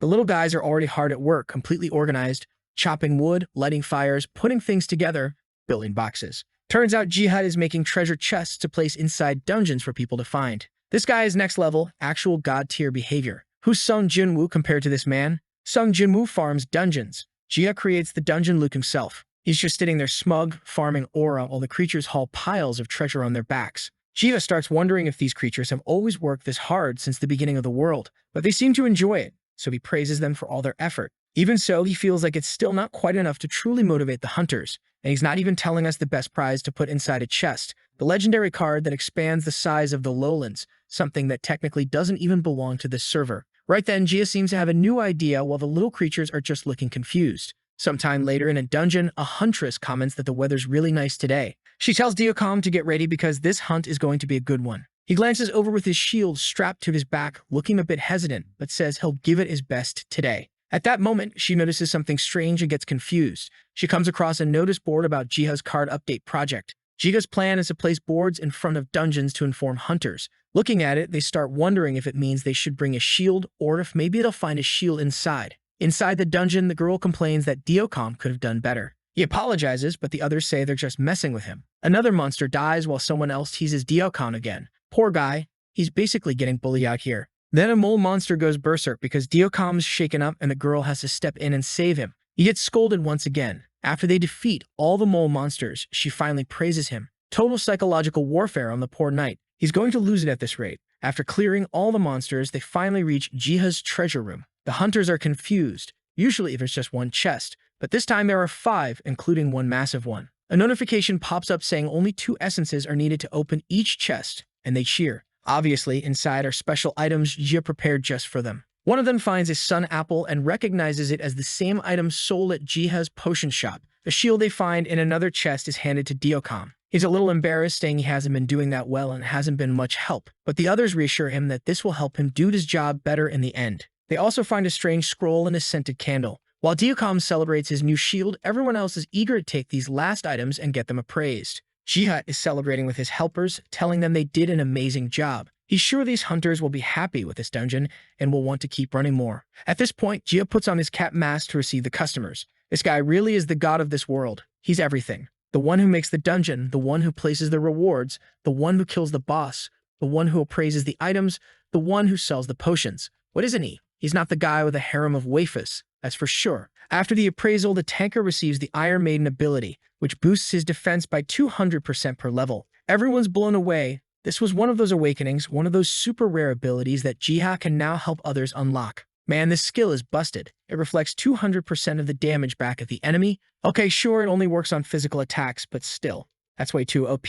Somebody better nerf this. The tank is crying tears of joy, saying he can finally deal with the monsters that attack him. Meanwhile, that bipolar friend of his, the one who's always turning her back on him like Thor, is clapping and cheering for him. Jiha then explains that the scroll said he had to kill a certain giant boar to awaken the skill. The guy's overwhelmed, saying he's going to give it a try and asks for more details about the other items. Ah, now it clicks. He found the scroll about awakening his ability. And guess what? Besides killing the boar, you also need a mysterious candle and Lord Ark's shield. The guy is thrilled, hands over his gold right away. Totally worth it. Now he just has to sleep with the candle next to him. Inside the dream, he's surprised. It feels like he's inside some kind of virtual reality. He sees a lone knight fighting off a horde of undead and wonders why the guy isn't retreating. Shouldn't he be protecting his allies? But at the same time, he's amazed. This knight is an unstoppable tank, charging forward without hesitation. Then he wakes up to a notification saying he's obtained the trait, Holy Knight's Loyalty, Level 1. He's sitting there, completely stunned, unable to believe the window appeared in real life. But now he's sure he's gained a new power. The problem is, he feels like this Holy Knight ability doesn't quite suit him, since he's a tanker. But in the end, he knows the only way to truly figure out if it fits him is to test it in the dungeon, and at this point, it's too late to turn back. Then the scene cuts to the news, where they report on these extremely rare abilities awakening in some hunters. Apparently, the first person to awaken one of the strongest abilities ever seen is right there in South Korea. Because of this, the association and everyone else is eager to see the outcome. Everyone wants to witness the full potential of these newly awakened powers. The tank is standing there looking hesitant as always, while the monster charges forward, ready to gore him. He raises his shield, blocks the strike, and gets pushed back. Now the boar is the one sweating. The system announces that the final ability has awakened, Iron Maiden. The boar is suddenly surrounded by golden light and boom, it's like the whole place explodes. Everyone's wide-eyed, covering their faces, and when the smoke clears, there's nothing left in front of him. The only thing that appears is an angel picking something up off the ground and giving him a look. The tank wonders if that's the king of the gods. He also starts to understand why he has such a large body and why he always hesitated to attack monsters. It was all part of the god's plan. At least that's what he thinks, since he received a legendary ability that only defends. He literally has to get hit in order to strike back. I think that's what it means too. I'm practically psychoanalyzing this guy now. His friends are all standing there with their jaws on the floor, saying this new skill looks incredible, while the tank thinks he's basically in a state where he can farm aura just by praying. Smiling, he says he's finally found something better than any ability, the path he's supposed to follow. He raises his shield and reflects, thinking this is the way. Obviously, now the forums are buzzing. Everyone wants to awaken their own special ability. Meanwhile, jihadis are carving a statue, grumbling about how hard the work is. Not long after the shield guy unlocked his skill, Gia found a book in the garden, a book written by Lord Ark about dungeon structures. With that, Gia built some new contraptions to test out a few abilities. The book seemed like it could give buffs and information to hunters who cleared certain dungeons. Ah, I get it. It's basically like a little system. You leave it in the dungeon, and whoever passes through receives that information. I keep saying, this guy is the world. The name of this story might as well be Jiho's World. While he's excited to test it out, we cut to a group of hunters talking about their targets for the day. One of them is complaining about the monsters, while the girl says it's easy to dodge those snakes. Sunyuk is surprised, and Jaeyeon asks what's wrong. They found a statue that is clearly, unmistakably, the spitting image of Selena. He's left wondering what on earth that statue is doing inside a dungeon. Right after that, we see them fighting the snake, slashing in every direction. Fighting near the statue seemed easier, as if it were giving them buffs and even healing them. Later that night, one of them lights a mysterious candle. Suddenly, he wakes up inside a dream where everything feels strange. Oh, and there's Eddie, talking away like always, puts a little smile on his face, not even noticing his friends around him. But then, when he looks to the side, he sees something he doesn't recognize, a mysterious knight in golden armor. He smiles, thinking he'll gain a new ability if he defeats this guy, but suddenly, there's an attack coming straight for his eye. He draws his sword and sparks fly everywhere as the voice speaks to Sunyuk, who's now fully armed and ready. He's knocked backward, totally confused about what this guy is doing. He tries to ask something, but the knight doesn't answer. Instead, he grips his sword and activates his aura. Then a voice echoes, saying that humans are too weak nowadays. Sunyuk demands to know what this being means, and it warns them to prepare for what's coming. Suddenly, a silhouette of a monster appears, and Sunyuk asks if that isn't Toddy. The knight only says that something terrible is approaching and that humanity will be wiped out. Sunyuk finds it ridiculous, but then the knight introduces himself as the Sword of Master Ark. On top of that, he also reveals he is Commander Gangmer,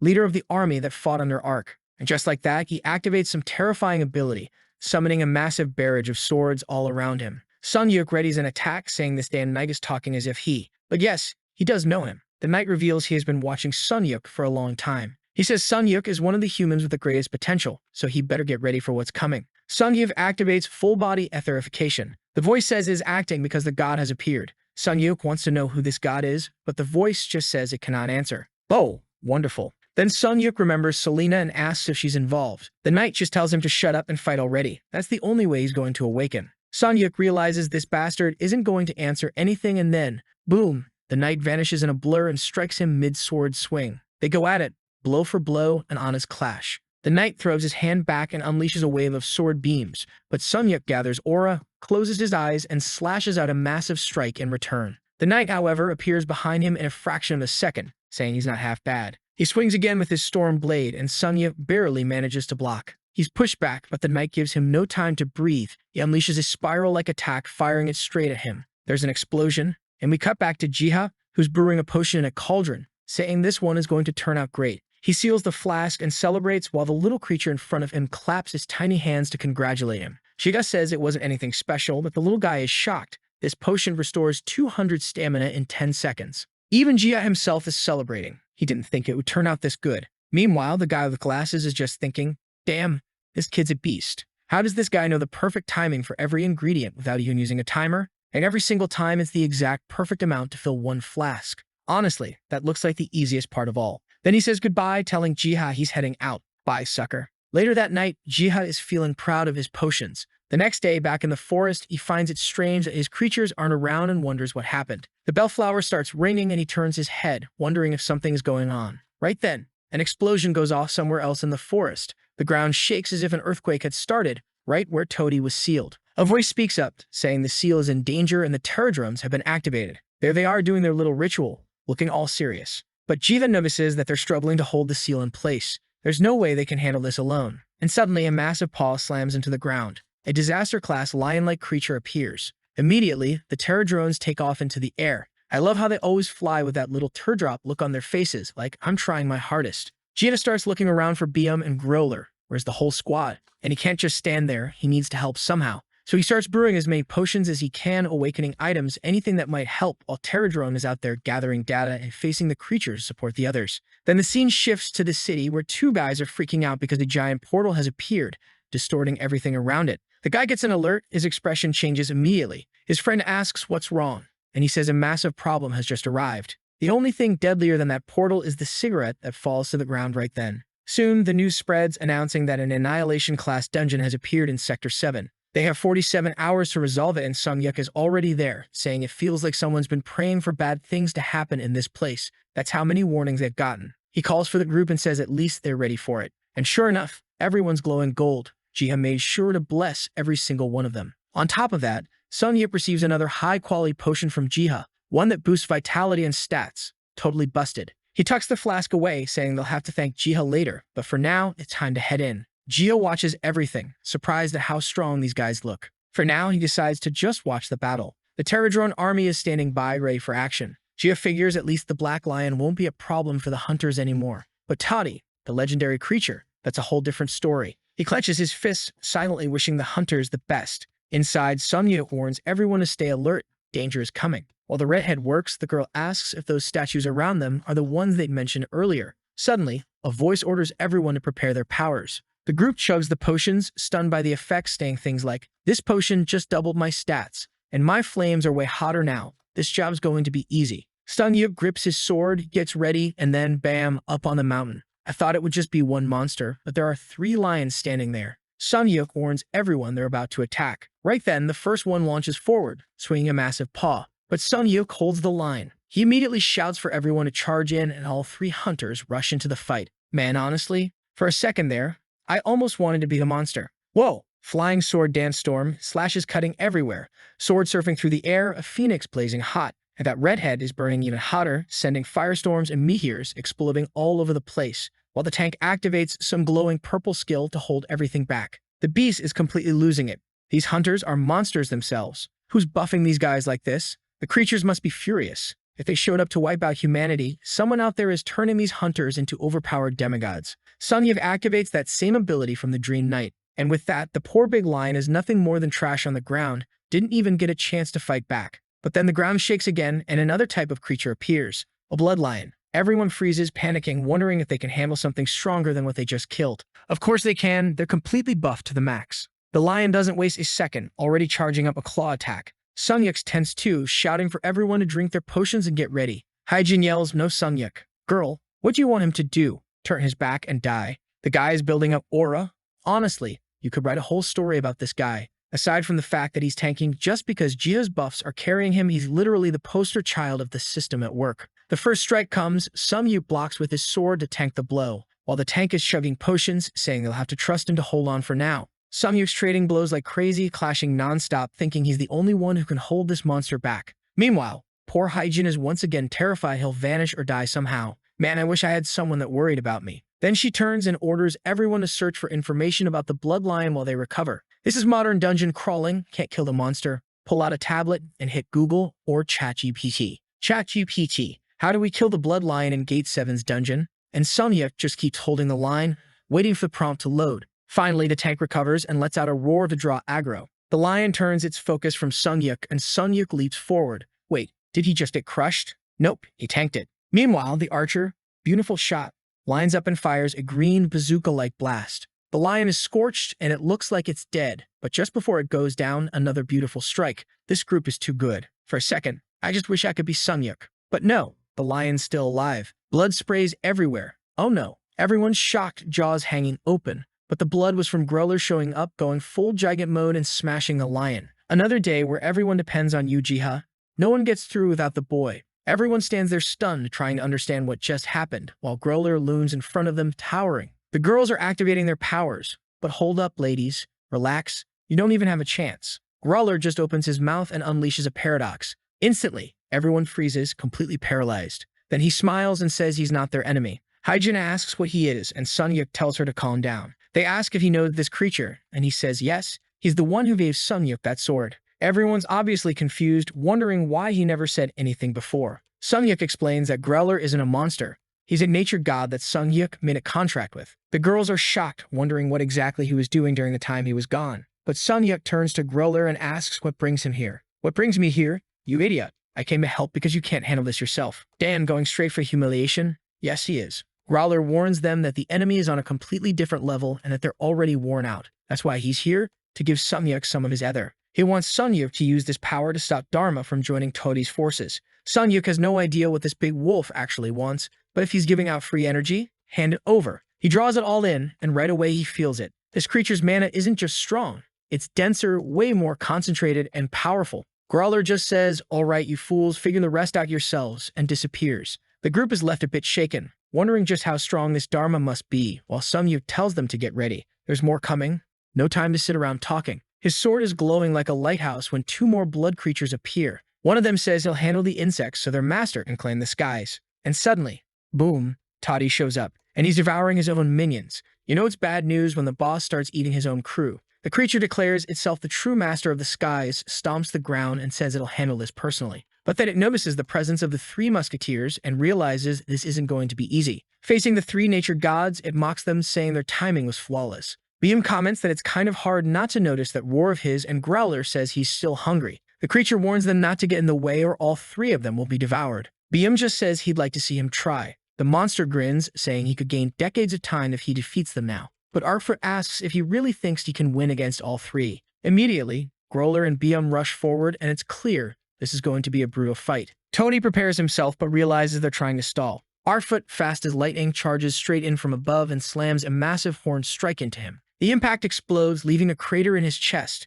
and then he gets bitten in the back, being torn apart alive. This is full-on final boss territory. The monster calls them mutts and roars, blasting everyone backward. At that moment, a crack splits open in the sky. The barrier shatters, and Artfoot looks worried, realizing dimensional passage has been opened. Biam yells that they're all being sucked in, and then they're gone. Far away in a part of Sichuan province, Todi is thrown backward. Enraged, he fills his mouth with aura and fires a massive green beam. But Biam and Artfoot swoop down from above, saying this time he's the one who's going to die, slamming him again. The creature is coughing up blood, stunned that this is even happening. Roller charges in next, saying that today this monster dies. Artfoot comes down again, crushing him into the ground. A blue aura surrounds Todi as he says it wasn't supposed to end like this. Somewhere distant, he calls for his father. Then a purple portal opens and pulls everyone in, leaving the battlefield silent once more. Elsewhere, Jiha is panicking that they've all vanished. He searches everywhere in the miniature world, combing through every corner of the forest, but finds no trace of the fight or where they went. Then, a giant paw smashes into the ground with brutal force, and the bell rings once again. Jiha runs toward the city, wondering if something happened to the heroes. A two-headed Cerberus-like creature appears, the great Dharma, and unleashes a barrage of fire. Jiha is frozen in shock. The thing he feared most has finally arrived. And now there's not much he can do. His creatures are gone. It's up to Sunyuk to handle this. Jiha just prays that he's careful. The attack gets closer as someone downs a potion, and Tank Gamer steps forward to block the hit. He apologizes for not doing much before, but says that now they can count on him. At the same time, Sunyuk leaps forward, sliding under the attack and slashing straight into the monster mid-strike, aiming to land a clean hit. The monster tanks the blow and says, "Impressive attack. I didn't expect to see a technique like that. So there really is someone in this world connected to that foolish knight." Sunyuk wonders if this bastard is talking about Legion. Looks like the monster's already been given a name. Sunyuk snaps back that it's none of his business, but Dharma starts charging up a massive barrage, saying the arrogant human will be annihilated along with everything else. He unleashes an annihilation blast while Sunyuk tosses his sword into the air, channeling light and sending another slash straight toward him. Dharma just laughs, mocking him, saying there's no way something like that would stop him. Then one of Dharma's massive paws slams into the ground, shattering everything around, and another paw swings from the side, and oh man, it looks like it hit dead on. Sunyuk is sent flying, completely wrecked. Jiha is worried sick, and Sunyuk is coughing up blood. Then we see a flashback. Sunyuk thinking that at least now he can finally use a few moves he's learned. He never thought the kid would reach this level. Sunyuk is begging to learn the third form, but the knight refuses, saying the third form requires far more ether. Sunyuk asks, what if he just forces the second form? He doesn't care, he's ready to risk it. But the voice warns it's madness. It could consume his body completely. Back to the present, Sunyuk is overflowing with Growler's mana, and even Dharma looks startled. He immediately recognizes the energy of the wolf god appearing above Jiha. The creature roars in disbelief, saying it's impossible, that Sunyuk shouldn't have that mana. But by then, the strike is already on its way. Sunyuk charges forward, Growler's energy flowing to the tip of his blade, remembering the knight's words, that if the chance ever came, he might be able to pull this off, even if only once. With a smile, he prepares to unleash the blade storm, second form. The monster crashes to the ground, his massive sword falls with him, and a crater opens beneath him as he drops to his knees, utterly defeated. The great Dharma has been slain. The Terradrones, as adorable as ever, start firing off little fireworks in celebration. Chia cheers, saying there's still work to do. He immediately orders everyone to help rebuild the shattered barrier that had been sealing the creature. When it's done, he sighs. Hard work, but necessary. Calls himself a shameless capitalist for it. But then he hears some familiar noises and sees a mist approaching from the forest. His eyes light up when he sees the three powerhouses returning. He's all smiles as they rush in and start licking him, and the day ends with the creatures resting peacefully around him as always. He stretches, saying life is just too good, hoping the peace never ends. Ah, there it is, he said, the one thing you're never supposed to say in a story like this. But now he's thoughtful. He wants to help even more. His creatures are starting to struggle. He gives BM a potion to help him recover, remembering how, back when he first tried this, they'd just run away from him. But after bribing them with food, they finally started listening. While BM is smacking Growler playfully, Gia feels relieved. At least everyone is safe. He just hopes they all recover soon. Far away, everyone is celebrating Dharma's defeat. But every reporter caught Sunyuk on camera, fighting with his aura-blazing wolf power on full display. Because of that, a secret conference is held in South Korea. A man in a suit explains that the demigods were transported from Gehenna to China. No one knows exactly why. They suspect some kind of energy collision, but obviously there are no clear answers yet. Another question they have is why the dungeon appeared in South Korea at all. The president asks if all the marks were from the battle, and the suited man confirms. Those mountain-shaking explosions were all part of this. The gray-haired official explains that several Chinese planes were shot down before they could even observe the fight, and he's sure that whatever was there wasn't destroyed, because not a single mana stone was left behind. The president, seeing that there were more questions than answers, decides to close the case and orders everyone to clear the room. She then asks someone named Ashley what the United States' position is on this fight. The blonde, all businesslike, says their assessment is the same. They also have no clue about the dungeon. They have no idea why that giant wolf appeared or why the multi-headed creature showed up. Everyone is on edge as she adds that she has one more piece of information to share. Apparently, all the single-numbered knights have seen that wolf. I don't fully get it either, but soon we will. They now know that the wolf is a type of nature god who has been protecting them. The president then wants to know what exactly happened in that battle against the disaster-class monsters. Ashley explains that any disaster-class monster can't be defeated without military assistance. But the proud Koreans say their hunters managed to do it anyway. Well, obviously, someone's out there handing out buffs left and right. The man with gray hair even admits it. They only succeeded because they had help from the owner of that shop, the one who provided countless scrolls and insanely effective potions. One person immediately says that whoever this kid is, they need to protect him. With all the attention he's drawing, evil will surely target him sooner or later. The president slams his hand on the table and says he's made an important decision. The gray-haired man is sure now. They're going to want to protect the shop owner. He turns and says they now need to prepare for the monster's return. Ashley, meanwhile, is lost in thought. She finds this Jia person very interesting and wants to know who he really is. Back in the forest, Jia is staring at a massive mana boulder in his hand, likely ether that fell from Toddy. He asks Biam if he knows anything about it, but Biam just lets out a meow and points at a tree. Jiga takes the hint, carries the stone over, and sets it on the ground. A branch immediately reaches out, grabs it, and lifts it into the air. A gust of wind blows through the forest as the tree absorbs all the energy and begins to glow. Jiga is amazed. The tree is growing like crazy. Then he hears the sound of hooves behind him. When he turns around, he sees what looks like a sheep, or maybe a goat, with a head almost identical to his own. Jiga asks what it's doing there. The creature doesn't answer. It just opens a portal and steps through. Jiga follows right away. They emerge into a room full of books. The little goat walks straight to one, knocks it to the ground, opens it, and starts eating the pages. Naturally, like any little god, it needed a name. Jiha names it Goati, goat plus Tai, clever as always. After naming it, Jiha follows as Goati leads him on a tour through the library. That's when he discovers that the book explaining dungeons and monuments he could create actually came from this place. Suddenly, the Terradrones come bouncing in, and they're stealing books too, the little thieves. Jiha yells at them, "Hey, you little troublemakers, what are you doing?" But he notices something. They look different now. Their shells are a dark green, they seem a bit bigger, and they're glowing faintly as they grab books. He realizes these must be the World Tree's Terradrones, and they're all writing something inside the books.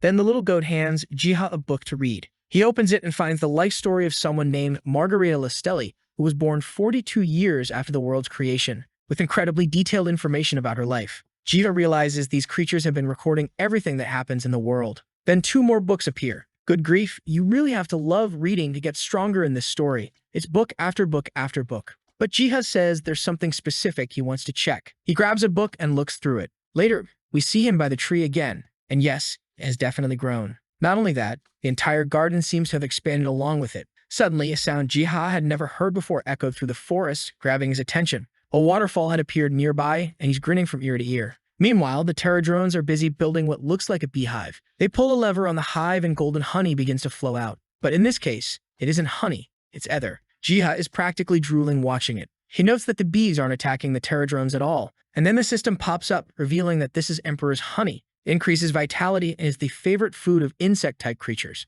The item glows on the page and Jiha is stunned to see that it increases life. He figures that the Terradrones must be collecting this to make themselves stronger. He asks them for just a little bit so he can test it and then carefully stores it in a jar. This would be the perfect item to put in a treasure chest. Way better than selling it in the shop and making people even more suspicious. Back in the forest, Jiha is smiling, excited to scatter more worms around and place more treasure chests for hunters to farm.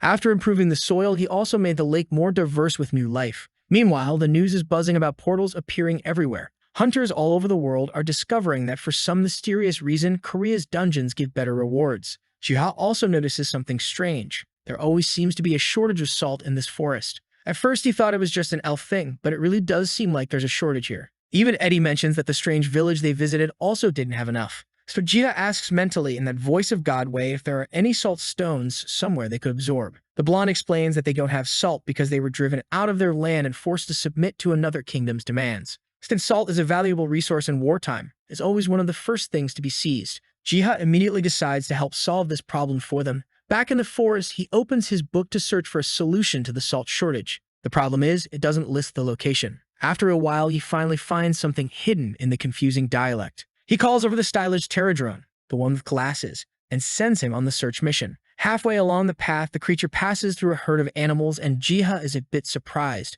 He thought all of these animals had run off during the war. He figures it would be good to round them up somehow. Too bad he doesn't have a herding dog. Right away, he summons Growler, who stands proudly at his side while Jihad just sits back eating popcorn, startled by how smoothly Growler handles things. Together, the two of them round up the herd, and before long, the little scout returns, having found a location with a good crop supply. The creatures say it will take a long time to harvest all of it, until Jia opens his suitcase and tosses out jars of ether. Then he informs Selena that the insects will deliver countless sacks of wheat to her village. He asks if she knows how to use the equipment for processing wheat, and not just wheat, but also for processing salt and managing livestock. She seems a bit overwhelmed and doesn't answer right away, only asking why she's being given so much all of a sudden. Jihad explains that he'll benefit from this in the long run, so she doesn't need to worry. Soon after, we see the villagers make offerings at the altar for him, which turn into potions right in front of them. Now that's a prayer that pays off. Jia fills the book with praises while the villagers celebrate happily. Meanwhile, far away, a man prays in his apartment asking for salvation for his brothers and sisters. He looks at the book thinking that maybe he doesn't know how to communicate with Lord Ark. He realizes he needs someone who can teach him because he can't figure it out alone. The problem is the religious order of Gehenna was destroyed during the war, so there's no one left with that knowledge. He has no idea where to direct his faith anymore until a mysterious voice tells him to follow the desires of his heart. Well, that's simple enough. The moment he hears it, he stands up, straps on his armor, and heads straight out. He decides to keep hunting until he eventually finds the answers he's looking for. Meanwhile, Diocom is deep in the forest, holding the line, slaying monsters left and right. That huntress with the little blue tattoo on her face comments that everything's been way too easy lately, all thanks to him. Then one of them glances up and sees a pterodrone flying overhead, wondering if it just passed through the dungeon's invisible barrier without a problem. Someone else suggests that since they have enough time, maybe they should follow it and see what happens. Diocom seems startled. Right in front of them is a stone archway that shouldn't even exist there. The group looks around and sees strange houses, signs of some kind of civilization, and there are people casually talking nearby. The pterodrones, though, look completely worn out, working themselves to exhaustion on a farm. The shield bearer can't understand what's going on. Since when do pterodrones know how to run a farm? He decides to get closer to investigate. But before he can approach, someone shouts at him to stop. A squad of guards appears, saying there are intruders in the area. One of them orders the others to alert the prince and the oracle, and to hide all the pterodrones. But the pterodrones are just standing there in full view, not moving, looking just as confused as everyone else. The hunters are puzzled too, wondering if the townsfolk are actually afraid of them. Diocom comments that they look like refugees hiding here, so it makes sense they be wary. At that moment, a figure approaches, Selena looking radiant with a warm smile. Immediately, the guys notice, wait a second, this girl looks exactly like the one from the statues. Then Eddie appears, glowing as well, looking like he just walked out of a romance novel. The hunters are awestruck by his beauty. Come on, guys, focus, look at Selena. At that moment, someone realizes this might be where Sunyuk spent some time and asks if they know him. Eddie confirms, saying Han lived there for a few years before leaving. Diocom had already heard something about this because Han left some notes behind after returning from this place. Diocom then quietly says the names Dinskull and Oracle Selena. Both of them are startled that he knows who they are. He must have some connection to Sunyuk too, and he nods, saying they are hunters from another world. Then suddenly he kneels and asks them to take good care of his group. Then he personally kneels and asks the saint to bless him with knowledge of Lord Ark. She asks, "What is it you want to learn, fool?" And he answers, "Everything, saint. Tell us everything." He explains that on Earth there aren't many materials to study about the Lord, and they have no way to learn about him. Selena says that it seems he's a follower who needs to be initiated. She gives him a necklace, telling him she hopes he'll trust and love the God Ark. He's overjoyed and thanks her from the bottom of his heart. After that, the hunters spend some time talking with the villagers about the village, about Han, and eventually they leave. The paladin waves goodbye, smiling, eager to speak with Han later and tell him all about this. Sometime later, Jiha is back at his shop when the paladin walks in, placing the book and necklace down. He explains that he received them from the oracle and that she accepted his faith. Jihad is happy for him, knowing how badly he wanted this, and reveals that the item is a holy artifact, a step toward becoming an apostle. The man looks a little lost, asking what exactly an apostle is. Our protagonist jokes, "They're like Jehovah's Witnesses. You go door to door preaching to everyone." The man laughs, thanks Jiha for helping him, and leaves. Then we're back in the forest, where Jihad notices that the poor little king of the creatures looks completely exhausted. Concerned, he asks what happened. And then the pterodrone, cheeks puffed out, spits something out, a terra seed. The system explains that this is a seed that absorbs ether to make the soil more fertile. She finds it strange that this thing came out of the queen's mouth, but decides to just let it slide. Then the little creature starts tossing things onto the ground, drawing weird patterns. Jihad notices that it looks like a lotus flower, a beehive, and some kind of box, like a jelly jar or something. No idea how he figured that out. The guy must be reading the creature's mind at this point. But he knows that this combination will speed up growth, and sure enough, it's ready. A jar full of golden jelly. One of the insect creatures shows up with a little pot. Jiha adds a few crystals, pours the golden jelly over it, and a tiny sprout pops up right away. Jiha is immediately excited. This would make spreading growth through the forest way easier. Meanwhile, back in the dungeon, the hunters seem to have found a very small treasure chest this time. What, you thought you'd get 5 huge chests full of loot every single run? Greedy much. But the price was 10 essences, which felt expensive, so the blonde decides to pay anyway just to see what's inside. When she opens it, it's just a seed. She's annoyed, saying they must be joking. Her friend points out that the system says it seems to be something that accelerates growth, so it might actually be worth something. Sunyuk looks nervous about planting it, but the leader tells her to relax. There's no way it would be a trap if it's a reward. Soon TV reports start airing, saying a reporter has been buying up these seeds, apparently because they speed up the growth of all plants in the area where they're planted. Back with our hero, things are getting pretty hot. He's feeding spicy food to the redhead, and she leans in, taking a bite. She says the texture is amazing, but then asks what he thinks about these seeds that have been appearing. Gia smiles and says they seem like a good thing. while secretly thinking that it was his whole plan all along. He put those seeds in the dungeons so hunters could find them, create new items, and grow new plants. Then Huiyan admits that her guild has been getting offers to move and get citizenship in Japan. Jia asks what life is like over there, and she says it's actually much harder than here. It's full of monsters and earthquakes. Then she gently touches his face, teasing, and says of course she's not going to Japan. Otherwise, she wouldn't be able to visit him. Jia almost loses it. This girl just keeps confessing to him. He smiles, and she turns bright red. Strangely, Jia doesn't do anything. He just laughs, and the laugh is so warm that now she's the one flustered. Right then, Jia's creatures start getting hungry. A bird's outside, so he puts food out, and all the little gluttons rush in. Huiyan asks if something's wrong, but he tells her it's fine, and that she can stay. Later in the forest, he remembers hearing a strange noise before that demigod appeared. He realizes the sound was coming from the bird sitting up in the world tree. Biam bolts forward, ready to attack. The poor bird is startled, and Biam is yelling that he swore he killed this thing if it ever came back. But it seems Biam can't climb that high. He hurts his paw and falls back down. Jia laughs. Biam is way worse at climbing than he expected, and since Jiva always has to name things, he names this bird Ready. At that moment, little red feathers fall and the bird lands on his shoulder, smiling. Seeing that they're now friends, Biam gives up the chase and sulks a bit off to the side. Jiva then notices that this bird can distinguish between different seeds and store them somehow. Even stranger, it seems like the bird can open a kind of portal that he can go through, and inside is a huge pile of seeds that the bird has been saving. This finally gives Jiha enough seeds to store and use. A few days later, back home, Jiha is online looking up information about seed storage warehouses. He finds out that these facilities were designed as a contingency plan in case an apocalypse ever hit Earth, a way for humanity to rebuild. He also learns about something called the Svalbard Global Seed Vault and discovers that this place is about to shut down. Jita thinks it would be a great idea to store the seeds he's collected in Reddy's portal, like his own private vault. The only problem? Svalbard is way up north and not exactly easy to reach. It would cost a fortune and take ages to get there from Korea. Meanwhile, his little creatures are huddled together, seemingly discussing something and staring at a map. Suddenly, Reddy tugs on Jiha's hair. Jiha's startled, asking what the heck this bird is doing.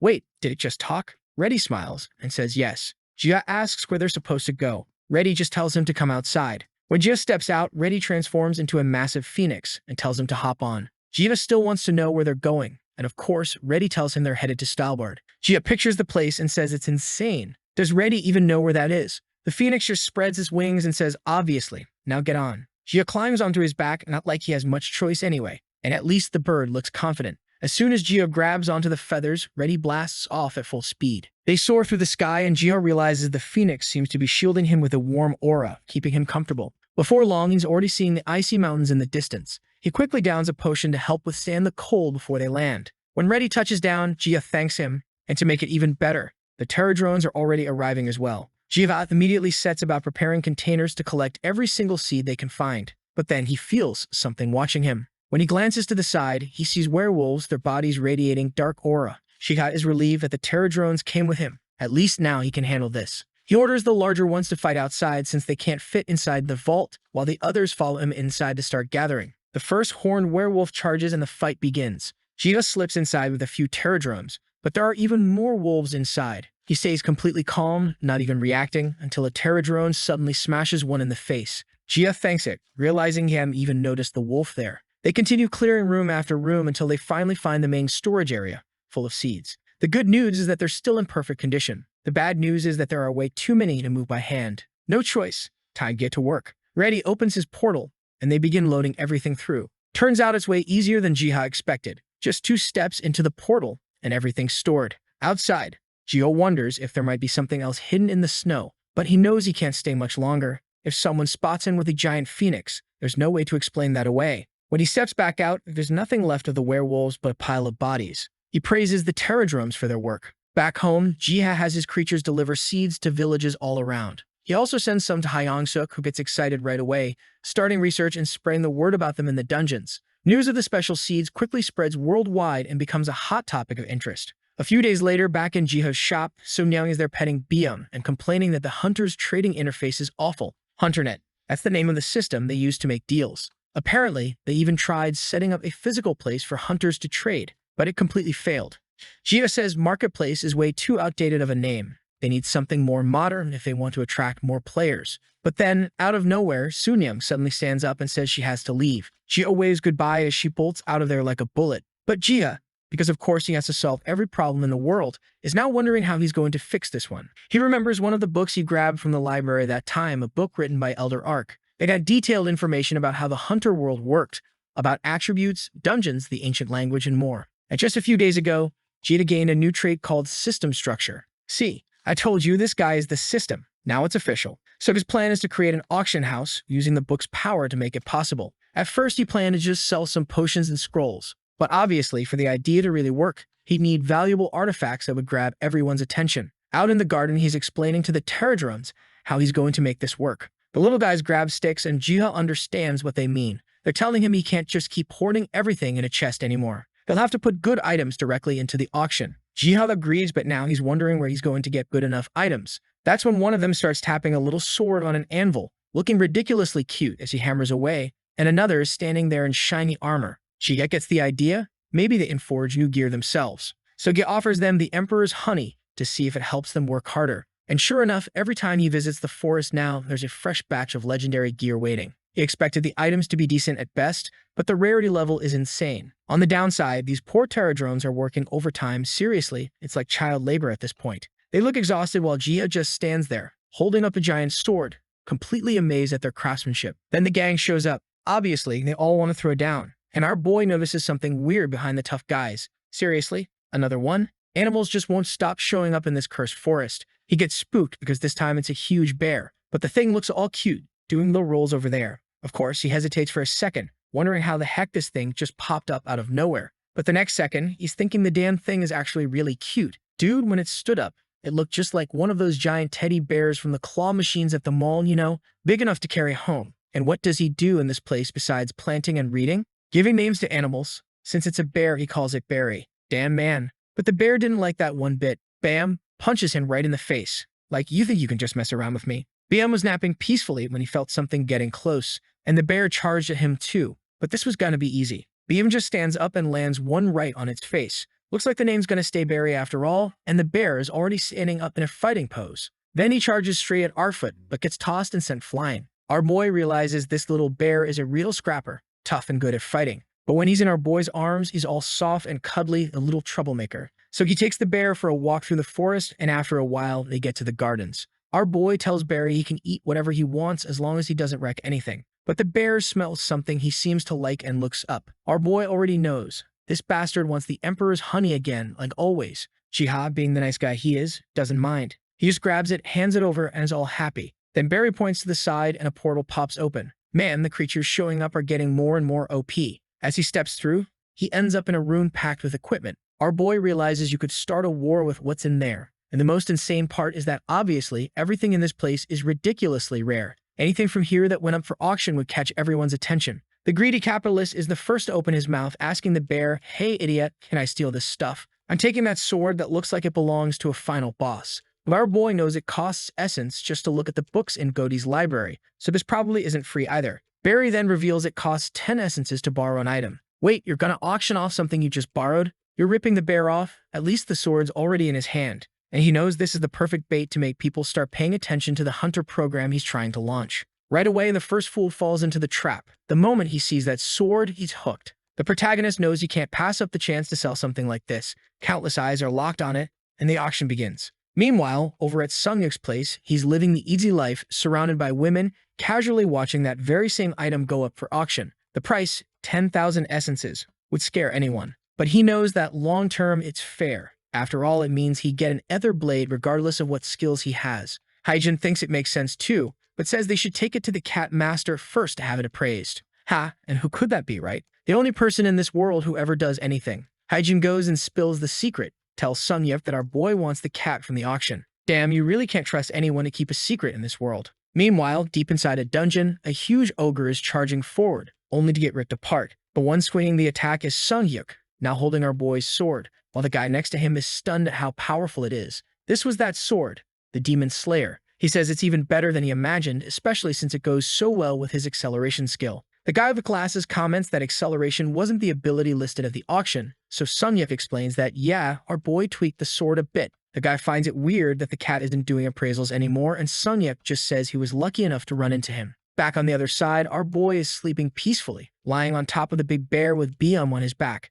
The next morning, he plants something new and wipes the sweat from all that hard work. Back in the forest, he walks through the clearing and notices something different. The place feels a little too quiet. There are fewer pterodrones than usual, probably because the little guys are out delivering the auction goods. Jiga thought he was a nice guy, but look at the poor pterodrones' faces. They build, they forge, they deliver, basically working overtime. Our boy thinks they really deserve a good reward, right? What's he gonna give them? Minimum wage. That's when the pterodrone knight shows up, and of course, our boy puts him to work too. He says he wants to take her to Estrem, but the pterodrome looks nervous, flailing its arms, saying it's impossible. Our boy explains he's not asking for a permanent delivery. He just wants more bees so the folks there can have honey too. The pterodrome stares at him like he's suspicious, but Jiho reassures him, promising to bring him back soon. Bold as ever, he just reaches right in. These bees really aren't scared of anything. Meanwhile, over at Selena's bookshop, she's sipping tea when the protagonist calls for her. She asks if he's the gardener Ark, and he says yes, it's been a while since they last met. He greets Adinskal too,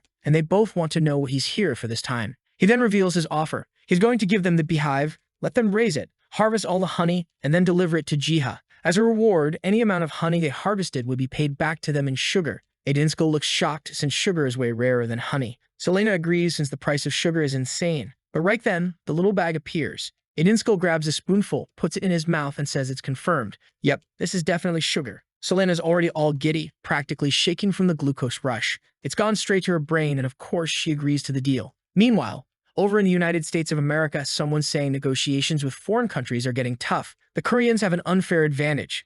The guy in front, probably Sunyuk, yeah, looks way too much like him not to be, agrees and says they need something big for this next phase. Turns out they were called to a meeting. Sunyuk says they practically begged him to show up like the world was gonna end if he didn't. His friend tells him he really has to attend, but says what really matters for a hunter is hunting. One thing's for sure, they're gonna bring up Jiha. But what only he knows is that Jiha also has the most powerful appraisal skill, so convincing him is going to be hard. His friend points out that winning him over will be tough no matter what they offer. The kid doesn't seem interested in fame or money. Sunyuk just says there's only one way to find out. Cut to the meeting room with Ashley, who greets them both and announces she'll be leading the session. Sunyuk says he wishes she was on their side, but she replies that as a US official, obviously she has other objectives. He says he understands, then sits down looking a bit hesitant. His only goal here is to make sure Korean hunters aren't discriminated against. Ashley starts the meeting and says she'll lay out the talking points. The white-haired guy knows they need to be careful with what they say. Then the woman slams the table and tells them to reveal the first question. The guy in the corner with the red tie asks for proof that this person called Jiha really exists,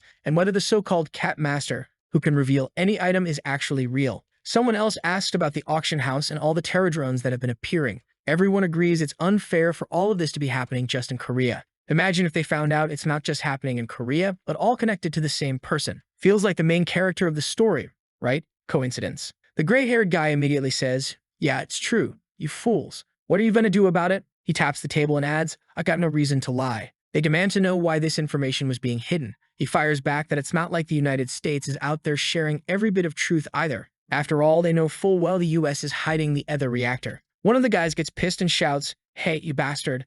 That's a commercial matter. Totally different from hiding information from hunters. But the guy just says China had a secret Cyclops dungeon too and only revealed it after they'd already cleared it. He's fuming, saying this is how intelligence works. Nobody shares information for free. He slams the table and reminds them everyone knows what a hunter's life is like. Since everyone's got their own secrets, he expects that not to be a problem. Now the whole room is sweating bullets, sitting there like their underwear just got soaked when Sunyuk speaks up, saying he's not here for an interrogation and won't be answering that kind of question. Right away, they ask what Korea thinks about receiving a proposal to set a hunter quota. Scene cuts to some time later with his partner complimenting him for completely breaking their morale. Looks like the US government is going to start sending hunters to Korea once a month, which is actually a good thing for everyone. The American guys are farming more, while the Koreans have to work less because it's getting hard to keep the dungeons under control. Plus, everyone expected Jiho wouldn't accept any offer from the Americans anyway, so there's no reason to worry. But one of the guys wonders if there's something they could get for this kid. Sunyuk says maybe food for the little creatures would be what he wants most.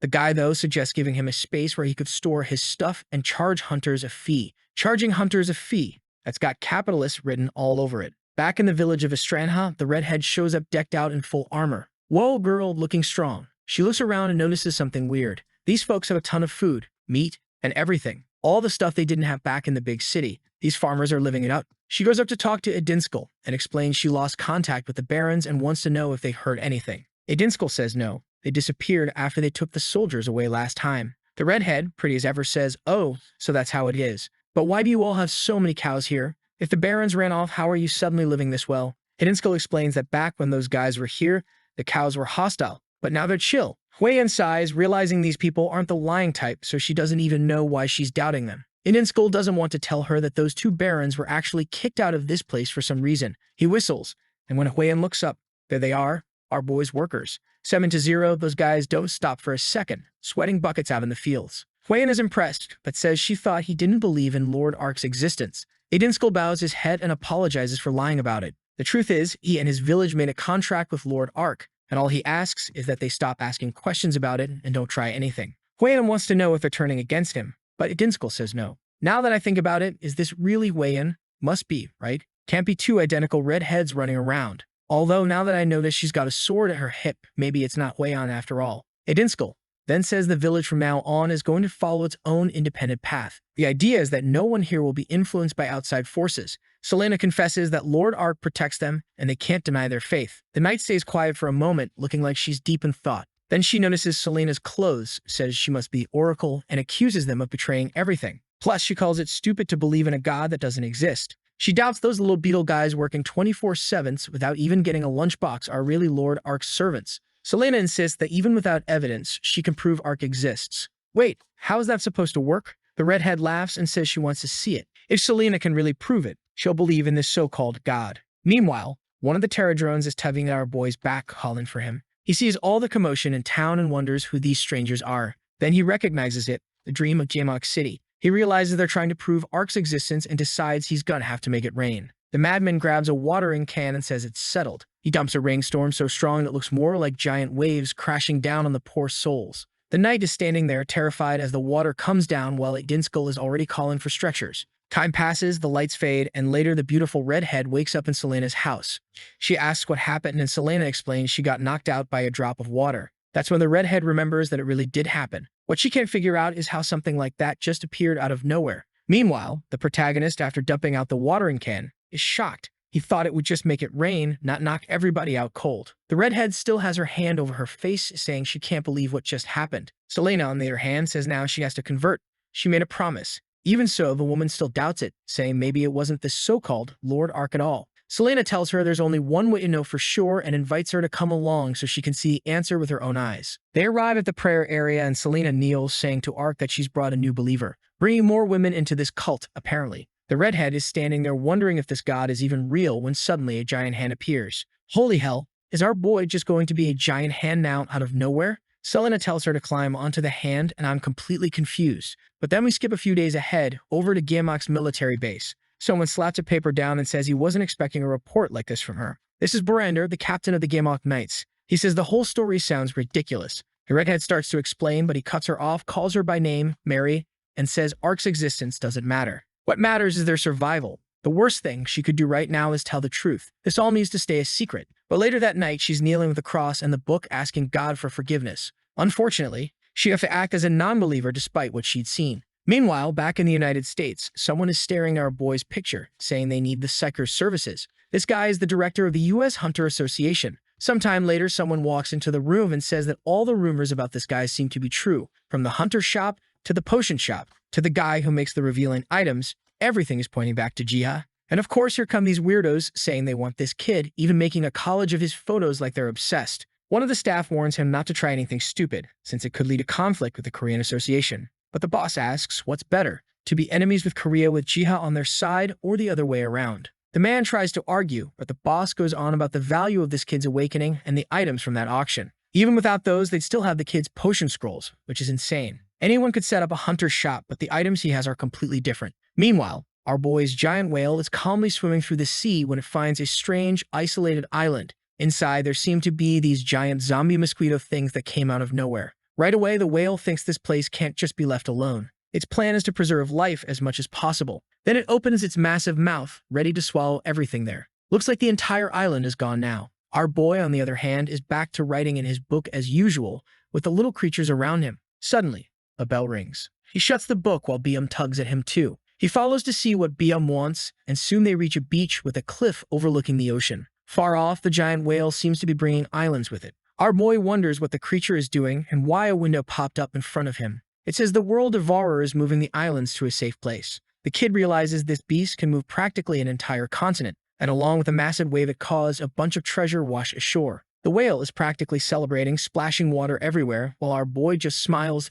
thinking not only did he get treasure, but now he's got even more islands to take care of. Then the whale waves goodbye, telling him to visit when he has more time, and the big softy dives back into the water. Then the scene cuts to an office. The guy slams the table, demanding to know what's this business about finding a new religion. He's talking to Mary, asking what she thinks about it. Then we jump back a few hours earlier in the same region, when she was in the middle of training, drenched in sweat. The Knight Commander, Bartok, shows up and greets her. She asks if he needs something, and right away he puts a hand on her shoulder and tells her to come to his office. This dude's sighing like crazy in the background, saying he wants to talk about Lord Ark. Get out of here, creep. In the office, he starts talking about this new religion. Mary plays dumb, saying, religion? I don't know anything about that. Never heard of this Lord Ark, don't even know him. But the guy reveals he already looked through her locker and found a crest of Lord Ark in there. Girl, you're not helping yourself. 16 IQ, pretty and dumb. Just the way some guys like. And poor Mary's sweating in the cold now, realizing she's in trouble. She looks scared. This guy must be strong because I thought she'd just get pissed, draw her sword, and be done with it. But the commander says he hasn't told anyone yet, but now she owes him a little favor. Oh great, here comes the creep moment. She's sure this bastard is going to use her like a puppet, but he just tells her to leave, says he'll call for her when he needs something. At least it sounds like it'll just be missions, better than anything else. A little while later, she's out in the forest alone, lamenting how screwed she is now. She's being watched, can't openly love Lord Ark anymore, and now she owes that weirdo a favor. Then she notices the lights in her house are on. She opens the door, remembering she hadn't left anything on. As soon as she walks in, pissed off, she demands to know who broke into her house, only to find Bartok, who comments that she's coming home pretty late. Mary is confused and just says she was training, but that he pulls out a book and says now the proof is clear, she's a follower of Ark's cult. She really has been fooled by the lies about this god. Poor Mary is still trying to deny it, but the guy says fine, he'll just read a few pages out loud. It talks about some shameful first words about an intimate relationship between Lord Ark and the incarnation of Silvered. Mary gets flustered, wanting to know what the hell this creep is talking about. She tries to grab the book, but two knights hold her back. She knows things are just getting worse. The guy says he can't believe someone with such a good position in the Empire is trying to betray them. She must have forgotten the oaths she swore to the Emperor. Apparently she was raised by Borander, which he now calls a big mistake. Mary's getting angry, whispering Bartok's name, and I still don't get why this guy's always out of breath. I know you're chubby, but seriously, can't you just stand still? And yep, it's exactly what I thought, full-on creep mode. He tells her to visit him every night so he can fix her way of thinking. What the hell is happening here? Suddenly the scene switches to Borander, who says he won't let her marry that fat bastard Bartok. Mary looks shocked, about to say something, but he just tells her to shut up, pack her things, and leave. He'll handle everything. He cups her face and admits he didn't expect they'd have problems this early. He also says her personality isn't the best. Mary thinks maybe it'd be easier to just accept it, but he says no way. He warns her that she wouldn't be treated like a wife, but like a toy. Humiliated, forced to live with that washed-up guy, and as long as he's alive, that won't happen. Then he grabs a bag and a knife, tells her to run away and go to the place where she saw the miracle. Meanwhile, Bartok's waiting, thinking she'll show up at night, and apparently something really is about to happen. Now she's there in this little dress. Weren't you supposed to be running away? Everyone's praising the commander, saying she looks amazing. Those bastards are already watching her head into the house, saying Bartok is going to have a great time. 20 minutes later, they go check how big the hole is in the wall that is. The bell rings, they want to know who the hell's causing trouble, but she's already mounted her horse and bolted. Bartok shouts, my redhead, catch that damn girl, and she's riding off yelling, get lost, fatty. There's no way I'm marrying you, bastard. But a guy like him can't lose the only redhead he'll ever see in his life. He's charging ahead with his entire troop, until suddenly a lightning bolt strikes right between them, splitting everyone apart. And of course it's Artfoot. You better watch out, or you're gonna get gored. And that thing kills. Then we cut to the garden where our boy is with the Terra drones working hard as always. Gia comes over to check what they're writing and is shocked, wondering if the message is even true. That's when they reveal that Bartok has been chasing after the redhead. Jihad immediately decides to act, saying that if this is true, they've got a serious problem. He doesn't want anything bad happening to her. He starts searching everywhere on the map until he finally spots her riding on horseback, running for her life. Right away, he calls on the fastest of them all, Artfoot, who opens a massive portal, charges through, fires up those horns, and unleashes a thunder strike. The fat creep just stands there, wondering why even the gods are stopping him from catching the redhead. Worse yet, the lightning strike left a giant crater, so yeah, he's got no chance now. Artfoot goes over to her, and she realizes this creature came just to save her. She thanks the horse, apologizing and saying she wouldn't have made it this far without him. Artfoot takes off flying, leaving everyone behind. Half a second later, they're already right above the place where she first met Ark's people. She starts wondering if all of this was part of the god's plan. The knights immediately recognize her and order someone to call the prince. Right then, she faints on the ground and Dinskull rushes in to help. On our boy's system interface, a notification pops up saying that Margareta Lastel has sworn loyalty. Now he knows the redhead is safe from here on out. He praises Arfa for his hard work, gives him a carrot as a treat, and the big guy just chills.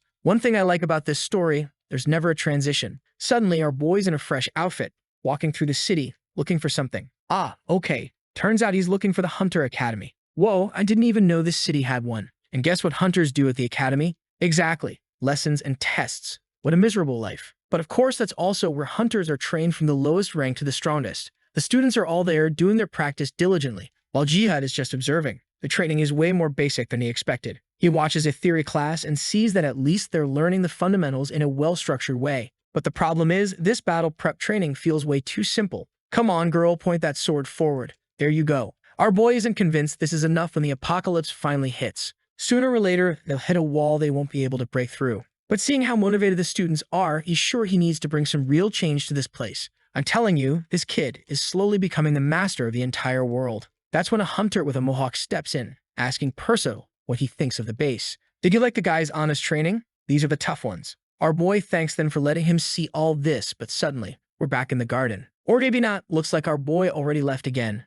I didn't even notice. Then we get a look at the lives of the creatures. Arfa is busy eating, Biom is pestering Reddy, while Growler and Barry are going at it in a full-on sparring match. After a long session, they're all resting. Well, not just the three of them, more like 25 now. While they eat, drink, and play around, guess who's the only one still hard at work? That's right, the Terradrones again. I'm starting to think I'm a Terradrone myself. We're all Terradrones, guys. The dream is to be like Biom, just eat, sleep, and play. But in reality, capitalism has us out here in the city, working, hammering metal, sweating bullets, making weapons so Jiha can make money. The Terradrones get praised for building something amazing again, and they all celebrate together. Finally, they've started producing rank 3 weapons. Just like a real-life worker, you go to your job, get something to eat, and that's it. Drink some water, and you're back to work. Our protagonist is now studying how to create his very own miniature world. Man, he's officially becoming a god now, huh? One thing he notices in the scriptures is that this world he'd create would be different from the one he sees. Ah,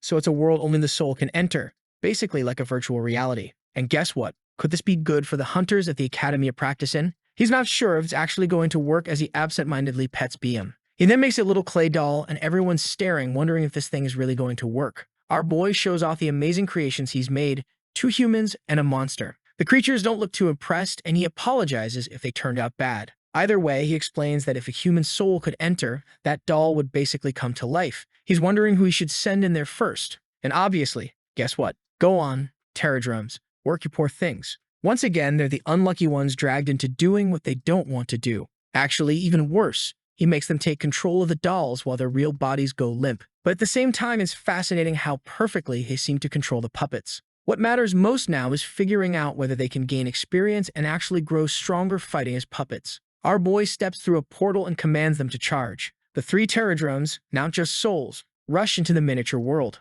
Damn, he really made his own little world to make the creatures fight in it. He basically created a Pokemon battle arena for hunters. It looks like the Terradrones can't use their natural abilities, but even so, this is way better than what you saw back at the Hunter Association. The only downside is that building something like this for those people would cost a lot. After a while, the Terradrones manage to win, but they're completely exhausted. Our boy praises them for their first simulation and asks if the experience was painful. The winning Terradrones just flex their arms proudly, saying it was easy. They're pumped now. The system then announces that the adventure mission has been completed and the miniature world will be reset. With that, his ability to create new worlds levels up and he gains a brand new skill. At that moment, one of the Terradrones shows that his arm has transformed into a sort of blade and gives it a swing. Jiva realizes this has incredible potential. This way, hunters in the real world could train their abilities in a safe place, while more experienced ones could fight against creatures they'd never normally get a chance to face and prepare for the day they meet something they can't handle. He's certain this is the best way to use this power, and with that, his sanctuary development ability also levels up. The next day, he's there with the world tree now at level 4 with 15 extra status points, more resistance, plus possession, and observation unlocked. Possession allowed him to enter with his consciousness into trees, animals, plants, rocks, basically everything. He pretty much became whatever he possessed. Right away, he wonders if this would also work inside the miniature world he created. He tests the new ability, and now it feels like he can create whatever he wants with just a finger. The downside? There's no free lunch in this world. Every time he created something, it cost him essence. He opens a book to check the rates and tries to come up with a plan. If it were up to him, he'd do everything for free, but that's not how things work. He grabs his pen and says that now that everything's planned, it's time to get started. Meanwhile, over at the Korean Academy, the one humiliating the entire world, the United States was already pissed before, imagine now. The teacher explains that next month, everyone will have a hands-on experience in the hunter world. Oh, and they're introducing a new teacher, Hyjin. Damn, what beauty. There's no way it isn't her. That waifu from the beginning, the one who kept chasing after Sunyuk. Looks like she's going to be a new instructor now, huh? All the students are hyped up as the queen arrives. She introduces herself, talking about all the things she's accomplished, when suddenly a man bursts in, saying they got bad news. A gate had spawned inside the academy. Hyjin immediately tells everyone to back off, take care of the kids. She's going to handle this. She comments that from the outside, it looked like a normal portal. She's about to go in, but Jianbek says he'll check it first. The moment he touches it, what happens? He faints, face first into the ground. Obviously, now he's in the place our boy created, holding his head, trying to understand what just happened to him. He's not in the same body, not holding the same weapon. What's going on? Then the system greets him, welcoming him to the tutorial dungeon, explaining that only basic skills work there, and that his real body is safe outside. He grabs the sword and sees that it actually looks like a great starter weapon. Not to mention, this place would be perfect for anyone at the academy to train in. He immediately starts wondering if someone set this up on purpose, but it would have to be someone really powerful to make something so complex. The poor little moles he was supposed to fight are already looking terrified. Wanting to understand how this works, he doesn't hesitate. He rushes in and starts cutting everything down. He notices that only basic abilities work, but that's fine. It's more than enough to train the academy students. Then the system tells him he failed to receive the powerful attack reward because he had already mastered it. He's confused. This was a strange dungeon, easy, but still handing out skill rewards. It really is the perfect setup for beginner hunters. A system asks if he wants to proceed to stage 2, but the guy stays humble and says no. If it were me, I'd go all the way to stage 99, grab every reward possible. No hesitation. Then he wakes up in the hospital, and the nurse says he just suddenly collapsed. The fool face-planted and scared all the cadets when he touched that blue door. He gets up thanking her and she tells him to rest, but he says he's fine because he needs to tell everyone what he saw inside. Meanwhile, outside, everyone is curious to know what happens inside that place. The white-haired guy says they have no idea something is about to shake the entire world. The scene cuts to an interview where someone says it's incredible, a place where you can gain experience without putting yourself at risk. And greed has already begun spreading in every corner. One man says fine, it's just a tutorial, but the academy shouldn't keep it all to themselves. And that's exactly what Jiho is afraid of. Looks like he's going to have to create a dungeon that everyone can access. Sometime later, Jia tells Weiyun he's going to grab something for them to drink, when she notices something outside. A new Gikken appeared, and she immediately starts calling everyone, saying they need backup. She asks for beds and mattresses to be brought, warning that everyone who touches it is going to faint. The whole group is transported and suddenly find themselves in a desolate place. It's funny. Everyone's appearance changes, their heads and faces look completely different, like they just changed skins in a video game. On top of that, inside the gate, she feels like she has 3 times more ether, and her fire magic is much stronger. What she finds strange is that from what she'd heard about these kinds of dungeons, you were only supposed to get beginner-level stuff. Then a message pops up saying she has to pay 50 essences to participate in this training dungeon. The others explain that they only had to pay 15 or 20, and she's practically crying, realizing the price is higher for her because she's the leader. With no other choice, and now that everyone is paid, she clicks yes to start the trial. Right away, what appears is one of those blood wolves from before. She knows this is a disaster-rank creature, which should be impossible to face in a simple beginner training session. Normally, the right move now would be to run, but this time, things are different. She motivates the team, telling them to charge in without fear. The girl immediately forms a massive fireball, practically a spirit bomb, and the explosion seems to wipe out the entire area. News about the new portal spreads quickly in the hunter community. Huiyan tells everyone that now they can fight disaster-rank monsters or at least practice against them. Seeing this, Jiha is happy because the portal is actually being used. Plus, lots of hunters are leaving positive reviews about it. At that moment, he remembers he had asked Adinskull and Selena for help about what monsters existed in their world. Thanks to that, he was able to prepare creatures that made a lot more sense for hunters to fight. The one who suffered, of course, was the poor Terradrone, who had to tank everything. He also notices that Mary is starting to adapt well to the city. With the dungeon doing so well and the portal active, Gio wonders if maybe it's time to create other portals to help the academy students. He pets VM, the little cutie, saying that he could also add new weapons for them to practice with, help them get stronger. Back at the academy, a bunch of students gather in front of the place. One of the girls is trembling, but her friend tells her to calm down, reminding her that no one dies inside. Saimano says they need to push themselves and break the new record. Some of them still seem unsure, saying it's impossible, but the orange-haired girl says they've got skilled people on the team, so they can do it. After a lot of convincing, the group enters the dungeon. Right away, they charge at the killer thorn monster, which starts firing spikes in every direction as they dodge and get closer. The guy with glasses counterattacks, unleashing a triple piercing strike, while Dissil in the back prepares a shot and lands an arrow. Dan, her shot is like a cannon. It completely shatters the monster's shell. But the arrow was so strong it ricocheted and hit one of their teammates. At least he doesn't feel pain, though honestly, I think he should. Sure, it could traumatize someone to feel their head crushed during training, but still, how are they supposed to get used to the pain of real fights otherwise? At that moment, the guy understands that this is exactly why they're here. If this were the real world, that arrow would cost them dearly, but here it only cost her the lesson she just learned. They finish the fight, the monster's head rolling on the ground. But right away, Stage 3 starts and an orc appears. Man, remember that monster from way back at the beginning. The huge beast immediately lands a punch on one of them, sending him flying. The girl instantly casts 3 fireballs in a row, but they don't land a single hit. She starts focusing more mana, determined to prove who's stronger. But then the system asks if that's really what she wants to do. The girl is confused, wondering what this little system is even asking. And apparently, it was our boy who wrote that prompt in the first place, which he probably shouldn't have. He's trying to drop some hints to help them out. It then says it hopes she'll contribute more to the group.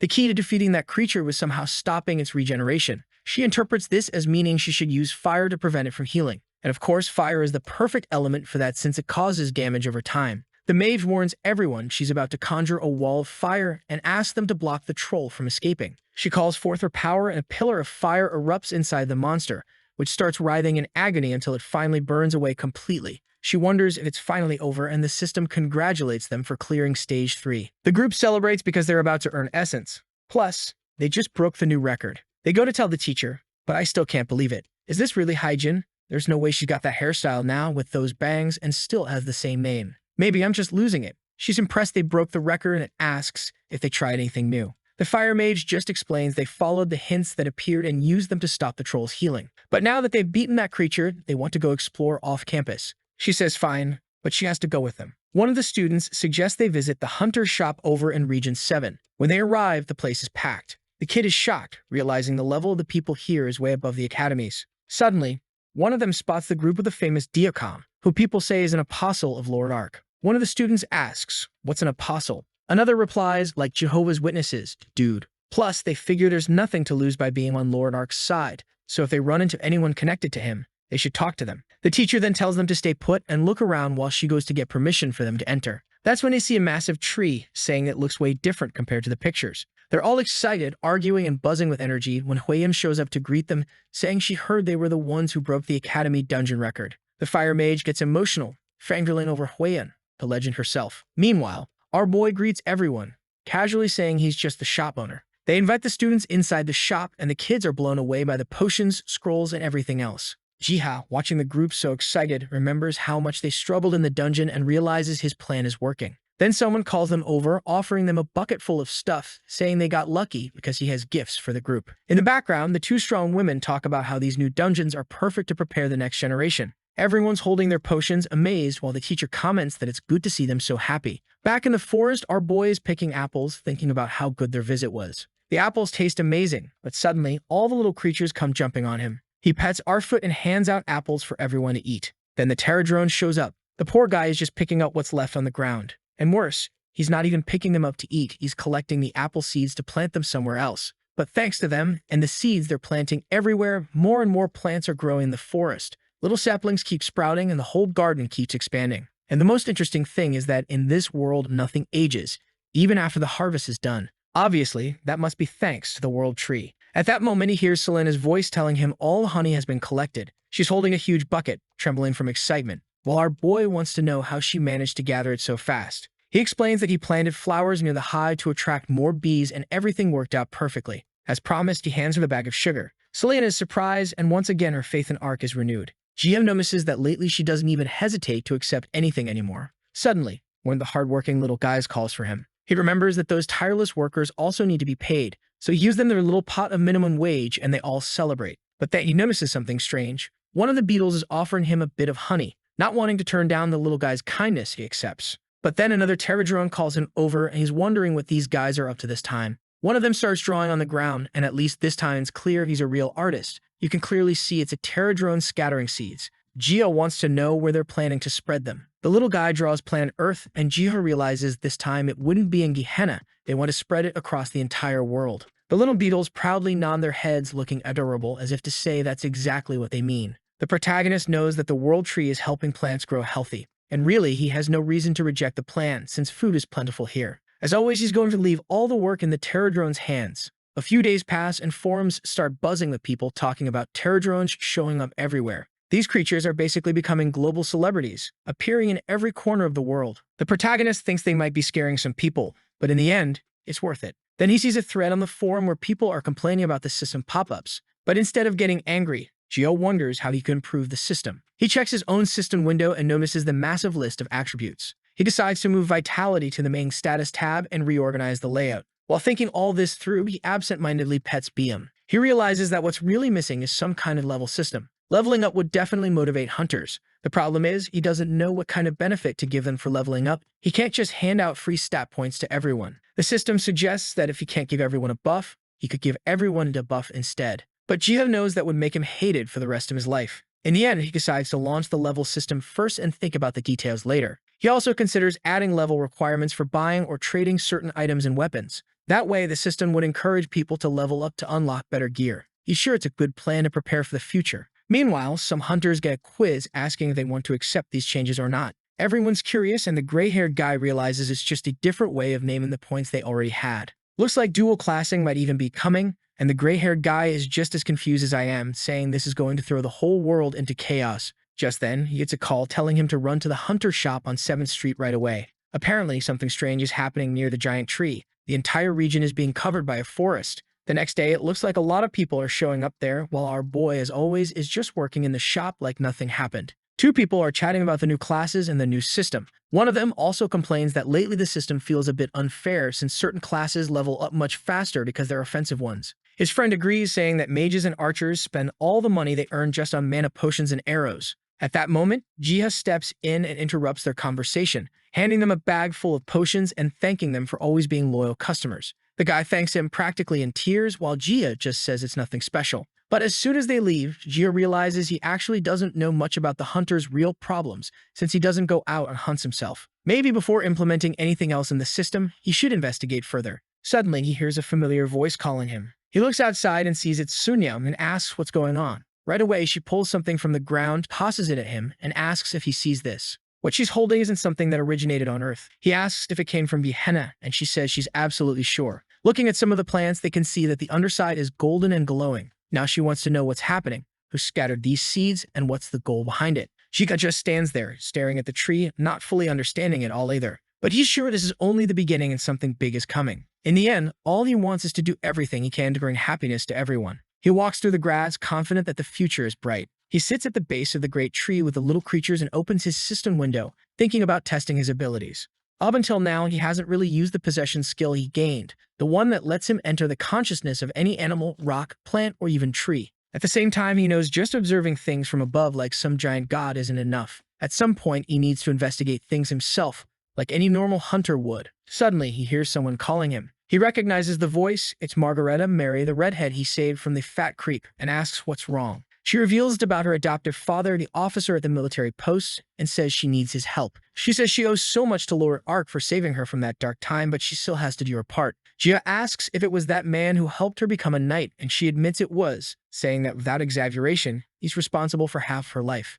She also says that even though Bartok might be lying low after the lightning strike, there's nothing stopping him from planning retaliation later, and she's terrified of what he might try to do to Borander. Gia knows she's scared that her actions might affect her father's life. The problem is that Bartok comes from a rich and powerful family, and his influence in the army is massive. Even so, Mary prays to Ark, saying all she wants is to rescue the captain from that monster. Seeing her sincerity, Gia is convinced. He can see it in her eyes, and says fine, he'll check out what's happening in the Gamok region. She thanks him, pleading with him to please help them. Gia thinks this man must really be someone important to her. Sometime later, he finds Jamak, a fortress hidden in the mountains. Inside, that wretched fat Bartok is yelling at his flesh and blood soldiers, humiliating them, saying they're not doing their jobs properly on the project. Jihat immediately realizes this must be Bartok. The guy is incredibly fat while everyone else in the place is clearly starving. He's sure those poor workers are suffering under this guy and decides he's already seen enough to know exactly what kind of person Bartok is. Bio nudges Jiha, worried because he noticed how angry he'd gotten. Jiha apologizes and calms down, thinking that for now he needs to figure out a way to contact Borander.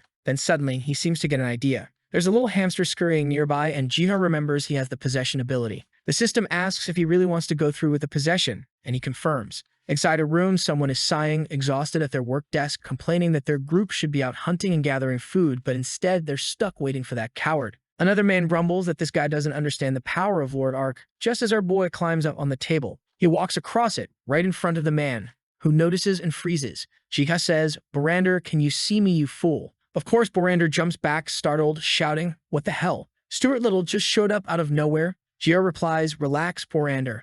I'm a friend of Margareta Lestel." Borander is confused. What is he supposed to say to a hamster? But since Jiha mentioned Mary, he asks if she made it to Istran and if Jiha is one of Ark's oracles. Jiha admits it might be hard to believe, but yes, it's true. He then explains that Mary sent him here to get Borander out of this place. Borander asks how that would even be possible, and Jiha simply says they have their own methods. Borander knows it's hard to believe any of this, but it's just as hard to demand proof. Even so, he's already relieved just knowing Mary is alive. Now he can die in peace. Jiha hesitates, not sure why the man's suddenly talking about dying, but Borander says it's easier to just show him this situation than try to explain it. Out in the city, Jiha sits on Borander's shoulder, observing everything. From above, like a god overlooking the city, everything looks neat, almost cute, like everything is functioning perfectly. But from up close, he can see that the people are worn out, their clothes filthy, suffering as they haul heavy stones. Then he hears a strange noise, some banging, some gnawing, and spots kids chewing on scraps, even bits of wood. Borander explains that the children eat the night's leftovers. What? That escalated fast, straight to starvation and desperation. Jiha can't understand how food could be this scarce. But of course, the rich are hoarding everything. Bartok is greedy and does whatever it takes to get what he wants, and nothing else matters to him. Borander tells Jiha to look at something. It's a massive palace, one of the results of Bartok's greed. Two guards stand in front, talking about eating meat, and one even says he's getting tired of it. Meanwhile, the poor are begging for crumbs, but the soldiers just walk past them, completely indifferent. Borander says this is what the city has become. Jiha realizes it's far worse than he imagined. The social divide and cruelty are staggering. The city is heading toward ruin, and he doesn't want to let that happen. He asked Borander if he has any idea how to get the people to rise up against Bartok. Borander explains that no one here is stupid. They know that if they start spreading rumors against Bartok, they'll be killed. Jiha wonders if maybe their mindset would change if they witnessed the power of a god. Meanwhile, Arkfoot is off peacefully munching grass. Borander leaves for a meeting, and Jiva sits on a box, deep in thought. His first plan is to understand the rumors and everything happening in the city, but suddenly someone grabs him. The mustached man says he always knew Borander was strange, but now talking to rats? That's insanity. He needs to show this to everyone so they know Borander has completely lost it. Jiva tries to do the obvious thing, break the possession. But nope, he fell right into the trap. His level was way too low, so he couldn't just forcefully break free. And the guy seems to think the hamster's eyes look way too human. He wonders if the little creature actually knows how to talk. That just makes things worse. Now Borander looks like he's talking to a possessed human rat. He says he has to show this to Bartok so he'll understand what kind of person he's got under his command. The guy takes off running, carrying Jiha along. Meanwhile, back in the forest, the bell is ringing. Yeah, you better give Jiha back. There's an entire gang getting ready to move. Barry is already asking if maybe they should go look for Jiha since he's missing and the alarm is sounding. Biam agrees. The garden wouldn't survive without its master. A bit later, back in Estrim, someone comes up to Mary and says she's received a message. The letter says they can barely believe everything she told them was true. The person had been visited by the agent, but unfortunately they lost him because he didn't show up at the meeting point. Seems like it has something to do with the Sun Knights who are always watching her. And Bartok is probably planning something to create another uproar. You get what any of that means? No? Yeah, me neither, but it looks like she was trying to arrange something with someone, maybe to exchange information. Either way, she grabs her sword and says she's going to put an end to this once and for all. Outside, Arkfoot is already waiting for her, and off they go. She's surprised he showed up at the perfect time and thanks him again for helping her. Meanwhile, in Bartok's office, the man is wondering if the rat really was talking to Borander. The guy confirms it, saying he's sure of what he saw. That strange little creature must be some kind of devil's familiar, and Borander is a suspicious person. Bartok thanks him for the information and says he'll be rewarded later. Jiha, on the other hand, is sweating bullets. Being kidnapped definitely wasn't part of the plan. Who would have thought this cursed possession ability would have a cooldown and not let him force an exit? Just then, someone bursts into the office saying there's an emergency. He tells Bartok to look outside because something weird is happening. Bartok tells him to quit bothering him, but decides to glance out the window anyway. and outside, there's a gigantic Arkfoot standing on top of a pillar. Bartok wants to know where the hell this thing came from. The men are all panicking, saying they need to flee immediately, and Bartok remembers. This is the same creature that saved Mary. He's sure staying here is suicide. He bolts, running for his life. That was easy. Meanwhile, Jiha is emotional, realizing his creature came to rescue him. He's trying to get everyone's attention, but no one notices him. Arkfoot then moves toward the sun, dropping Mary off nearby, and she thanks him again. Now that both of them are there, each can take care of their own problems. Arkfoot activates his lightning and fires a blast right near Jiha. Jiha falls, screaming for help, but lands right on Arkfoot's head, stroking him and thanking him for the rescue. The problem is, he still wants to settle things with Bartok. But when he looks down, what's this? It's Mary. He finds it strange that the main knight hasn't already cut everyone down. Well, that's about to be fixed. Now she's going to do it. He realizes Arkfoot brought her here for an obvious reason. It seems the girl really is about to wipe out all the corruption in that city. But in the middle of her battle, just when she thinks she's about to finish her mission, a knight sneaks up behind her, until someone rushes in and slams him with a shield. It's Barander, asking how she's doing. She apologizes for all the trouble she caused, but he says it's fine. He pats her gently and says it's good to see she's still holding on.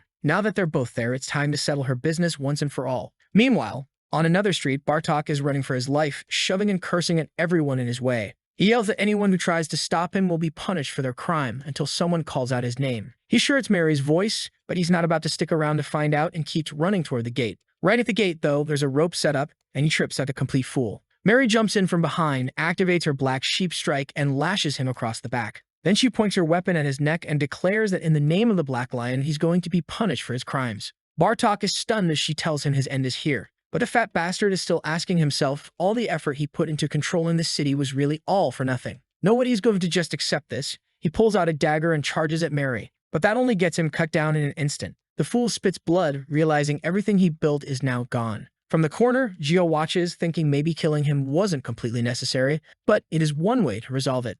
He remembers Sunyuk saying that sometimes it's better not to leave loose ends, or they'll come back to bite you later. He knows that's how warriors think, and even though he's not used to it, maybe this really was the right move. Either way, it was Mary's decision, and he chooses to respect it. Right then, the 3-hour timer on the possession runs out, and Jiha is back in the forest. The hamster is left there, totally confused. Pointing at the map, Jiva starts thinking about his next steps. He needs to rebuild that city and help the refugees survive. And in return, those people could produce things for him, like honey, for example. But of course, the Terror drones already sense they're about to be put to work again, and they won't even see a drop of that honey. One of the biggest challenges, though, is that if he tries to mix the city folks with the Gameout people, there's going to be a major clash in mindset. Not to mention, the citizens won't like having to interact with those who were technically their enemies until just recently. Even using his presence as Lord Ark, it'll still be hard to pull that off. But then the scene shifts to Selena, who says he seems to be underestimating the faith of the followers. He asks if she really thinks it's okay to let the Gameout people stay nearby. She says yes. She guarantees it'll all work out because this was his will.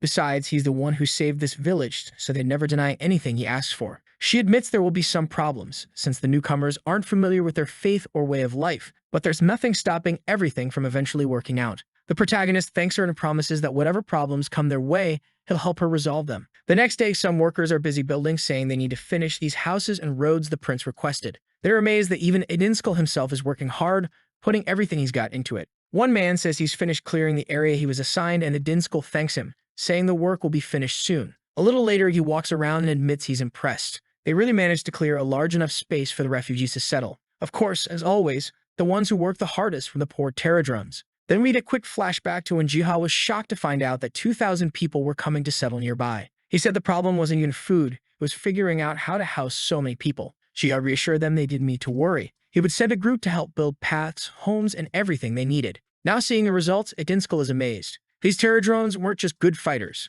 They were perfect for construction. Finally, this little place was about to start expanding, and Jiha knew he'd have to work even harder to keep up with all this progress. He tosses the shovel in the air like Lloyd Frontera, celebrating, telling everyone to go full force. But someone out in the forest is watching all the commotion. An elf asks what all the fuss is about, and Cuman explains what's going on, about the Terradrome workers.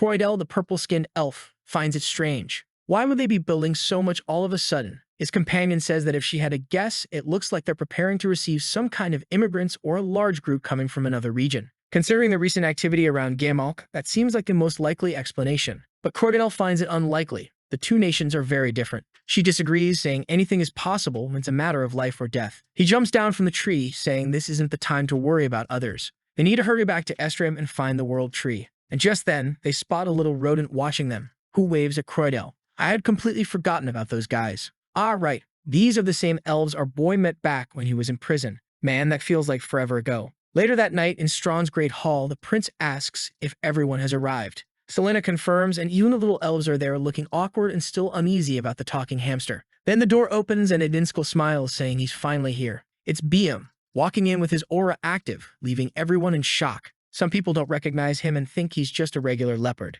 But Jiha, speaking through him, says that this is the agent of God. The elf is looking more and more confused. First the talking hamster, and now Jiha is speaking through a leopard's body. Jiha explains that he's just possessing its consciousness, that his true form is human. He clears his throat and announces that the official meeting of Gehenna's representatives will now begin. That day, they discussed how they would help the refugees and rebuild the entire city. They also talk about how to prevent the two populations from fighting each other. The ideal future was one where not only these two cities came together, but even the elves and everyone else became part of one large united group. Jia claps his hands, saying that's the perfect future, and asks what the next topic is. Later, Selena touches a leaf and says that's enough for today. Everything has been decided. The leaders thank everyone and agree it was a good plan, while Edinskal asks what Cordell thought of the meeting. Cordell simply replies that he's only here because he's interested in the world tree, nothing else. Even so, the prince comments that everyone being together in that room proves Gehenna has a real chance to be united again. He thanks Jiha, who gets all shy and says it's nothing special. Then Jiha says he has a special gift for everyone.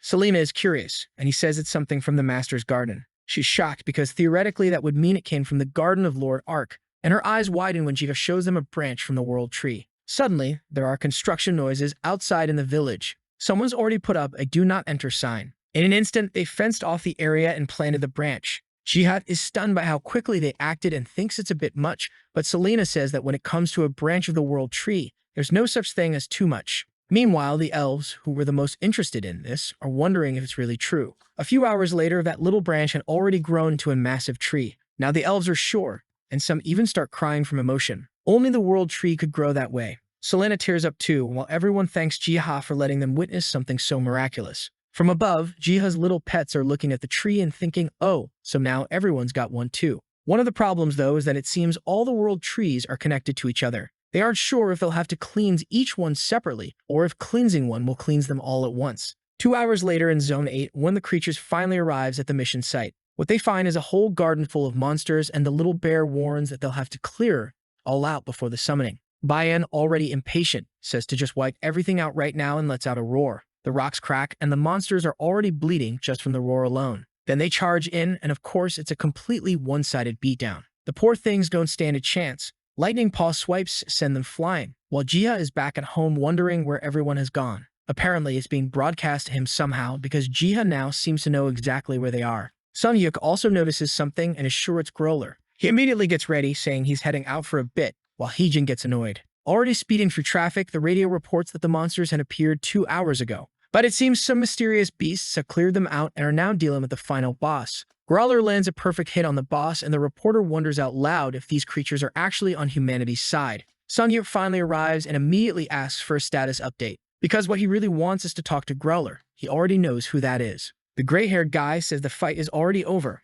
and that he can talk to him if he wants. But just then, the ground begins to shake and a crack opens in the sky. A rift appears, everyone shields themselves, and when they open their eyes, they find themselves standing in Strang. Sunyuk is confused, trying to understand how the entire village was summoned like this. How could something like that even be possible? But he's sure, from the time he spent there, this has to be Strang. And if it really is, does that mean he'll get to see his friends again? Then a mysterious voice says the meeting will be even better than that. Back in the village, Ed is training, already on strike number 9087. When someone shouts for him, Sunyuk shows up, looking completely love-struck. Honestly, those two are about to kiss any day now, which is perfect. Leave Selena and Hyjin for Jiha, not that he's going to make a move. Eddie is totally confused, asking, "Kid, what the hell are you doing here?" Sunyuk says Eddie's got it all wrong. He points toward the mountain and tells him to take a look. When Eddie looks, the mountain he sees is right here, not far away. Sunyuk then says it's good he understands now. Welcome to planet Earth. But somewhere else, a strange rose starts to move. A voice says that the worlds have connected through that route.